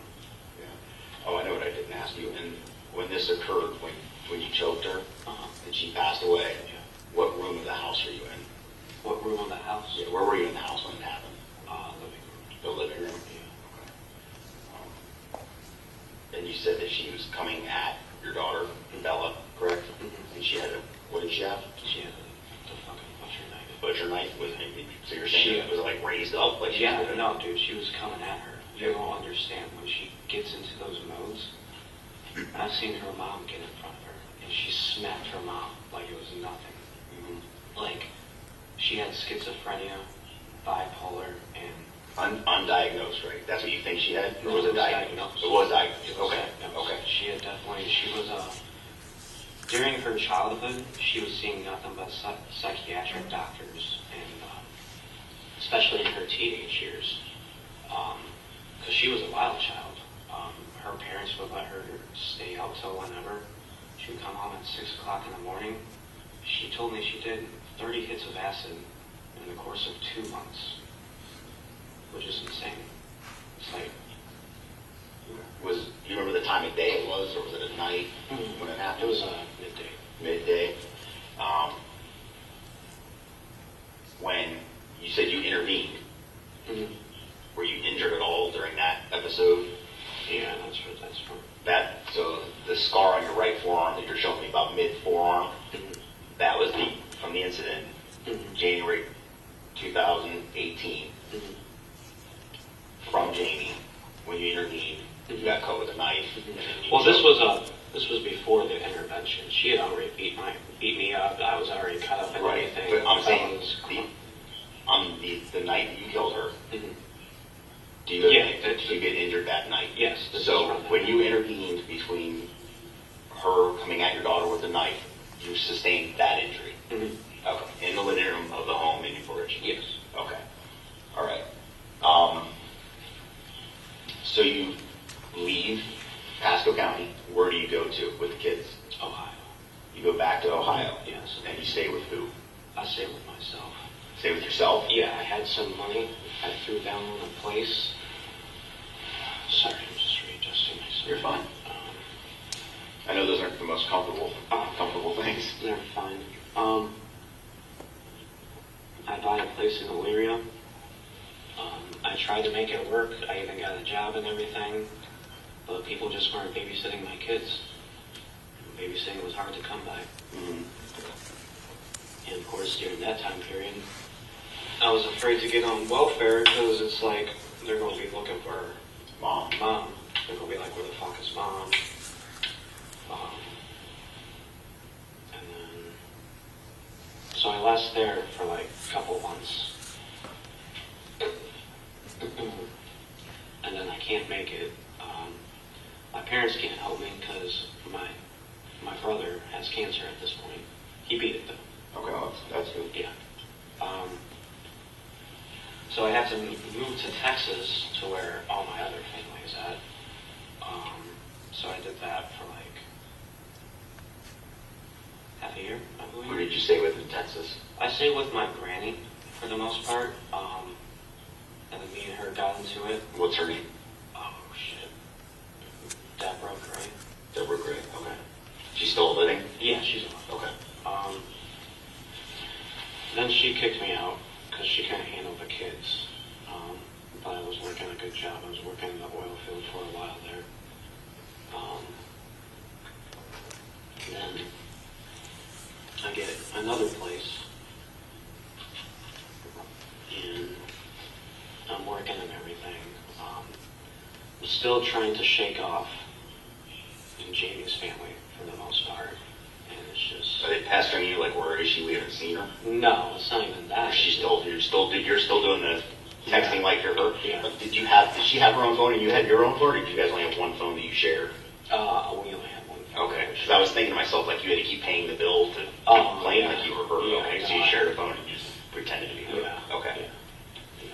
Well, I don't really call it sharing a phone. It was mostly hers, but yeah, that's how that happened. Okay. So Granny says you need to go. Yeah, I get my own place, and then I have my own place for like another 3 months, so we're getting towards the end of the year, and unfortunately now I'm seeing something has to be done because I don't want to get caught, and I basically go down to Florida.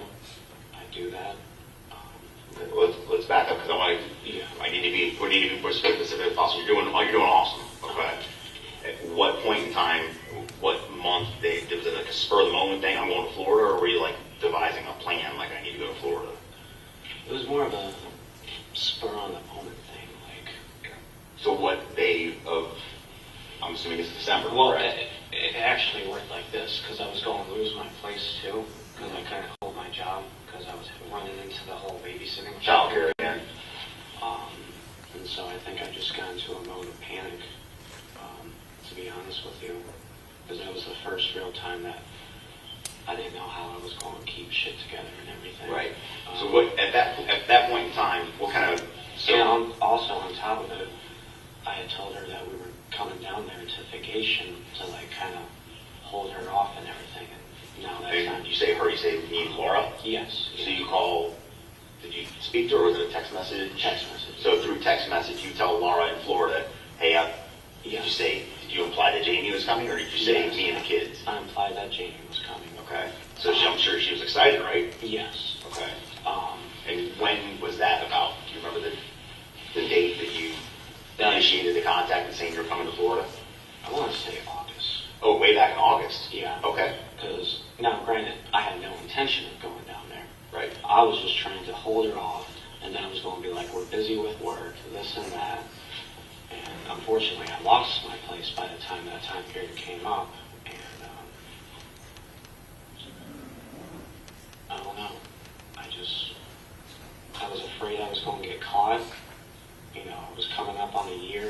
she was dead and everything. I just wanted to, this is going to sound retarded, but at the end of the day, I just wanted to make sure my kids were okay, you know?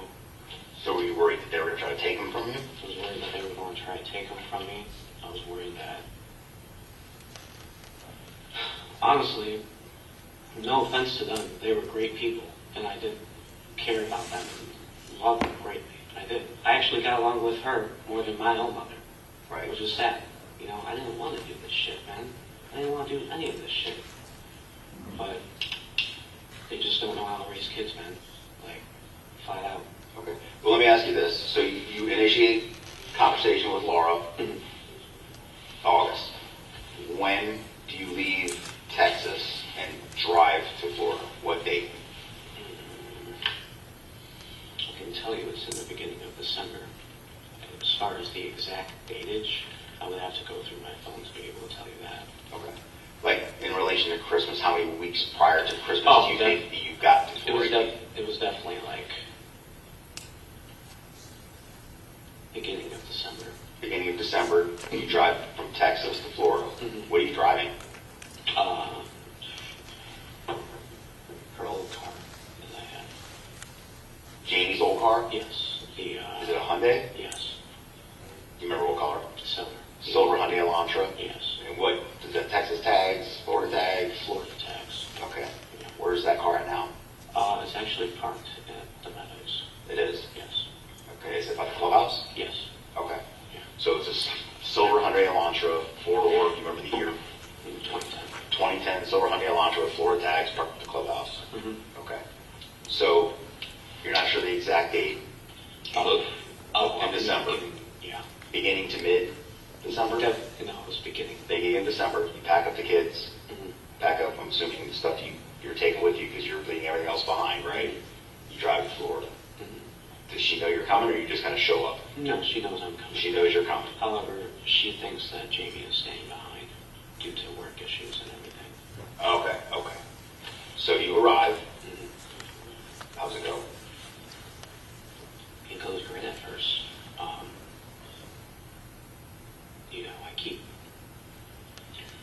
I kept putting off killing them.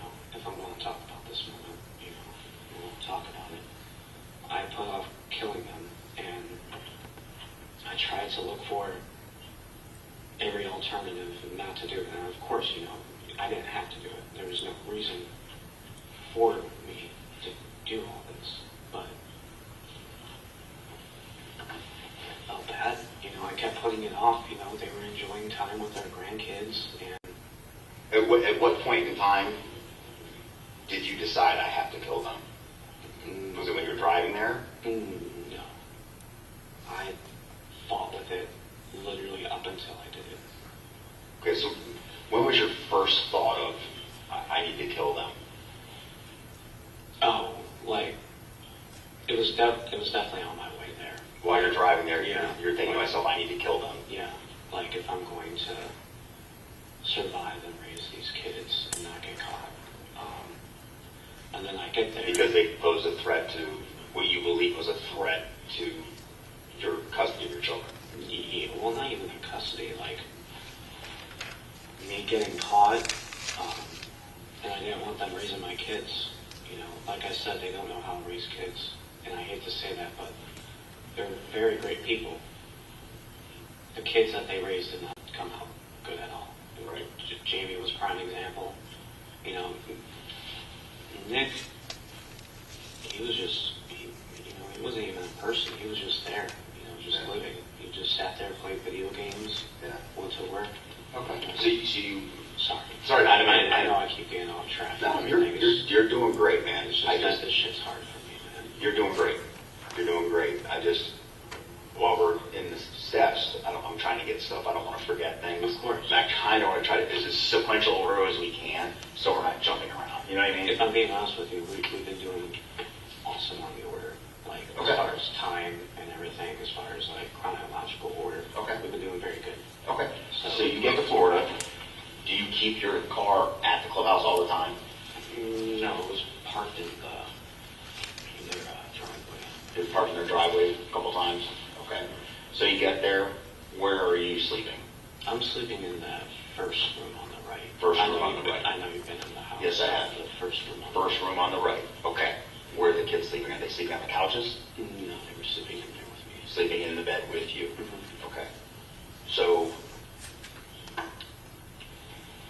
go from there. You get there. You said everything was going great at first, right? Yeah,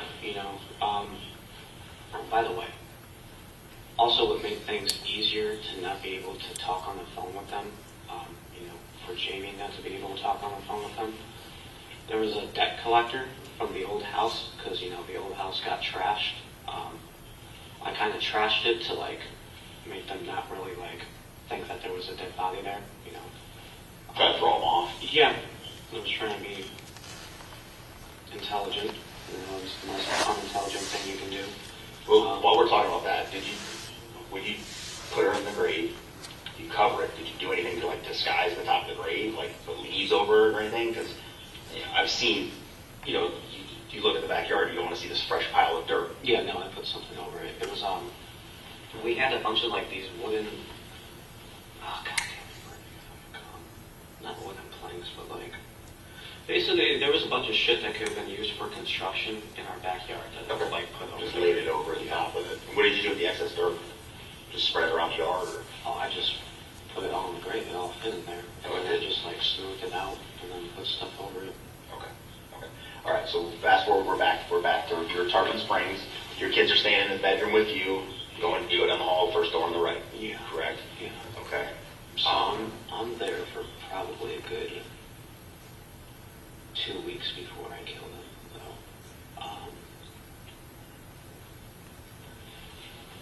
Unfortunately, I almost got out of it too, because with this debt, I acted like this debt collector had a undercover agent that you can buy or whatever it's called. I forget what it's called. But basically, I made it seem like that this debt collector knew where Jamie was at if she were to enter Florida. So then at the end they were like, well, we could just come to Texas with you and visit her. And then on that day, So is that when you decided I have to kill them because they're getting too inquisitive? Is that No, they weren't even inquisitive, man. They were always trusting of me. And do you remember what the date was? December 15th and December 16th. December 15th and December 16th is when you killed them? Yes. Okay, do you remember? The parents, go ahead. No, I don't want to stop you. Go ahead. Said the parents. The parents passed away first, and then I dragged their bodies into their room, cleaned it up, waited for Nick to get home, spent one last night with Nick, and then when he went to bed, I killed him too. I basically tried to make it to where they didn't see it coming in. They didn't feel any pain. That was my So concern. you're saying the 15th going into the 16th, correct? Mm-hmm. So it's late at night. Well, they died at 1 and 2 in the afternoon. Okay. And then, like I said, I take their bodies, I clean up the mess. Nick comes home around 5 or 6. We hang out and everything. Nighttime comes, he goes to sleep, and then I get him. Okay. I just want to get it, like I said, I just need details. Okay, so 1 or 2 in the afternoon, you're there with the kids. Okay.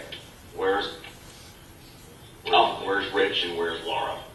All right, so who do you Laura go to first and then second? And Laura goes to the store, Nick's at work, and that's the perfect time to get Richard. So he's got his back to me. Where's he at? He's in the,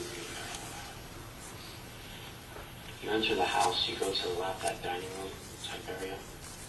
Correct. Is That was where blocked off by the couch and everything. Yes. Where you had the kids' toys set up? Yeah. In there. Okay. That's where he passed away. Okay. And you said you didn't want him to see it coming. Yes. What did you hit him with? A hammer. A hammer? Yes. Okay. And I basically killed him with it.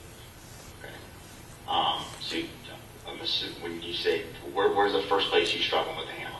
In the back of the head. Back of the head, like right in the middle of the back of the head? Yeah. You just came up behind him and Yeah. hit him? Does he fall? Yes, he falls. Does he fall to his knees or? No, he's unconscious. And then, One shot, he's out.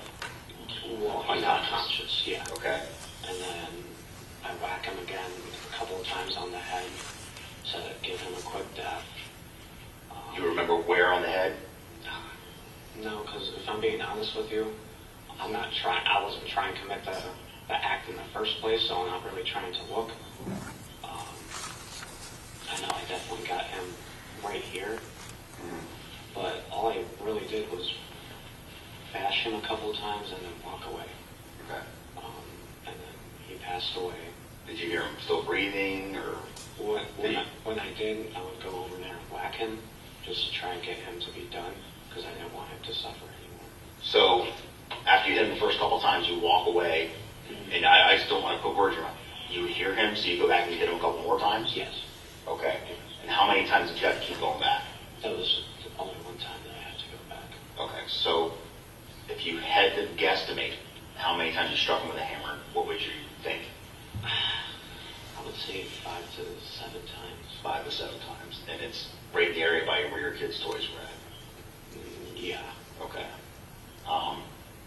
Where are Bella and Oliver at when this is happening? They're in the room. They're in the bedroom you were staring at with the door closed? Yes. Okay. Did they come out? No, they can't open doors or anything. They can't open doors? No. Okay. No, I had the room completely baby-proof for them, so they were safe. They never saw anything of that sort. I always kept them away from that because you said that was the 15th into the 16th, right? Yes. So 15th at 1 to 2, Rich, right? I would say yes. Okay. Laura comes home from, okay, so Rich goes down, you know for a fact you've killed him. Yes. What do you do next? I know you said you drug him, but how do you drag him? He's a big guy. Oh yeah, he definitely was. I had to use that carpet. However, where was that carpet located? It was right underneath him when it happened. Oh, it was? Yeah. Okay. However, I waited until the mom got home to move. So you left him there on the rug until mom comes home? Yeah. Now when she comes home, does she come in through the front door, that sliding door? She comes in through the front door. Through the front door? They never came in through the sliding door. Okay. I don't know if that's important or not. Information for you. So where are you at when she comes in the front door? Oh, I welcome her and everything, and then she's walking towards the kitchen, and then I get her before she sees anything coming. So she never saw her husband laying there? Mm-hmm. Okay. So was she carrying groceries? She was carrying coffee. Carrying coffee? Yeah, which was sad. Okay, so she's carrying coffee. You greet her at the door. Yeah, and she then starts walking towards the kitchen. Still doesn't notice her husband. Okay. And then I basically take her out before she can notice anything. Okay, and where you hit her? Same place. Back of the head? Yes. Okay. She drops immediately? Mm-hmm. Okay. And then... So she's in the same room with her husband?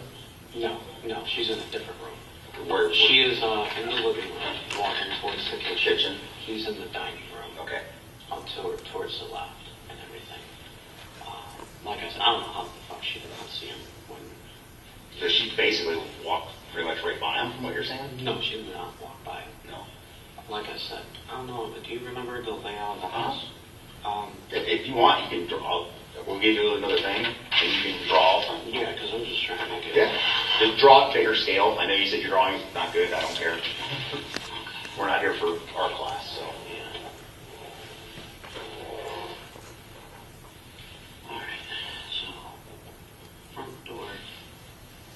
You want just right underneath there, just right front door. That way, when I look at it later, I'll know what you.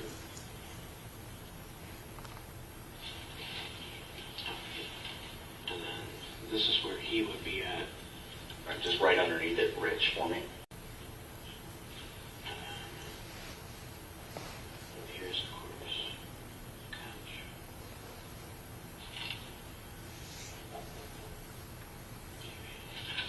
And then she walks.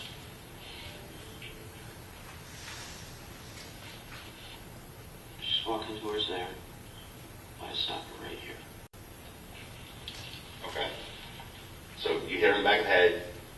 She drops. Yeah. How many more times do you hit her?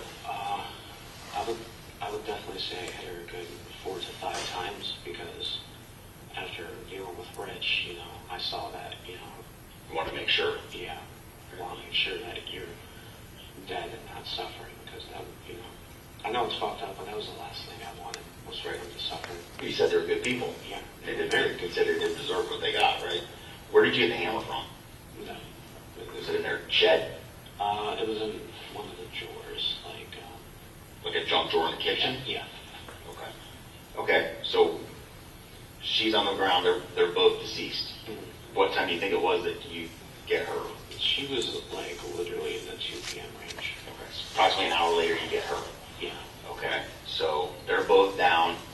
Drag both of them. Which one do you drag first? Definitely Rich. Rich, he's on the area rug. Yeah. So you tell me you got to tell me how you did it because he's a pretty big dude, and I'm not taking this offense. You're not near as big as he is. Oh yeah. That's gotta. You had to like busted your ass to get him back there. Yeah. How long did it take you to get him from there down the hall and into the room? Dude, honestly, only 5 minutes. Probably your adrenaline through the roof, right? Yeah. I mean, you gotta be like, do you know when Nick's coming home, or is it like, oh shit, I gotta get going. Nick could come home. I gotta get them out of the way. At that point, I didn't know when Nick was coming home. So you're right. Definitely adrenaline played a big part into it. I think moving him, but yeah, I got him out there in like 5 minutes, and then I moved her in there, and then I cleaned up all the blood with the mop and everything. And he didn't notice anything when he got home. I finally did get a hold of him. Where was and how did you get Laura into the bathroom? There was another rug that was close to her. I threw a towel on her. Sorry, I'm fine. And then I put her on the rug, and then I dragged the rug. Okay, but you brought Rich first. Yes. How did you get her past Rich? Because he was, from my recollection, he's laying on his back with the rug covering him in the doorway. You have to pass the doorway to get into the bathroom. No, I'm sorry. I think I brought her in first. Okay. That's why I'm asking these questions, because you could have done it, but I want to make sure we're right in the order, because for you to get her over the top of him would have been a pretty good feat. Yeah. So that would not. Now that you think about it, you're positive you drug her back first. Yes, she got drugged back first. Okay. I apologize. Okay, so you get both of them on their area rugs into the room, close the door. You just chill with the kids until Nick comes home? Yeah. Yeah. Okay. What What time is is he everything? It's like 6 or 7 when he gets home. And was he at work? Yeah, he was at work. What does he do for work? I never found out what he did for work. I think it was HVAC. Something HVAC, like air conditioning stuff? Yeah. Okay. So he gets home. Could we take a pause real quick? Sure. I need to use the bathroom. Actually, definitely. Let me get one of the detectives to take you to the restroom.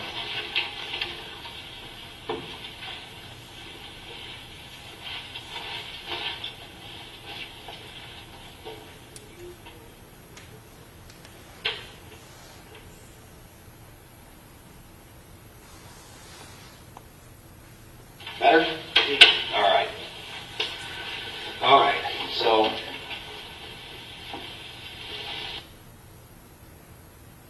and I'm just going to clarify this because, now when you say Rich was over here in the dining room area, are we talking about like towards that sliding door? I'm getting right. The sliding doors here. There's the couch because I saw a lot of blood stains on the couch. The couch wasn't moved at that point. I understand that, but is the blood staining that's on the couch from you striking him? Does he fall against the couch? On the couch. That's from Nick. That's from Nick. Yes. Okay. Yes. So Dad falls there. Nothing gets on that. You mop up the floor. Yeah, the couch was right here at that point. It's not moved over there or anything. I moved it over there during the process that I stayed there. Okay. Nick was asleep on the couch when I killed him, so that's where all the blood stains on the couch come from. Okay. And then I moved the couch to block off that room so the kids don't run in there. All right. Now we're cooking because I was completely. When I was in the house, I kept saying to myself, "Why does that couch block the doorway? Why would they?"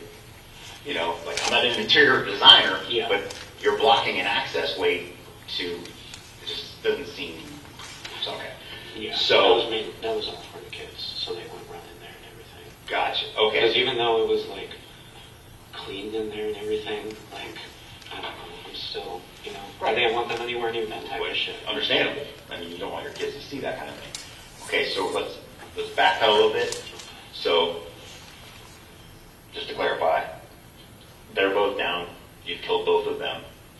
We drag Laura Yes. into the bathroom. Yes. Rich, dragged into the bedroom. We close the door. Okay. You're playing with the kids until 5 or 6 when Nick comes home. Yeah. Okay. You said you wanted to spend one last night with Nick. But you said you have to kill him because obviously you killed his parents. Yes. Yes. Okay. So he comes home. Tell me what happens when he comes home. He comes home, he brings some weed and everything. He's got edibles and all that stuff. I start giving him money and shit. I order us a pizza. I get us more weed. That type of stuff. How did you get more weed? Huh? How did you get more weed? Oh, he went to the dealer to get some more and everything. Did you do it with him? No, I stayed home. And he has a car, right? Minivan? Yeah. Where's his minivan? Minivan's parked in that driveway. That's his minivan. The blue one that's there, it's his minivan. Yes. Because I talked to a bunch of people and they kept saying, no, that's not his minivan. He drives a dark minivan, dark colored minivan. They kept saying this dark colored minivan. We couldn't find this dark colored minivan. Old people are idiots. So that I think minivan. they noticed something, yeah. Okay, so that minivan is still at the house is Nick's. Okay, I'm sorry, I know I interrupted you. Nick comes home, you guys are smoking weed, eating edible marijuana together. Yeah. You guys have been friends for a long time. You want to spend one last night with him, so go ahead. I mean, there's nothing much more to it. What time is, so I'm assuming you guys are watching TV together and he falls asleep at some point. You're kind of waiting for him to fall asleep. Yeah, essentially. I'm assuming I have to kill him tonight. Yeah. Right? Yeah. So you're watching TV, he falls asleep. Yeah. Where are you at? He falls asleep on that couch with all the blood stains, but it's at that point in time. Here's how it happened. We're watching The Grinch and everything. He gets tired. He goes to sleep. I put the kids in the room. I wait until I think he's asleep. I fall asleep myself. And then I wake up at like 3, 4 in the morning. And then I grab the hammer. I tiptoe to him. And then I do what I did to them. I don't like saying it, but I do what I did to them. Same thing, same hammer? Yeah. So the same hammer you used the same hammer to kill all 3 of them? Yes. So he's asleep. I know it's hard to say, but we're almost there. You've gotten through 2. Oh, yeah, no. Okay. I know. So you go up to Nick, and then what happens? I crack him right here. In the temple? Yeah. And then I just keep hitting 7 to 8 times. Is it any time does he wake up, or? He jolted awake at first, I think, but his body was in too much shock to really process what happened. Right, like he never opened his eyes or said anything or anything like that. No, none of that ever happened. I made sure that they, except with him, unfortunately, I made sure that they didn't feel any pain. They basically died instantaneously. Okay. Besides him. So you killed him on the couch. Okay. Then what do you do with his body? I take it into his room. Did you put him on anything, or did you just drag him? I covered up his head and everything. Granted, I did it in the dark, and for some reason, I knew that I fucked him up the most out of everybody, and I don't know how. And how did you know that? Just from the facial damage that you saw? I didn't see any facial damage. You said you knew you fucked him up the most, so I was assuming that you saw the damage. No, because blood went everywhere. As you're hitting him, blood's going everywhere. Yeah, that was the first time that happened.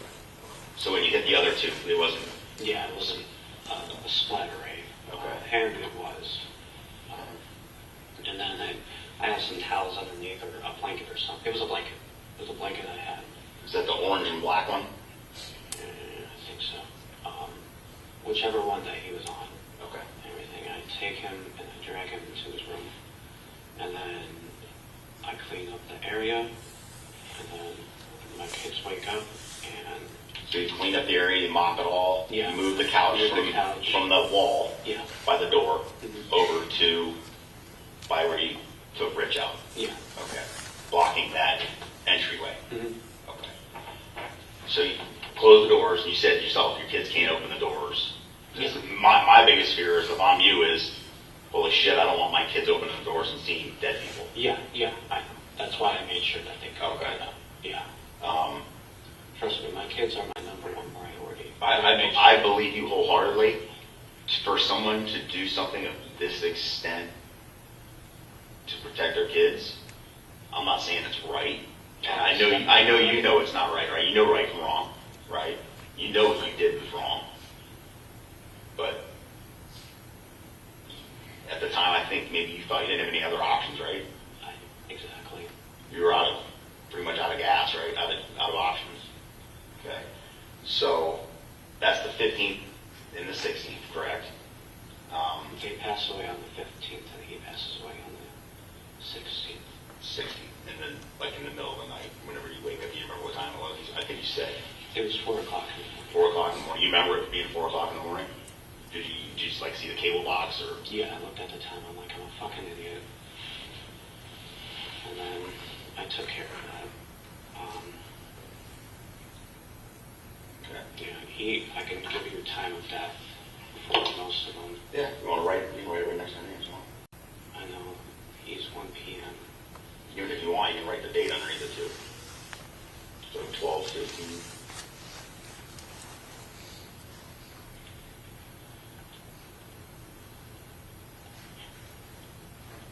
Sorry, they were important, and I'm the only one who knows their time of death.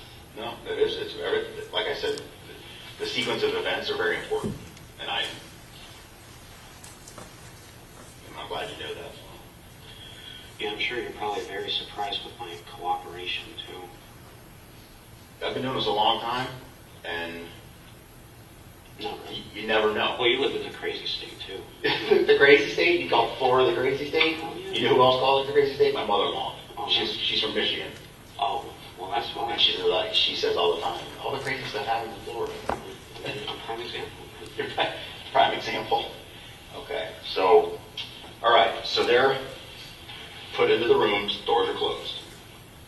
Kids wake up the next day, Everything's fine. business as usual, right? And I'm assuming you don't let them go past the kitchen area. Of course not. No. Okay. The kitchen was blocked off too. Okay. Now, I don't know if it's you or Nick, but somebody is a fan of the drink that I love, Bang energy drinks. Is that you? Yeah. Because they're everywhere.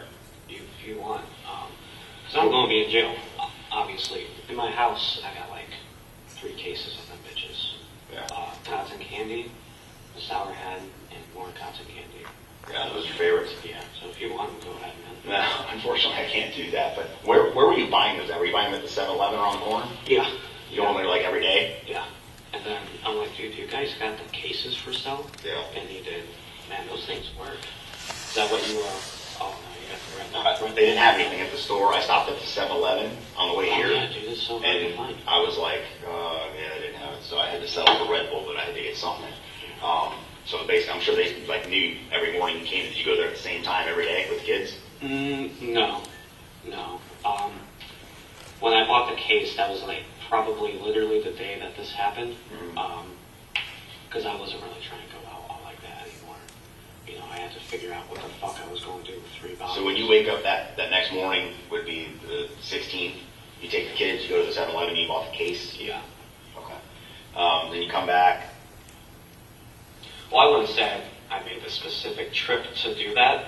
I did go grocery shopping at Walmart to get myself a couple of things to like help shit be easier for me. Like I grabbed spray paint to like spray the walls and everything to get the blood off. The Krylon. Yeah. Like which Walmart? The one in Tarpon Springs? Or Yeah. did you go to a different one? Tarpon Springs. And do you remember what the date was? I would say 16. 16th. You went to the Walmart in Tarpon. Okay. And do you remember approximate time? Unfortunately, I do not. That's fine. That's Afternoon, evening, whatever. Afternoon was definitely weird. Okay. And you had both kids Yes. Is that the only thing you bought for the, like, cleaning up was the Krylon? I bought, Because I know, fast forward just a little bit, and I know you'll tell me because you're being completely cooperative. I know you went to the Home Depot in Port Richey, and you bought the tarps and the rope. oh yeah. And what would That was basically to put their bodies in, tie up, and put in the backyard or the front. where you were digging the trench? Yeah. Okay. What day did you start digging the trench? If you killed them on the 15th and 16th, what day do you think it was you started digging the trench? I would say a week later. A week later? Yeah. I'd definitely say a week later. So you're staying in the house with them deceased and with your kids from the 15th and 16th until approximately a week later, and I'm assuming it's got to start smelling by then? Well, yeah, I bought shit to help with the smell too. Incense was always going on. I had those Febreze things. I had like car shit. Kids were no longer sleeping in their room. They were like sleeping out there. On those little love seats? Yeah. There was another couch too, that dark brown couch that they would sleep on too. Okay. But yeah, they couldn't get married. I couldn't move rich. So you start digging the trench. I mean, you made a lot of progress in the trench. Yeah. I mean, how many hours do you think you worked on that? Because that's a lot of work. It only took me like 2 hours. 2 hours to dig that, and the shovels. That was me being paranoid. That was you on adrenaline and bang, and I got to get this done. I got to get these people buried. And I got to get out of here. No, that was me going like, these people are definitely going to get sketched out here pretty soon by me digging this hole. Right. So I would go out and dig it little bits at a time. Oh, okay. And like I was doing yard work. Did you ever have contact with anybody? Like go by them? Yeah, I did. I simply said that the bushes had been all dug up over there, and that they were going to start putting like trees or something that I didn't know. And I know, what about property that was in the house? We found pawns for you. Did you take a bunch? Did Nick have like an Xbox? Yes. And did he have a lot of games? Yes. Okay. And what did you do with the Xbox? I switched it out for the PS4. We switched it out. Yeah, you can. So you can go to like GameStop and like exchange your system for another system. Oh, okay. Yeah. Okay. So you did that with GameStop. Which GameStop did you go to? that was up here, and I actually had. So you brought the Xbox with you up here? Yes. Okay. What about all the games? Did you pawn Yes. a bunch of the games? Oh, Or sold them, I guess? Traded them. Yeah. And that was at the GameStop in Florida, though? Yes. Correct. What did you trade them for? I'm sorry, that was not the GameStop in Florida.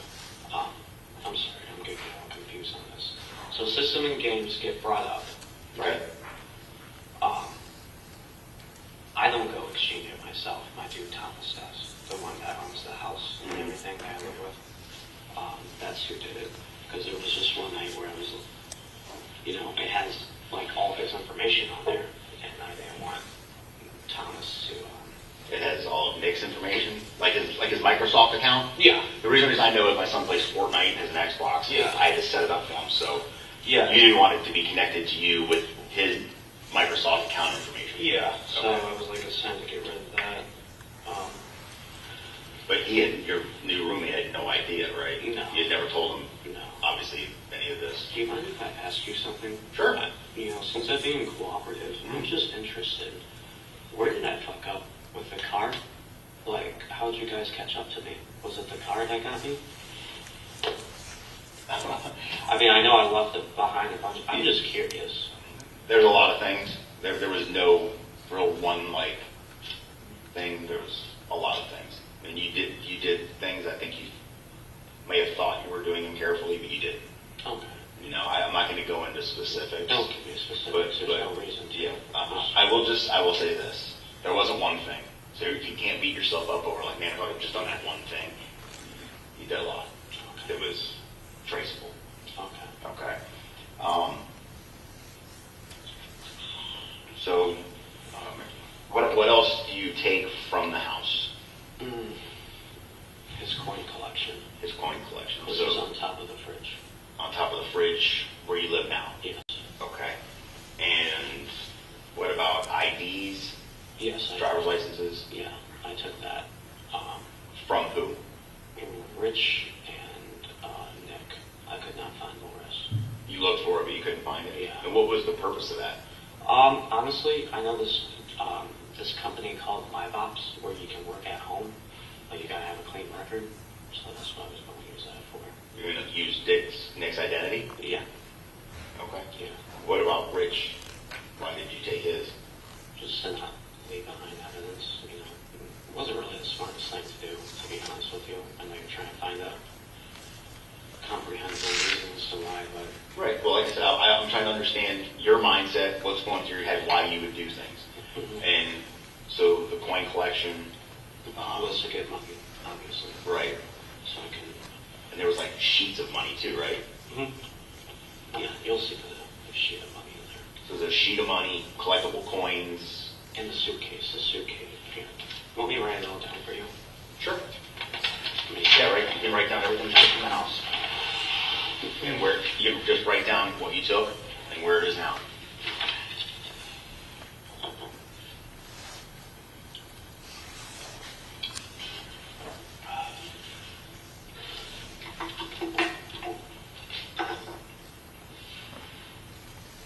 Oh, my kids did go with my mom. Outstanding. That's good. And I know in Florida we always try to reunite the kids with family members. We don't want them to go with child protective services if they don't need to.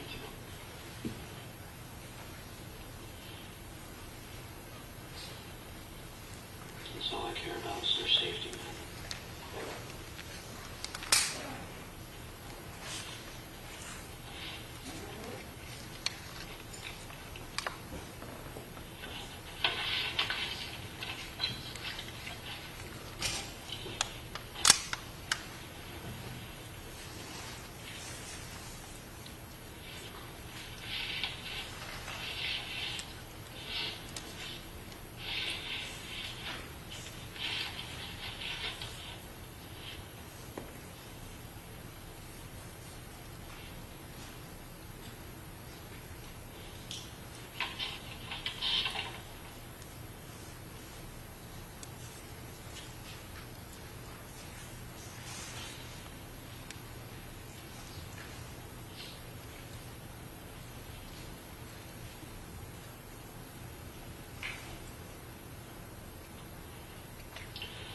That's all I can think of so far.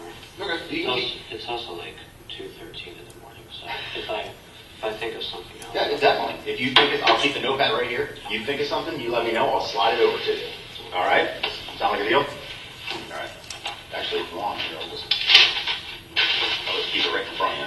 I'll just keep asking questions. Okay. But yeah, I think I got everything that I want to explain. All right. Explain for the most part. Okay. You mind if I ask you a couple more questions? Because I've got a couple that everybody that's involved in this wants to know.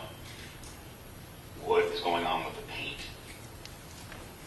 Oh, you mean on the bodies? The paint is poured all over them, and it's slung all over the walls, and there's egg on the walls. What happened there?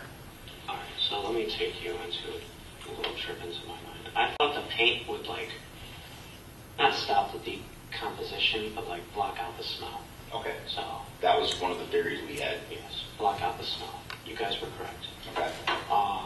As far as for that paint and egg on the wall and all that shit, mind you, I poured that stuff on them before I knew that I was not going to be putting them in a hole.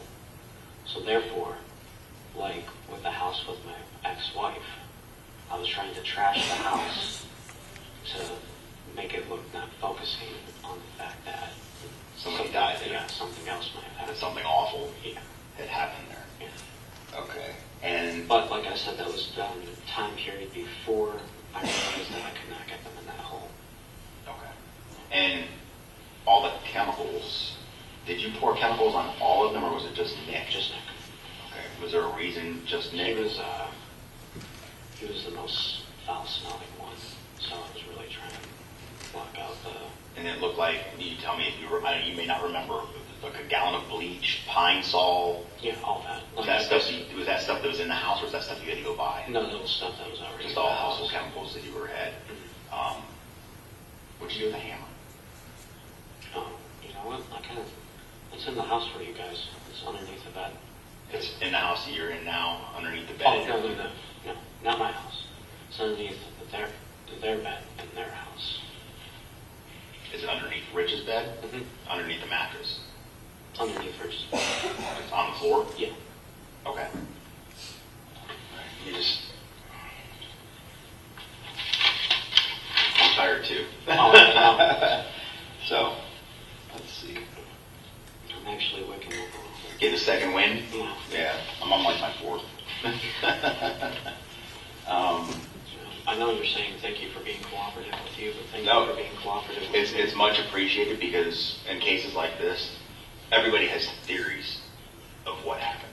You know, my theory is going to be one way, another detective's is going to be another way, and the crime scene technician that's there, they're going to have their theories.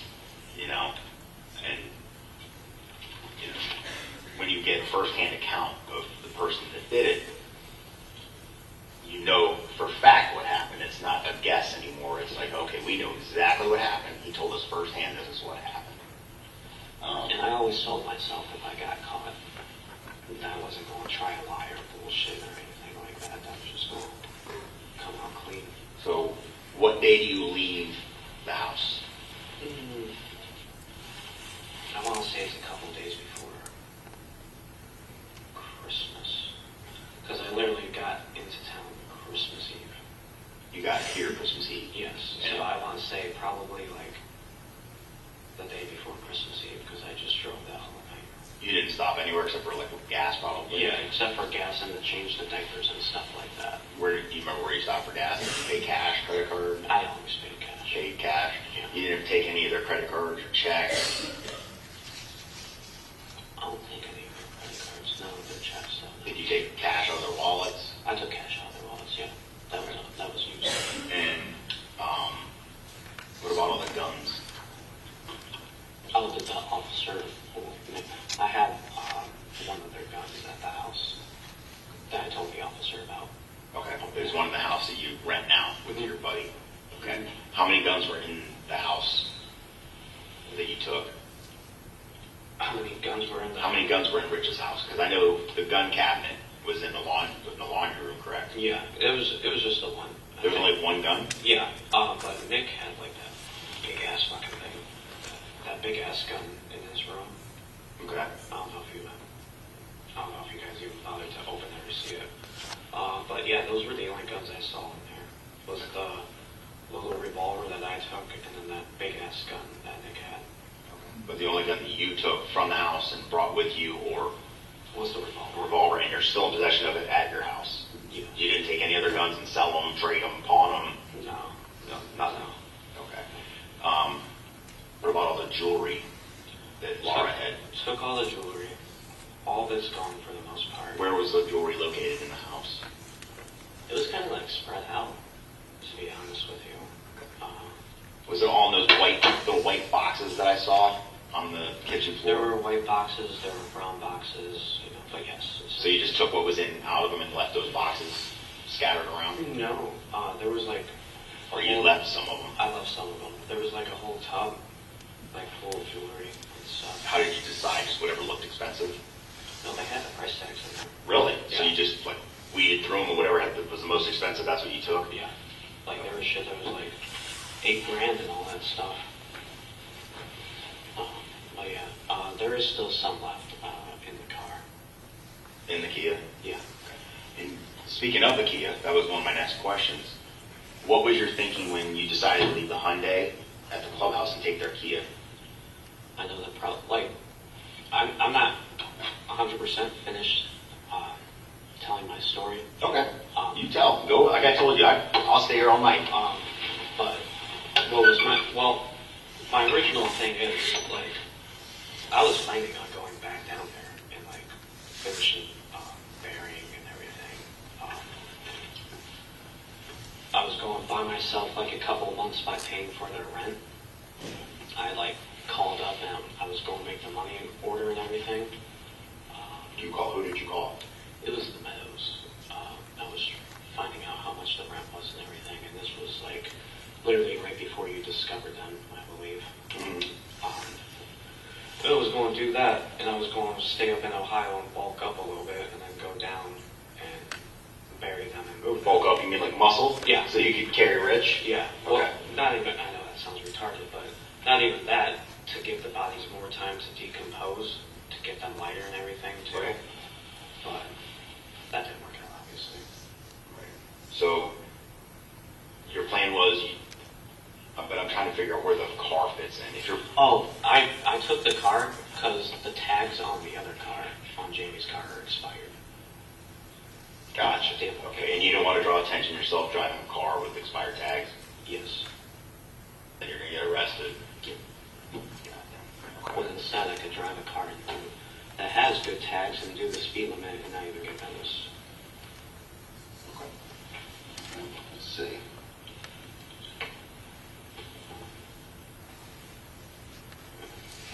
Didn't take when you left here to go to Ohio. How did you get there? Like, what route did you take? Did you go up 75? Yeah, or? no, it was 77. I think it was 77 north. Or is it 75 north? 75, you go like towards, I think, Toledo. The other one, you go through towards the Carolinas and then that way up. I went the one that was towards the Carolinas. So you go towards like Jacksonville and then up. Yeah. Okay. That may be- How many stops did you make? I stopped like, for gas. not even that. I stopped like every 2 to 3 hours to change the kids. Because, you know, when you're doing a road trip like that, you kind of got to stop so they can stretch the legs. And you want them sitting in dirty diapers. Exactly. I'm sure stop for food every once in a while. Yeah, so, I mean, you could say, let's just say 10 times, you know. But you drove straight through. You didn't stop at any hotels or anything. You had to be exhausted. Oh, God. Because my family, I have family that lives in Michigan, and I drove straight through one time, and it was a little, not much longer, but a little bit longer, and I think I slept for 2 days afterwards, so I'm sure but you probably couldn't do that because you have 2 small kids. Yeah. Right? So you probably got a little bit of sleep, and then you're back up and running, right? Mm-hmm. Did you already have your living arrangements made up here before you got up here? Mm-hmm. And how did that come about? I basically told him I was moving up there, and he's like, do you want to go in on the house? I said, yeah. That's what we did.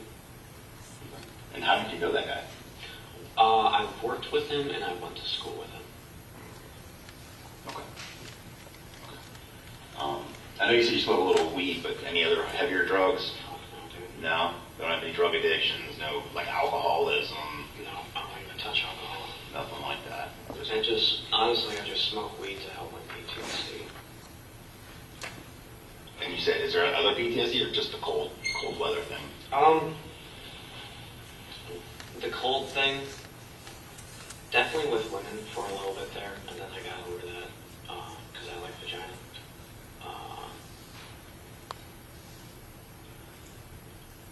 Definitely always had an irrational fear of getting kicked out after being homeless. Always had that fear. Honestly, I think that's why I stayed with my wife for so long and tolerated her shit. Was because I was afraid of being alone out in the world. And you got kids?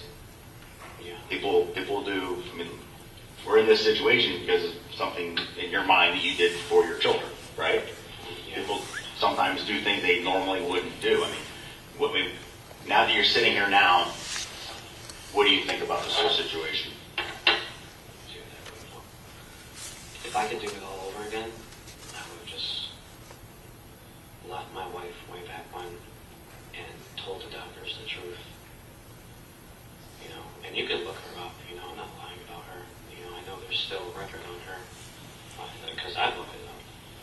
And just to see,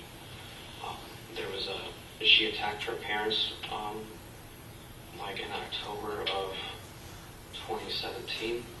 Mm-hmm. And then her parents dropped the case. That was the type of woman I was married to. I would have just told the doctors the truth and left her.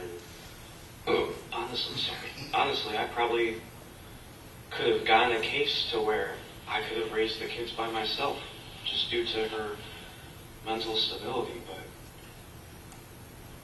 well, you're not going to dispute, and I don't think you could have an argument. You went about it the wrong way.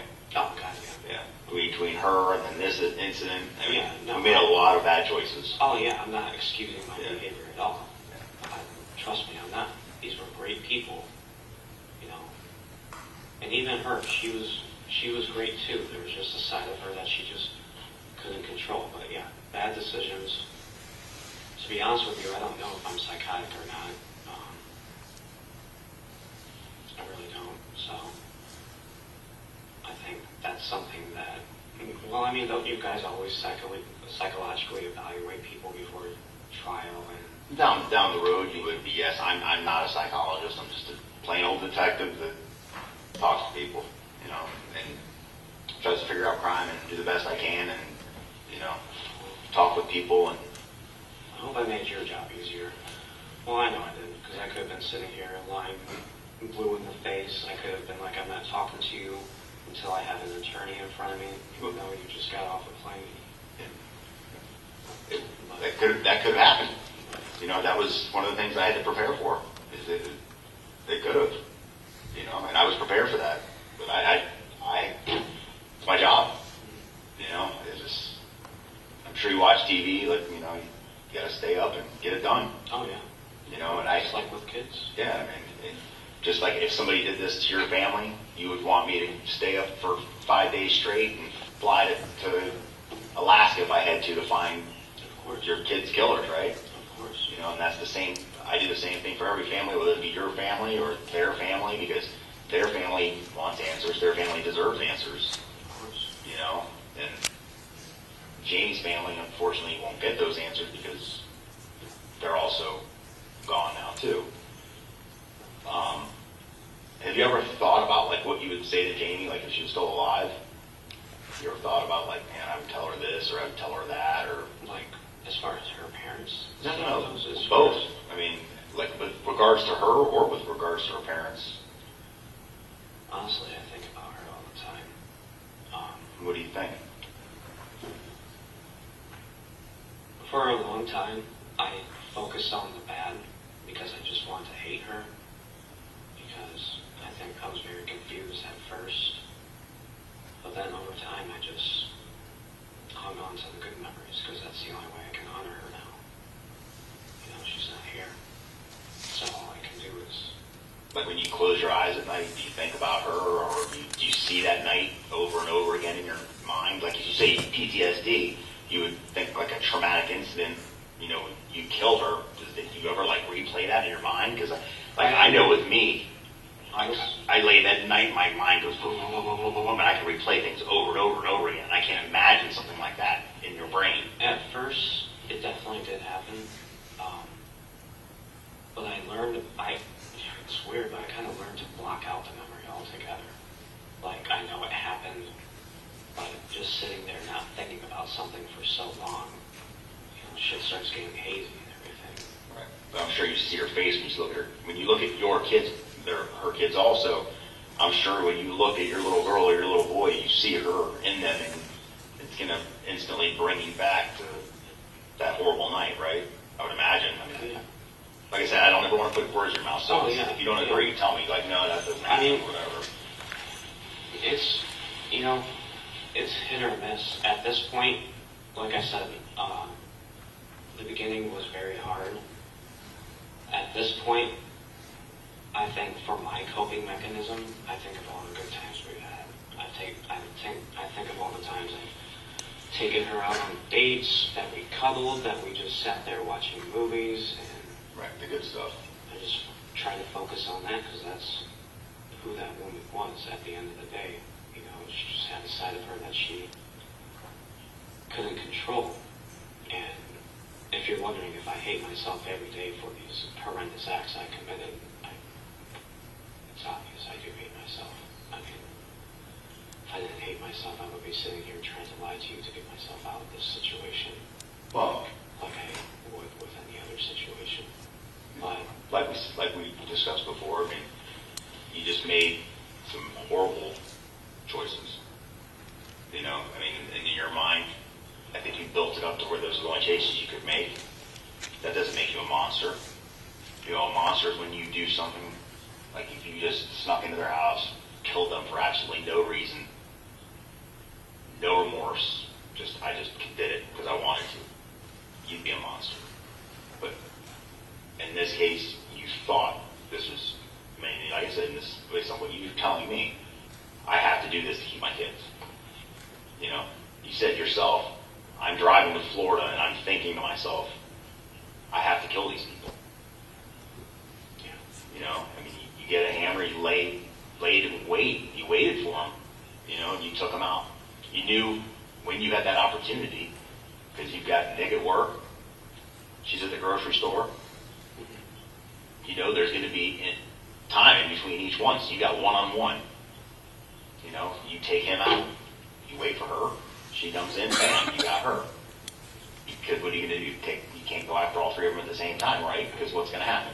Yeah, they're going to fight back. And then, Exactly. So I mean, you saw the moment, you seized it. You know, so. all right, for what it's worth, like I said, I did try to when I was on my way down there, my intention was to kill them, and then I got there, and I didn't want to kill them, and I looked for every excuse and every opportunity, and I was so close. Oh, so the date you left, was it the 22nd or the 23rd? I believe the 22nd. 22nd, so because it took you like what? So it was like 12 in the afternoon when I finally met up with my friend up in Ohio. On the Christmas 24th? Eve, yeah. Okay, so you left on the 22nd about what time? Oh, it was like first thing in the morning. Before sun came up? Okay, maybe not first thing. I want to say like What was the 8 sun to over 10. now? No, So it was the sun was up. Yeah, it was like 8 to 10 in the morning. And I had something on that. I had something on the film. Oh, I totally forgot. Jesus Christ. Before I forget, there's a shit ton of evidence in that car. Okay, go ahead and write it. Right, you said there's a bunch of stuff Yeah, in the car. yeah, I'm sorry. okay. And then you're talking about the car at the clubhouse. Yeah. Okay. Stuff that you took from the house. Bag evidence, basically. Like a bloody pillow, Okay. all that type of stuff. Okay. Like all their paperwork and stuff like that. Okay. While you're writing that, I'm gonna step up for just a quick second, okay?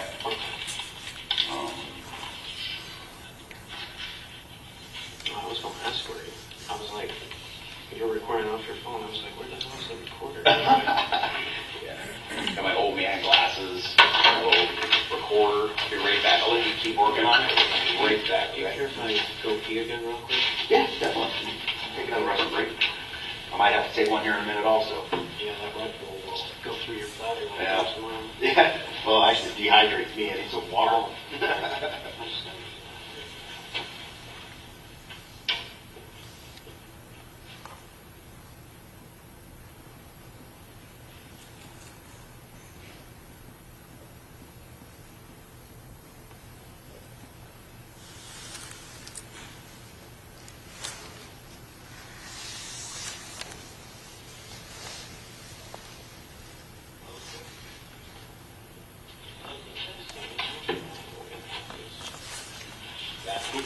Well, to see the nurse in the morning, and then once you see the nurse, then yeah, she'll take you out of it. Just gotta see for just a second. Shelby, I'll be right back, okay? Okay.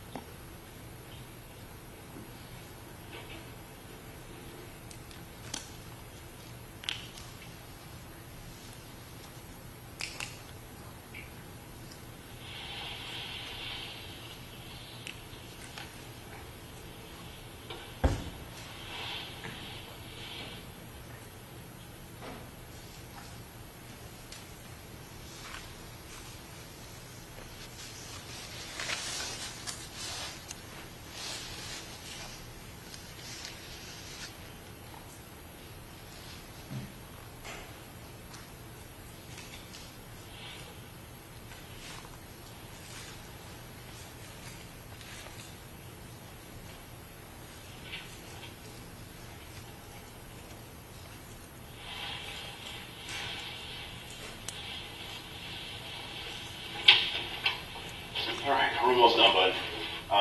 You were starting on, you said there's evidence in the car? I just put down the 2010 long-term bag evidence. It was a bunch of, I can't even remember everything in the bags. Do you remember anything that's in it? I know there's like other like paperwork type stuff. Like Paperwork from their house? Yeah. Where did you get that from?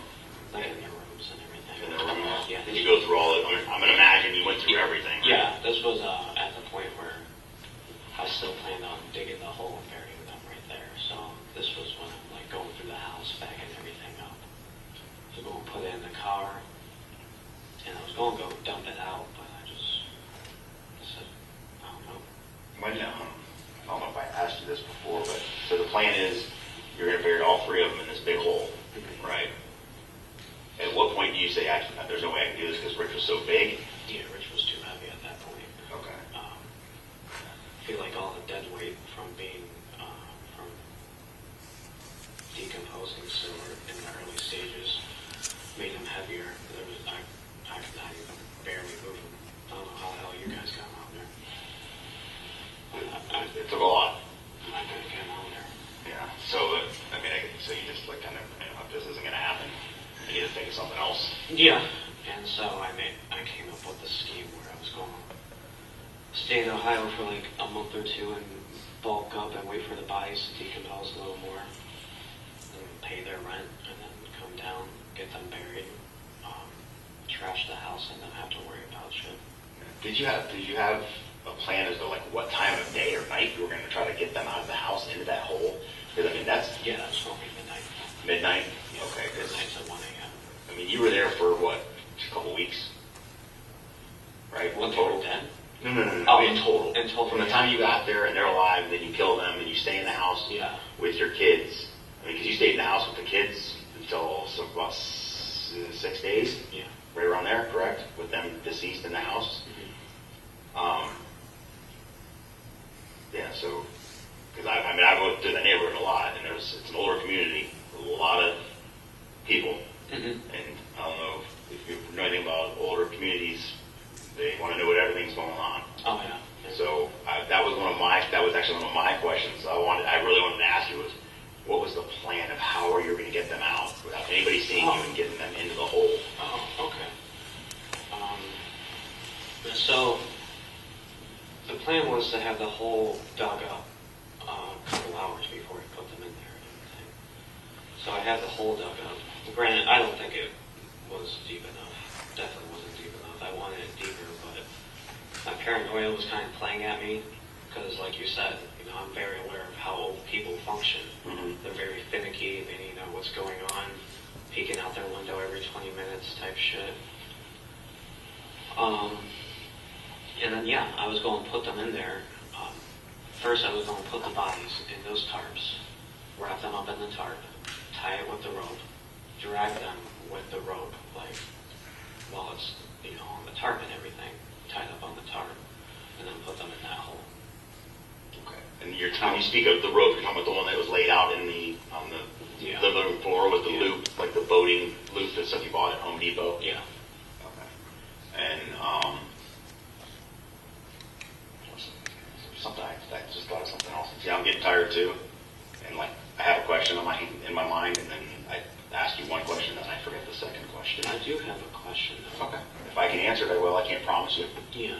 Since I've been so cooperative, I know it's very highly unlikely, but we both know I'm going to Florida after this. That'll be expedited to Florida. Would there be any way I can see my kids for like 15, 20 minutes before I leave? Because this is going to be my last time before I see them before they're adults. Correct. I doubt it. There's no way I could say that you could. What I can do for you is, if you would like, I can give you this. You can keep this same notebook and piece of paper, and you can write them a letter. Do you want to do that? Yeah. Okay. Yeah, I'll do that. So many pieces of paper. Can you do it on 3 pieces of paper? I think so. Yeah. Okay. Want me to give you some time alone so you can write it? No, because I don't even know what that. Don't worry about it. I got money on my books. I came in here with like $1,300 something. I plan on saving it and using it on hygiene and leather shit. So I'll just eventually send something to my mom to give to them. But, okay, how much money did you get from pawning all the jewelry? This is my own money. This wasn't from the pawn. What I got from that was, I would say, relatively $3,000 to $4,000. 3,000 to 4,000 from all the different pawn shops? Yeah. And was it pawn shops in Florida? Yeah, there were some in Florida. Some in Florida and the rest were up here? Yeah. Or did you stop anywhere en route to Ohio, any other pawn shops? No, just here in Ohio. So, in Florida, because you're in Ohio now, Yeah. in Florida, you pawned them Sorry. by yourself with the kids, right? You come to Ohio, and is that where you get Caitlin to pawn them for you, or you pawn them with Caitlin? I don't remember. I pawned them. But Caitlin's with you, Yes. correct? Yes. Okay. Where do you get that money that you have on you when you were arrested? Like you said, it was your money. Yes. Well, like I said, I worked in the oil field and everything, so I had some money. I had like relatively $6,000, $6,000 to $7,000 saved up before I went to Florida. Okay. All right. Well, that was a question. Because, obviously if it was monies that you acquired from killing them and then stealing and then pawning, that would be money that would be seized, right? You understand that, right? Oh, yeah. Because it's money that you got in a commission of a felony. Oh, yeah. Yeah. Okay. Yeah. That's why I asked, because I'm going to make sure, because what I wanted to do is I didn't want you to think you're going to have this commissary. If it was evidentiary, it's going to get seized, then you're not going to have commissary. I just want to make sure that if you want to write your kids a letter, that you could do it. Yeah. But if you want to do it down the road, I'll do it down the road. that's fine. I'm sure I'll have a long ass time before this case is even solved anyway. Yeah. Well, not solved, but Resolved in court is what you're saying. which, if you don't mind, now I have a couple of questions for you. Like I said, I'll answer anything I can. So, what's going to happen now? Obviously, I gave you the whole story. I'm sure we're going to go over it a couple more times. What's going to happen to me now? Well, as you said, I'll be expedited to Florida. that could be extradited, Extradited. and then, then the court would proceed. But I've seen, like I've watched First 48 and all that stuff. Like, As do I. I watch it all the time. Believe it or not, I do. I'm sure you do because it's your job and you want to learn from other people's mistakes. But even when it comes to why is it when it comes to cases like these, say I gave you the full story, you guys know everything that happened. And not only do we have, you murdered 3 people in Tarpon Springs, you finally came out with the truth that, hey, I murdered my wife in Newport Richie. Yeah. Well, So- I have to tell you guys, And we appreciate that. And Jamie deserves it. You would agree to that, right? She doesn't deserve to be buried in a backyard. Right? I mean, she deserves a proper burial. Exactly. Because your kids are going to get older. They need to know what happened to my mom. And be able to maybe go to a cemetery plot and, at least pay their respects and know where she is. You agree. Of course. And I think that was weighing on you. I mean, I'm sure, that's a lot to hold in for a year. All these big charades you're doing, the phone, and this and that, and just, not to sound like an idiot, but it's almost a relief to be caught. The only thing that sucks is not being a part of my kid's life, obviously. right, but I can tell you right now, like I told you, I've been doing this a long time, the amount of weight of what you have on you, in your heart, your head, on your shoulders, however you want to word it, of killing 4 people, to get that out and finally be able to tell somebody is almost like, I don't want to say uplifting, I don't know if that's the right word I'm looking for, but you feel, the weights are off you, right? Because you're like, oh my God, I finally got this out. I was finally I'm free of it. Yeah, because I can't tell anybody. Right. I can't tell people that shit. Right. I know what I thought. What? Cellular phones. Rich and Laura, did they have cellular phones? Yes. What happened to the cellular phones? I forget what happened to Rich's. Hers, I kept a hold of. I even texted their family here and there because they were getting worried. I was trying to do that whole bullshit again. And then I got rid of them this morning. saw that I was caught on the news and everything. Oh, you saw it on the news? Yeah. Well, not on our news up here, Mhm. but I looked it up because, I think I got paranoid to some extension. And again, I committed murder, so of course I'm going to be paranoid about shit. But yeah, all I did was type in 3 deaths in Tarpon Springs and then 3 dead, and I was like, yep, time to get rid of the phones. Okay. Where did you get rid of them? I just threw them on the road, off of West 117th. West one's, I've never been to Ohio other than driving through my way to Michigan.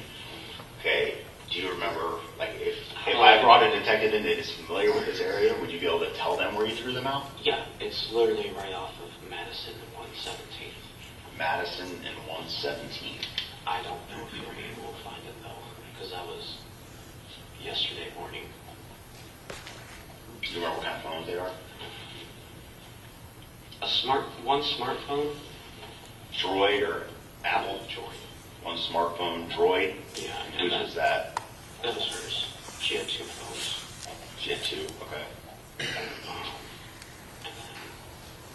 just one of those old school, not flip phones, but what came after the flip phones, those keypad phone things. Okay, and that was his? That was hers, too. Like I said, I don't remember what happened to his. I think I got rid of it. Who were you texting people on? Which phone? Do you remember? The keypad phone. Keypad phone? This is the one you were texting family. Do you remember? I know you may not remember, and I'm No, I telling you who you were texting? Do you know what family member it was? Yes. Who was it? Here, I can write it down.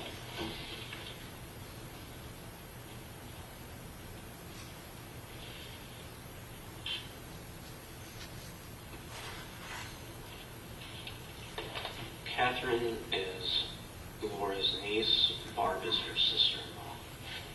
And her actual real name. Okay, you just write it underneath it there. Sorry. What I'm going to do is, I'm going to bring in one of the detectives momentarily, just so you can describe the area of where you think you threw the phones out. You know, obviously we'd like to recover them if we can. Go ahead.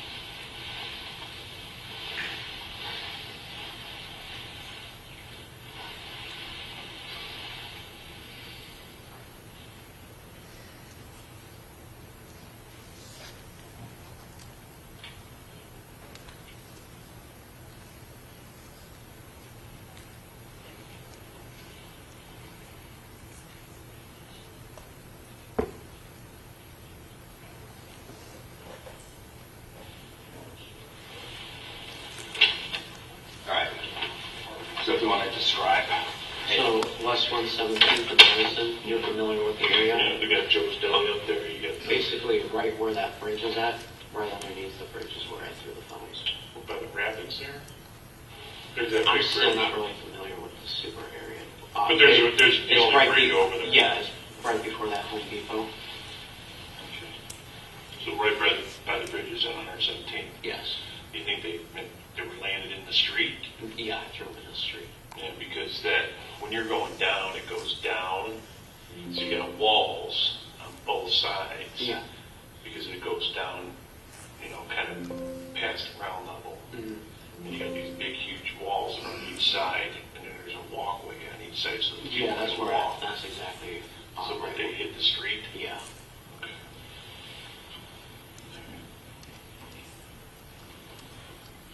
Oh, I know.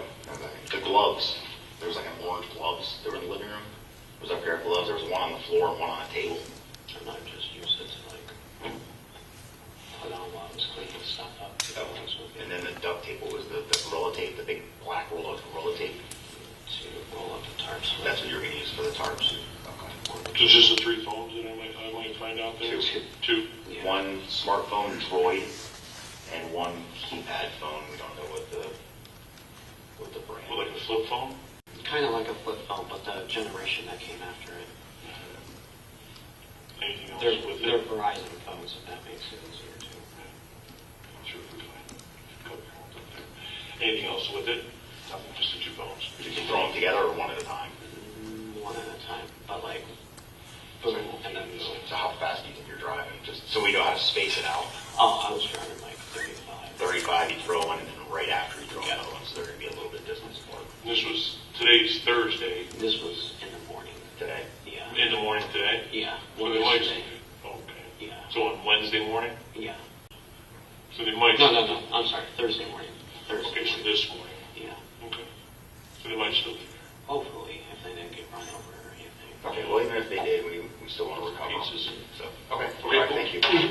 All right, and the last thing is, and the reason I'm going to ask you is because we're at 4, and we're getting everything off of just a blank computer screen. Have Oh, I you- thought you meant like 4 a.m. No, it's 2:55. I know what you mean by 4 now. Yeah, 4. you've killed 4 people. Admittedly, you killed, you murdered your wife, you murdered Rich, Laura, and Nick. So you've murdered 4 people. Is there any other bodies in any other states? No. We've never killed anyone else. We've never killed. Never killed anyone in Texas. Never killed anyone in Ohio. So I just, would definitely come out and tell you. well, I believe you. I mean, you're being upfront and honest. But we're here. Yeah. I want to make sure everything gets out. I want to make sure that Shelby has everything out. Shelby has clear conscience. He knows he told everything. And my last question to you is there anything else that we haven't talked about that I haven't asked you, and I've tried to be as detailed as possible, that you think I need to know about this case, or that Newport Richey Police or the Pasco Sheriff, do you know who covered that area? Was it a sheriff?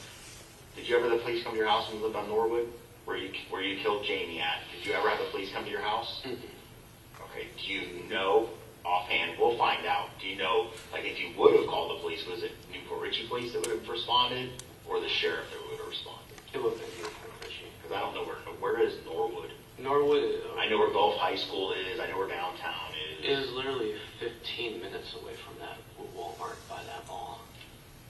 Off of, Do you like remember a crossroad off of Norwood, like how to get there? If you don't, I know it's been a while. what's that main highway? Is that 52? US 19, US 19? 54, Main Street. It's off of US 19. I can tell you that. Norwood It's Avenue. where that it'll be off the street where that big Wells Fargo is at. That big huge one on 19. That's kind of by that strip mall. Okay, Everything. we'll find it. Okay.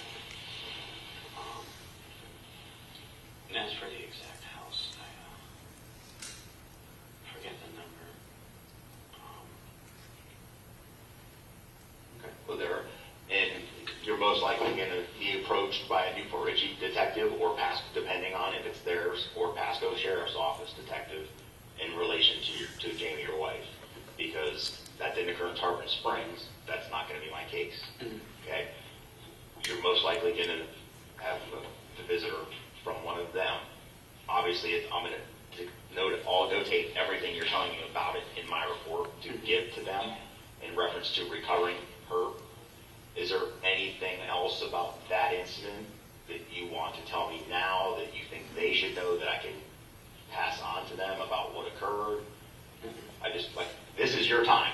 Like I told you, I'll stay here all night, we can talk all night.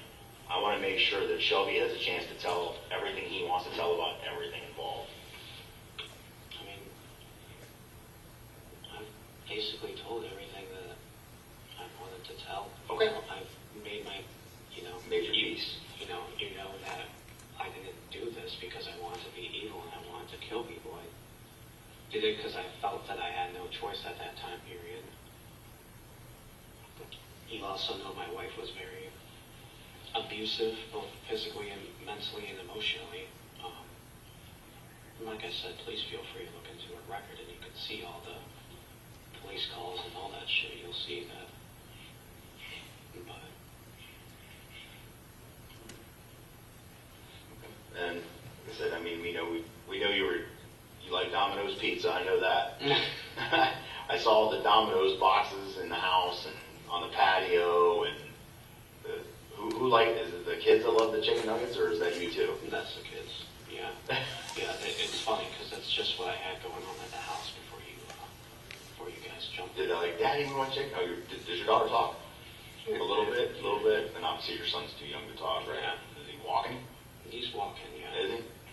I feel bad for them, though. I really do, because... Well, I feel bad for them also. I mean, their mother's gone, and for all intents and purposes, now their dad's gone because of what, unfortunately, is bad decisions. You know, you're giving them a rough start. But you said that your mom's a good mom, right? She is, and she'll do a wonderful job. So you have that. At least you know, hey, they're with my mom. My mom's a good mom. It just sucks because I'm literally their world. Shelby, I'll tell you right now, I have a son. I can't fathom it. I can't. Based on what you're telling me, and I don't know you. You could be, I don't think you would, but you could be blowing smoke up my butt. I don't think you are. I think you're being completely honest. You've been nothing but forthright. You have no reason to not. From everything you said, those kids are your world. All of this stuff revolves around what? Your love of your kids, right? Can't imagine. I have one child. Can't imagine. What you're going through, what what's going through mine. I just can't do it. It just sucks, laying in that bed. And I used to cuddle with them all the time because,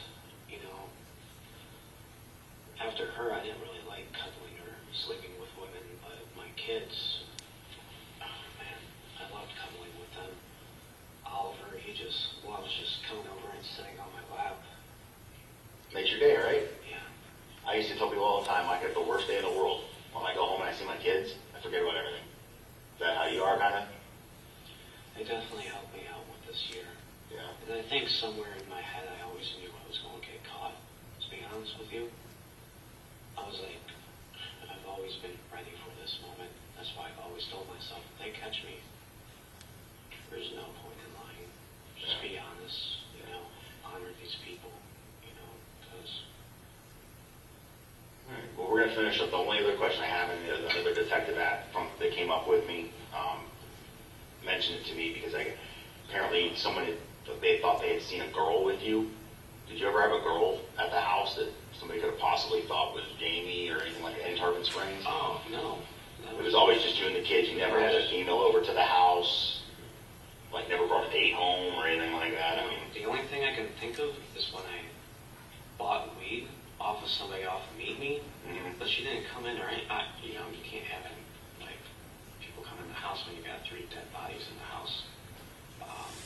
But she was pulled off on the side of the road, way down the way and everything when I picked up weed from her. So I don't know where people were getting, because I saw that on the news too, where where someone mentioned that son-in-law, grandkids, and daughter had come down to visit. In my head, I'm like, she definitely wasn't there. and you never, you said you texted with Laura's phone. You never called with Rich's phone and talked to anybody, pretended to be him or anything like that. I couldn't unlock the phone. Or you couldn't unlock Rich's phone. Okay, but you never called anybody on any phone pretending to be Rich. It was only pretending to be Laura through text messages. Yes. Okay. All right, I'm going to go just make sure that we have no other questions, and then we're going to wrap it up. Sound good? I will ask them. I can't make any decisions. This isn't my police department. I'm a guest. Okay? Please tell them I have PTSD with cold. I will tell them. Okay? The only issue is safety factors. If you're not suicidal or anything like that, you don't want to hurt yourself. Okay? Because that's usually the main reason they don't want to get blankets, especially in jails. Okay? I will ask them. Can't guarantee anything. Okay? But I'll see what they say. I'll be right back.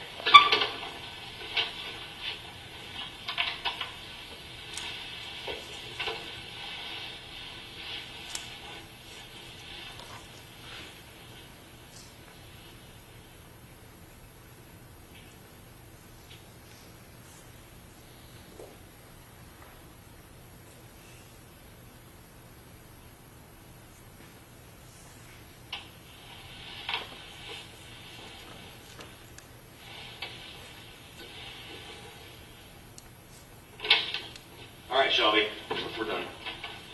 All right, come on out, I'm gonna walk you out. Hey, I appreciate your time. I appreciate you manning up. I really do. I am sorry. I know it's not worth jack shit. It's really not. But I didn't want it like this, and I am sorry. And they were all good people. They really were. Like I said, you just made some horrible, horrible choices. That we can't, and unfortunately we can't undo it. We can't come back from them. Yeah.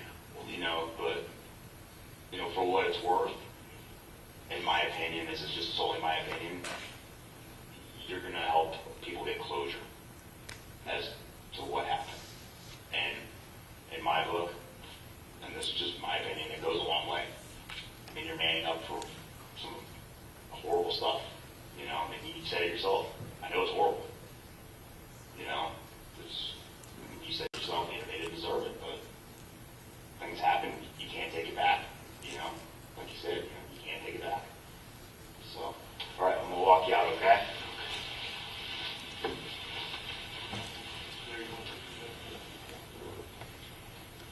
Just take that blanket, Phil.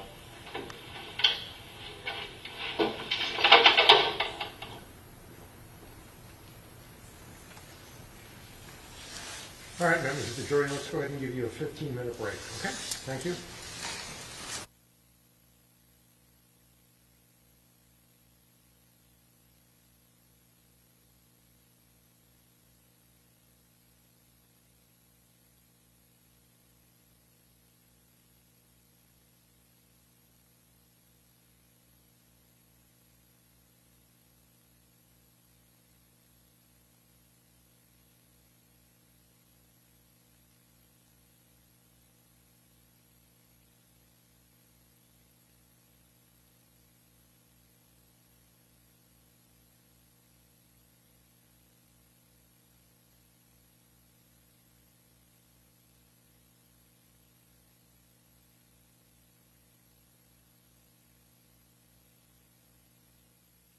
Especially if you don't have a transcript, it gets pretty exhausting watching a video, and then the next one's a little bit shorter, but not very much. So we do want to just play the whole video after our 15-minute break.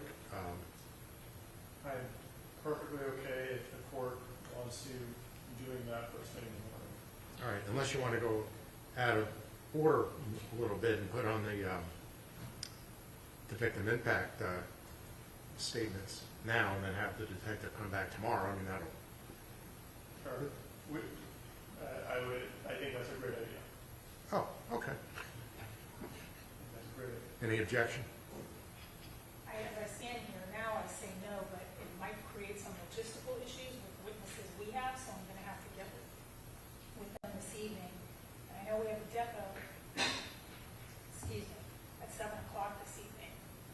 So I'll try to do that and see what I can figure out with the witnesses. I don't think it's going to be a huge issue with them. I don't anticipate. We probably have to rearrange a couple of them anyway. But because I still have to go to them as well. So I'll just have to check with them after, and I'll do my best to rearrange, but still have it make sense for the others. Okay. All right, so you can step down, sir. Thank you. So I'll just tell them that we're hopefully more than halfway done with the detective, but we're in the middle of the detective. We're just going to put on a couple of other witnesses very quickly, and then we'll adjourn for the day, and then we'll come back at 8:45 tomorrow. I have a 4-page calendar tomorrow, so we're telling the lawyers to be here at 8:30 so we can be ready at 8:45. So we'll start at 8:45, and then I don't think we'll get all that far behind if we do that, right? I don't think so either. I don't know what the defense's lineup is. They keep telling me they're going to give me some indication of who is playing. We can give you an idea of that. All right. All right, Mr. Breitbart, what do you think? Do you think that'll work out if we do it this way? I think so. I mean, I think, it will probably mean that we'll have maybe a little bit of testimony on Thursday, but still probably can do closings on Thursday. All right, well, we may end up having a lot of discussions on Thursday and then having closings on Friday. I don't know, we'll see. That's a possibility as well. We'll see. All right, so, We're booked for the week, so. right. So the next two witnesses are going to be victim impact witnesses, right? So I'll just tell them for the next two witnesses, blah, blah, blah, what I've been saying the whole time. And then we'll hear from them, and then we'll adjourn for the day. I will Okay. let Mr. Doe know, and we'll get in touch with them. You're good to set up the Zoom? For tomorrow, yeah. Are you not going to do the victim impact right now? Oh, okay. So, all right. The victim impact witnesses are Zoom witnesses, right? All right, well, let's see, because half the time this works and half the time it doesn't. And there's one victim impact via Zoom, and Mr. Doe is reading the other statement. All right. Yeah, I think it's going to work.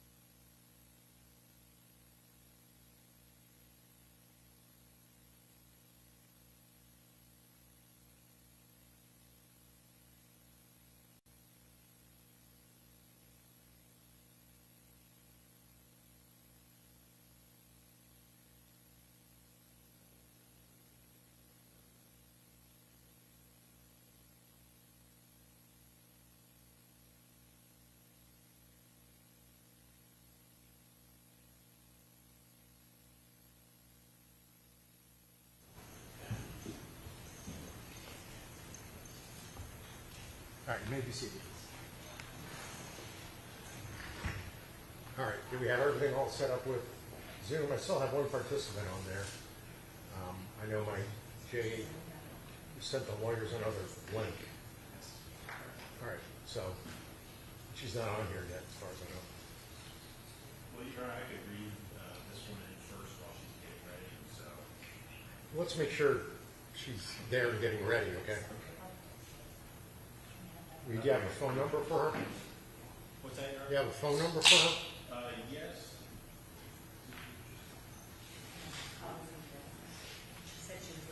She said she was wrong. Oh, so she's in the process of getting on? It sounds like it. Let's wait till she gets on. Do you want to do her first if she's on? Or do you want to do yours first? I'd rather read it first and then have her. Okay.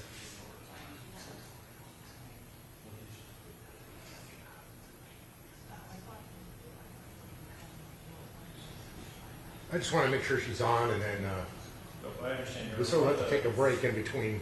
One of the family members is saying that she has long been, Oh, so she's just waiting now to be let in, I guess. well, all right. I mean, I still got one participant here. That's me. All right, I could start over, see what happens.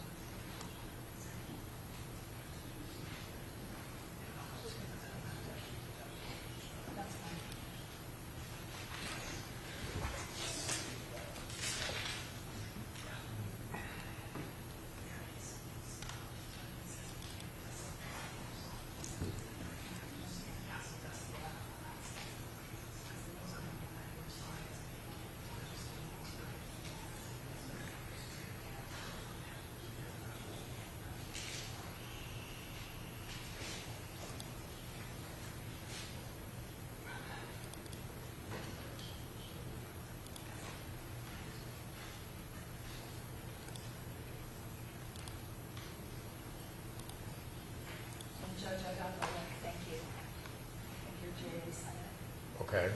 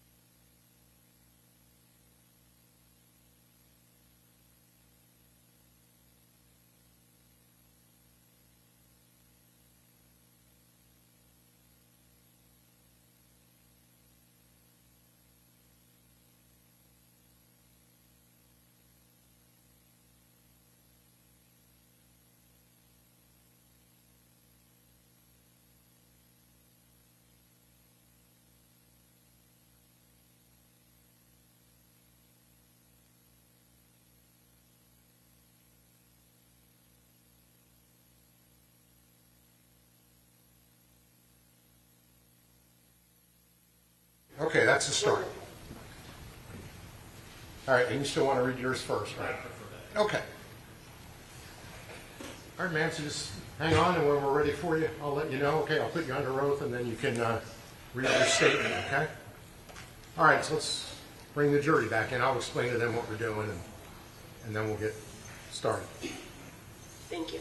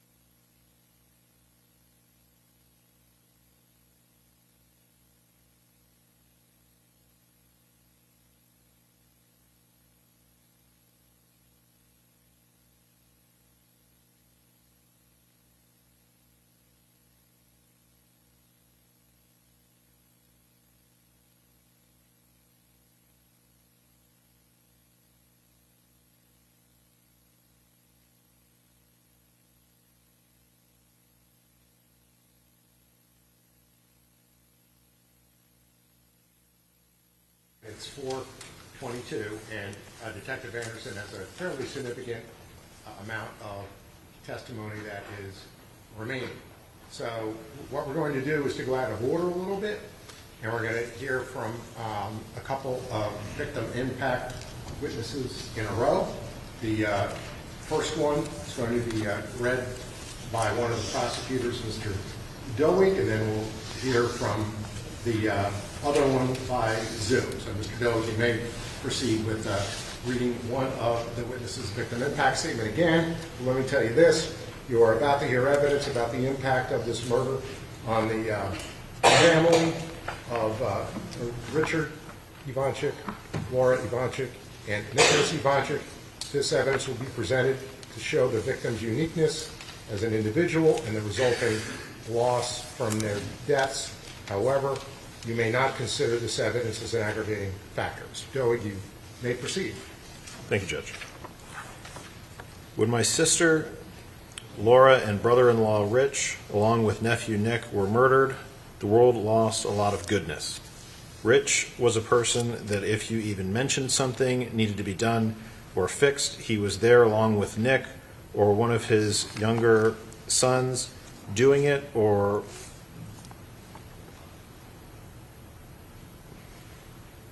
helping before you even knew it, and wanted nothing except a thank you or a love you. He would do anything for you if you needed something, and if he had it, it was yours. Laura was a beautiful, kind, and caring soul. Even when she could not have kids, she and Rich took in foster kids, and they were all treated like their own. Some even called later on when they were placed permanently, wanting to talk to her. Laura was my best friend and sister. If I needed anything, she could help. She did. And the same went for my kids. She was like a second mom to them. Wanting to go or be with her and Rich. When my mom had a stroke, my sister came to help, and Rich told her to go and stay as long as she needed, because family comes first. Rich and Nikki both came to see Mom because they loved her. Anybody that knew Laura and Rich knew they would be treated as almost family, but always a friend. Nick was a nice young man, and he was caring for his grandma, Nana, as she was called. He came back from Florida to visit her when she was sick, and he would joke a little and just sit by her because he knew it made her happy. As you can hear from the few examples I have written down, you can see that the Ivancic family was a true good family that would only help anyone. Respectfully, Luann M. Lawrence. Thank you. And the next witness is Sarah Lawrence. Ma'am, if you can please raise your right hand. Do you swear or affirm to tell the truth, the whole truth, and nothing but the truth? I do. All right, you may proceed with your statement. My name is Sarah Lawrence. I want to take the time to thank you, Judge, and the jury for allowing me to express my feelings and thoughts regarding the situation. As the niece and cousin of the murdered family, I have spent a lot of agonizing time over the 6 years trying to rebuild the world that was ripped away from me. I've spent a good portion of the last few years thinking about the legacy that my Aunt Laura and my Uncle Rich have left behind. The kindness and love that they shared with everyone they encountered. The kind of impact you only hear about in stories or movies. My Aunt Laura was my absolute best friend. To be honest, she was a second mom to me. I could go to her when I felt like I had no one else to go to, and I could confide anything in her and not worry about feeling alone. Because that was one of the most incredible things about my Aunt Laura. You never had to wonder if she loved you. She made sure you knew. The kindness and grace she poured into the world and everyone around her was immeasurable. My Uncle Rich, he would do absolutely anything to help anyone if he could. The shirt off his back was yours if you needed it. The kind of strength and love he provided to not only his family, but everyone around him was enough to make you feel like you were the most important human being in the entire room. The family my Aunt Laura and Uncle Rich not only provided for all of us, but to several foster kids, loving them and caring for them as if they were their own, which ultimately led to them adopting my two cousins. Nick was so incredibly special to me. From growing up fishing with Nick and building racetracks for his Hot Wheels, to watching our favorite TV shows and staying up late laughing. My family might not have been perfect, but the one thing we all knew how to do perfectly was love each other. The love, the strength, and the kindness that we all had for each other and the world around us was immeasurable. In my life, I learned the kindness and grace from my Aunt Laura, the strength and calmness from my Uncle Rich, the drive and determination from Nick. All these lessons and beautiful moments were stripped away. A quote I've been remembering over the last few years is that love is grief with no place to go. It's all the love that's built up, but with no one to give it to. I think that's why the last 6 years have been so unbearable, not only for myself, but for the rest of my family. The amount of love we have built up for our family that was ripped away to the point of being unbearable to carry around due to the weight of this grief. The last bit I can leave everyone with is to please remember that they were incredible, loving, and vibrant beings. We are a family that was ripped to pieces, the pieces we've been left to pick up and sort through. All of the remnants of love that have guided us through the last 6 years are now all we have left of these beautiful lives to get us through the rest of ours. The grief of loss is forever looming over us. Not only the grief for missing them, but now the grief of the things that they are going to miss. I no longer get to have my Aunt Laura help me pick out my wedding dress. I no longer get to dance with my uncle or have him walk me down the aisle. I no longer get to experience my future with my best friends. And I no longer get to create new moments and new memories of my life with them. All we are left with is the past, when they had such a beautiful, bright future ahead of them. Thank you. Thank you, ma'am. Thank you.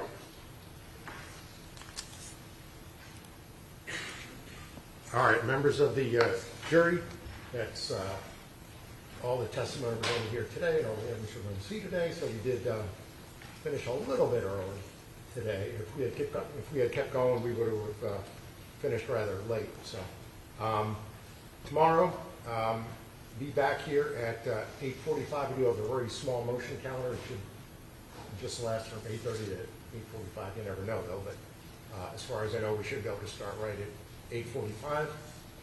Again, don't read anything about the case. Don't hear anything about the case. Do whatever you can to make sure you don't hear or see anything at all. Anyone have any questions or anything? All right. Well, have a good evening. Have a nice restful evening, and we'll see you tomorrow at 8:45.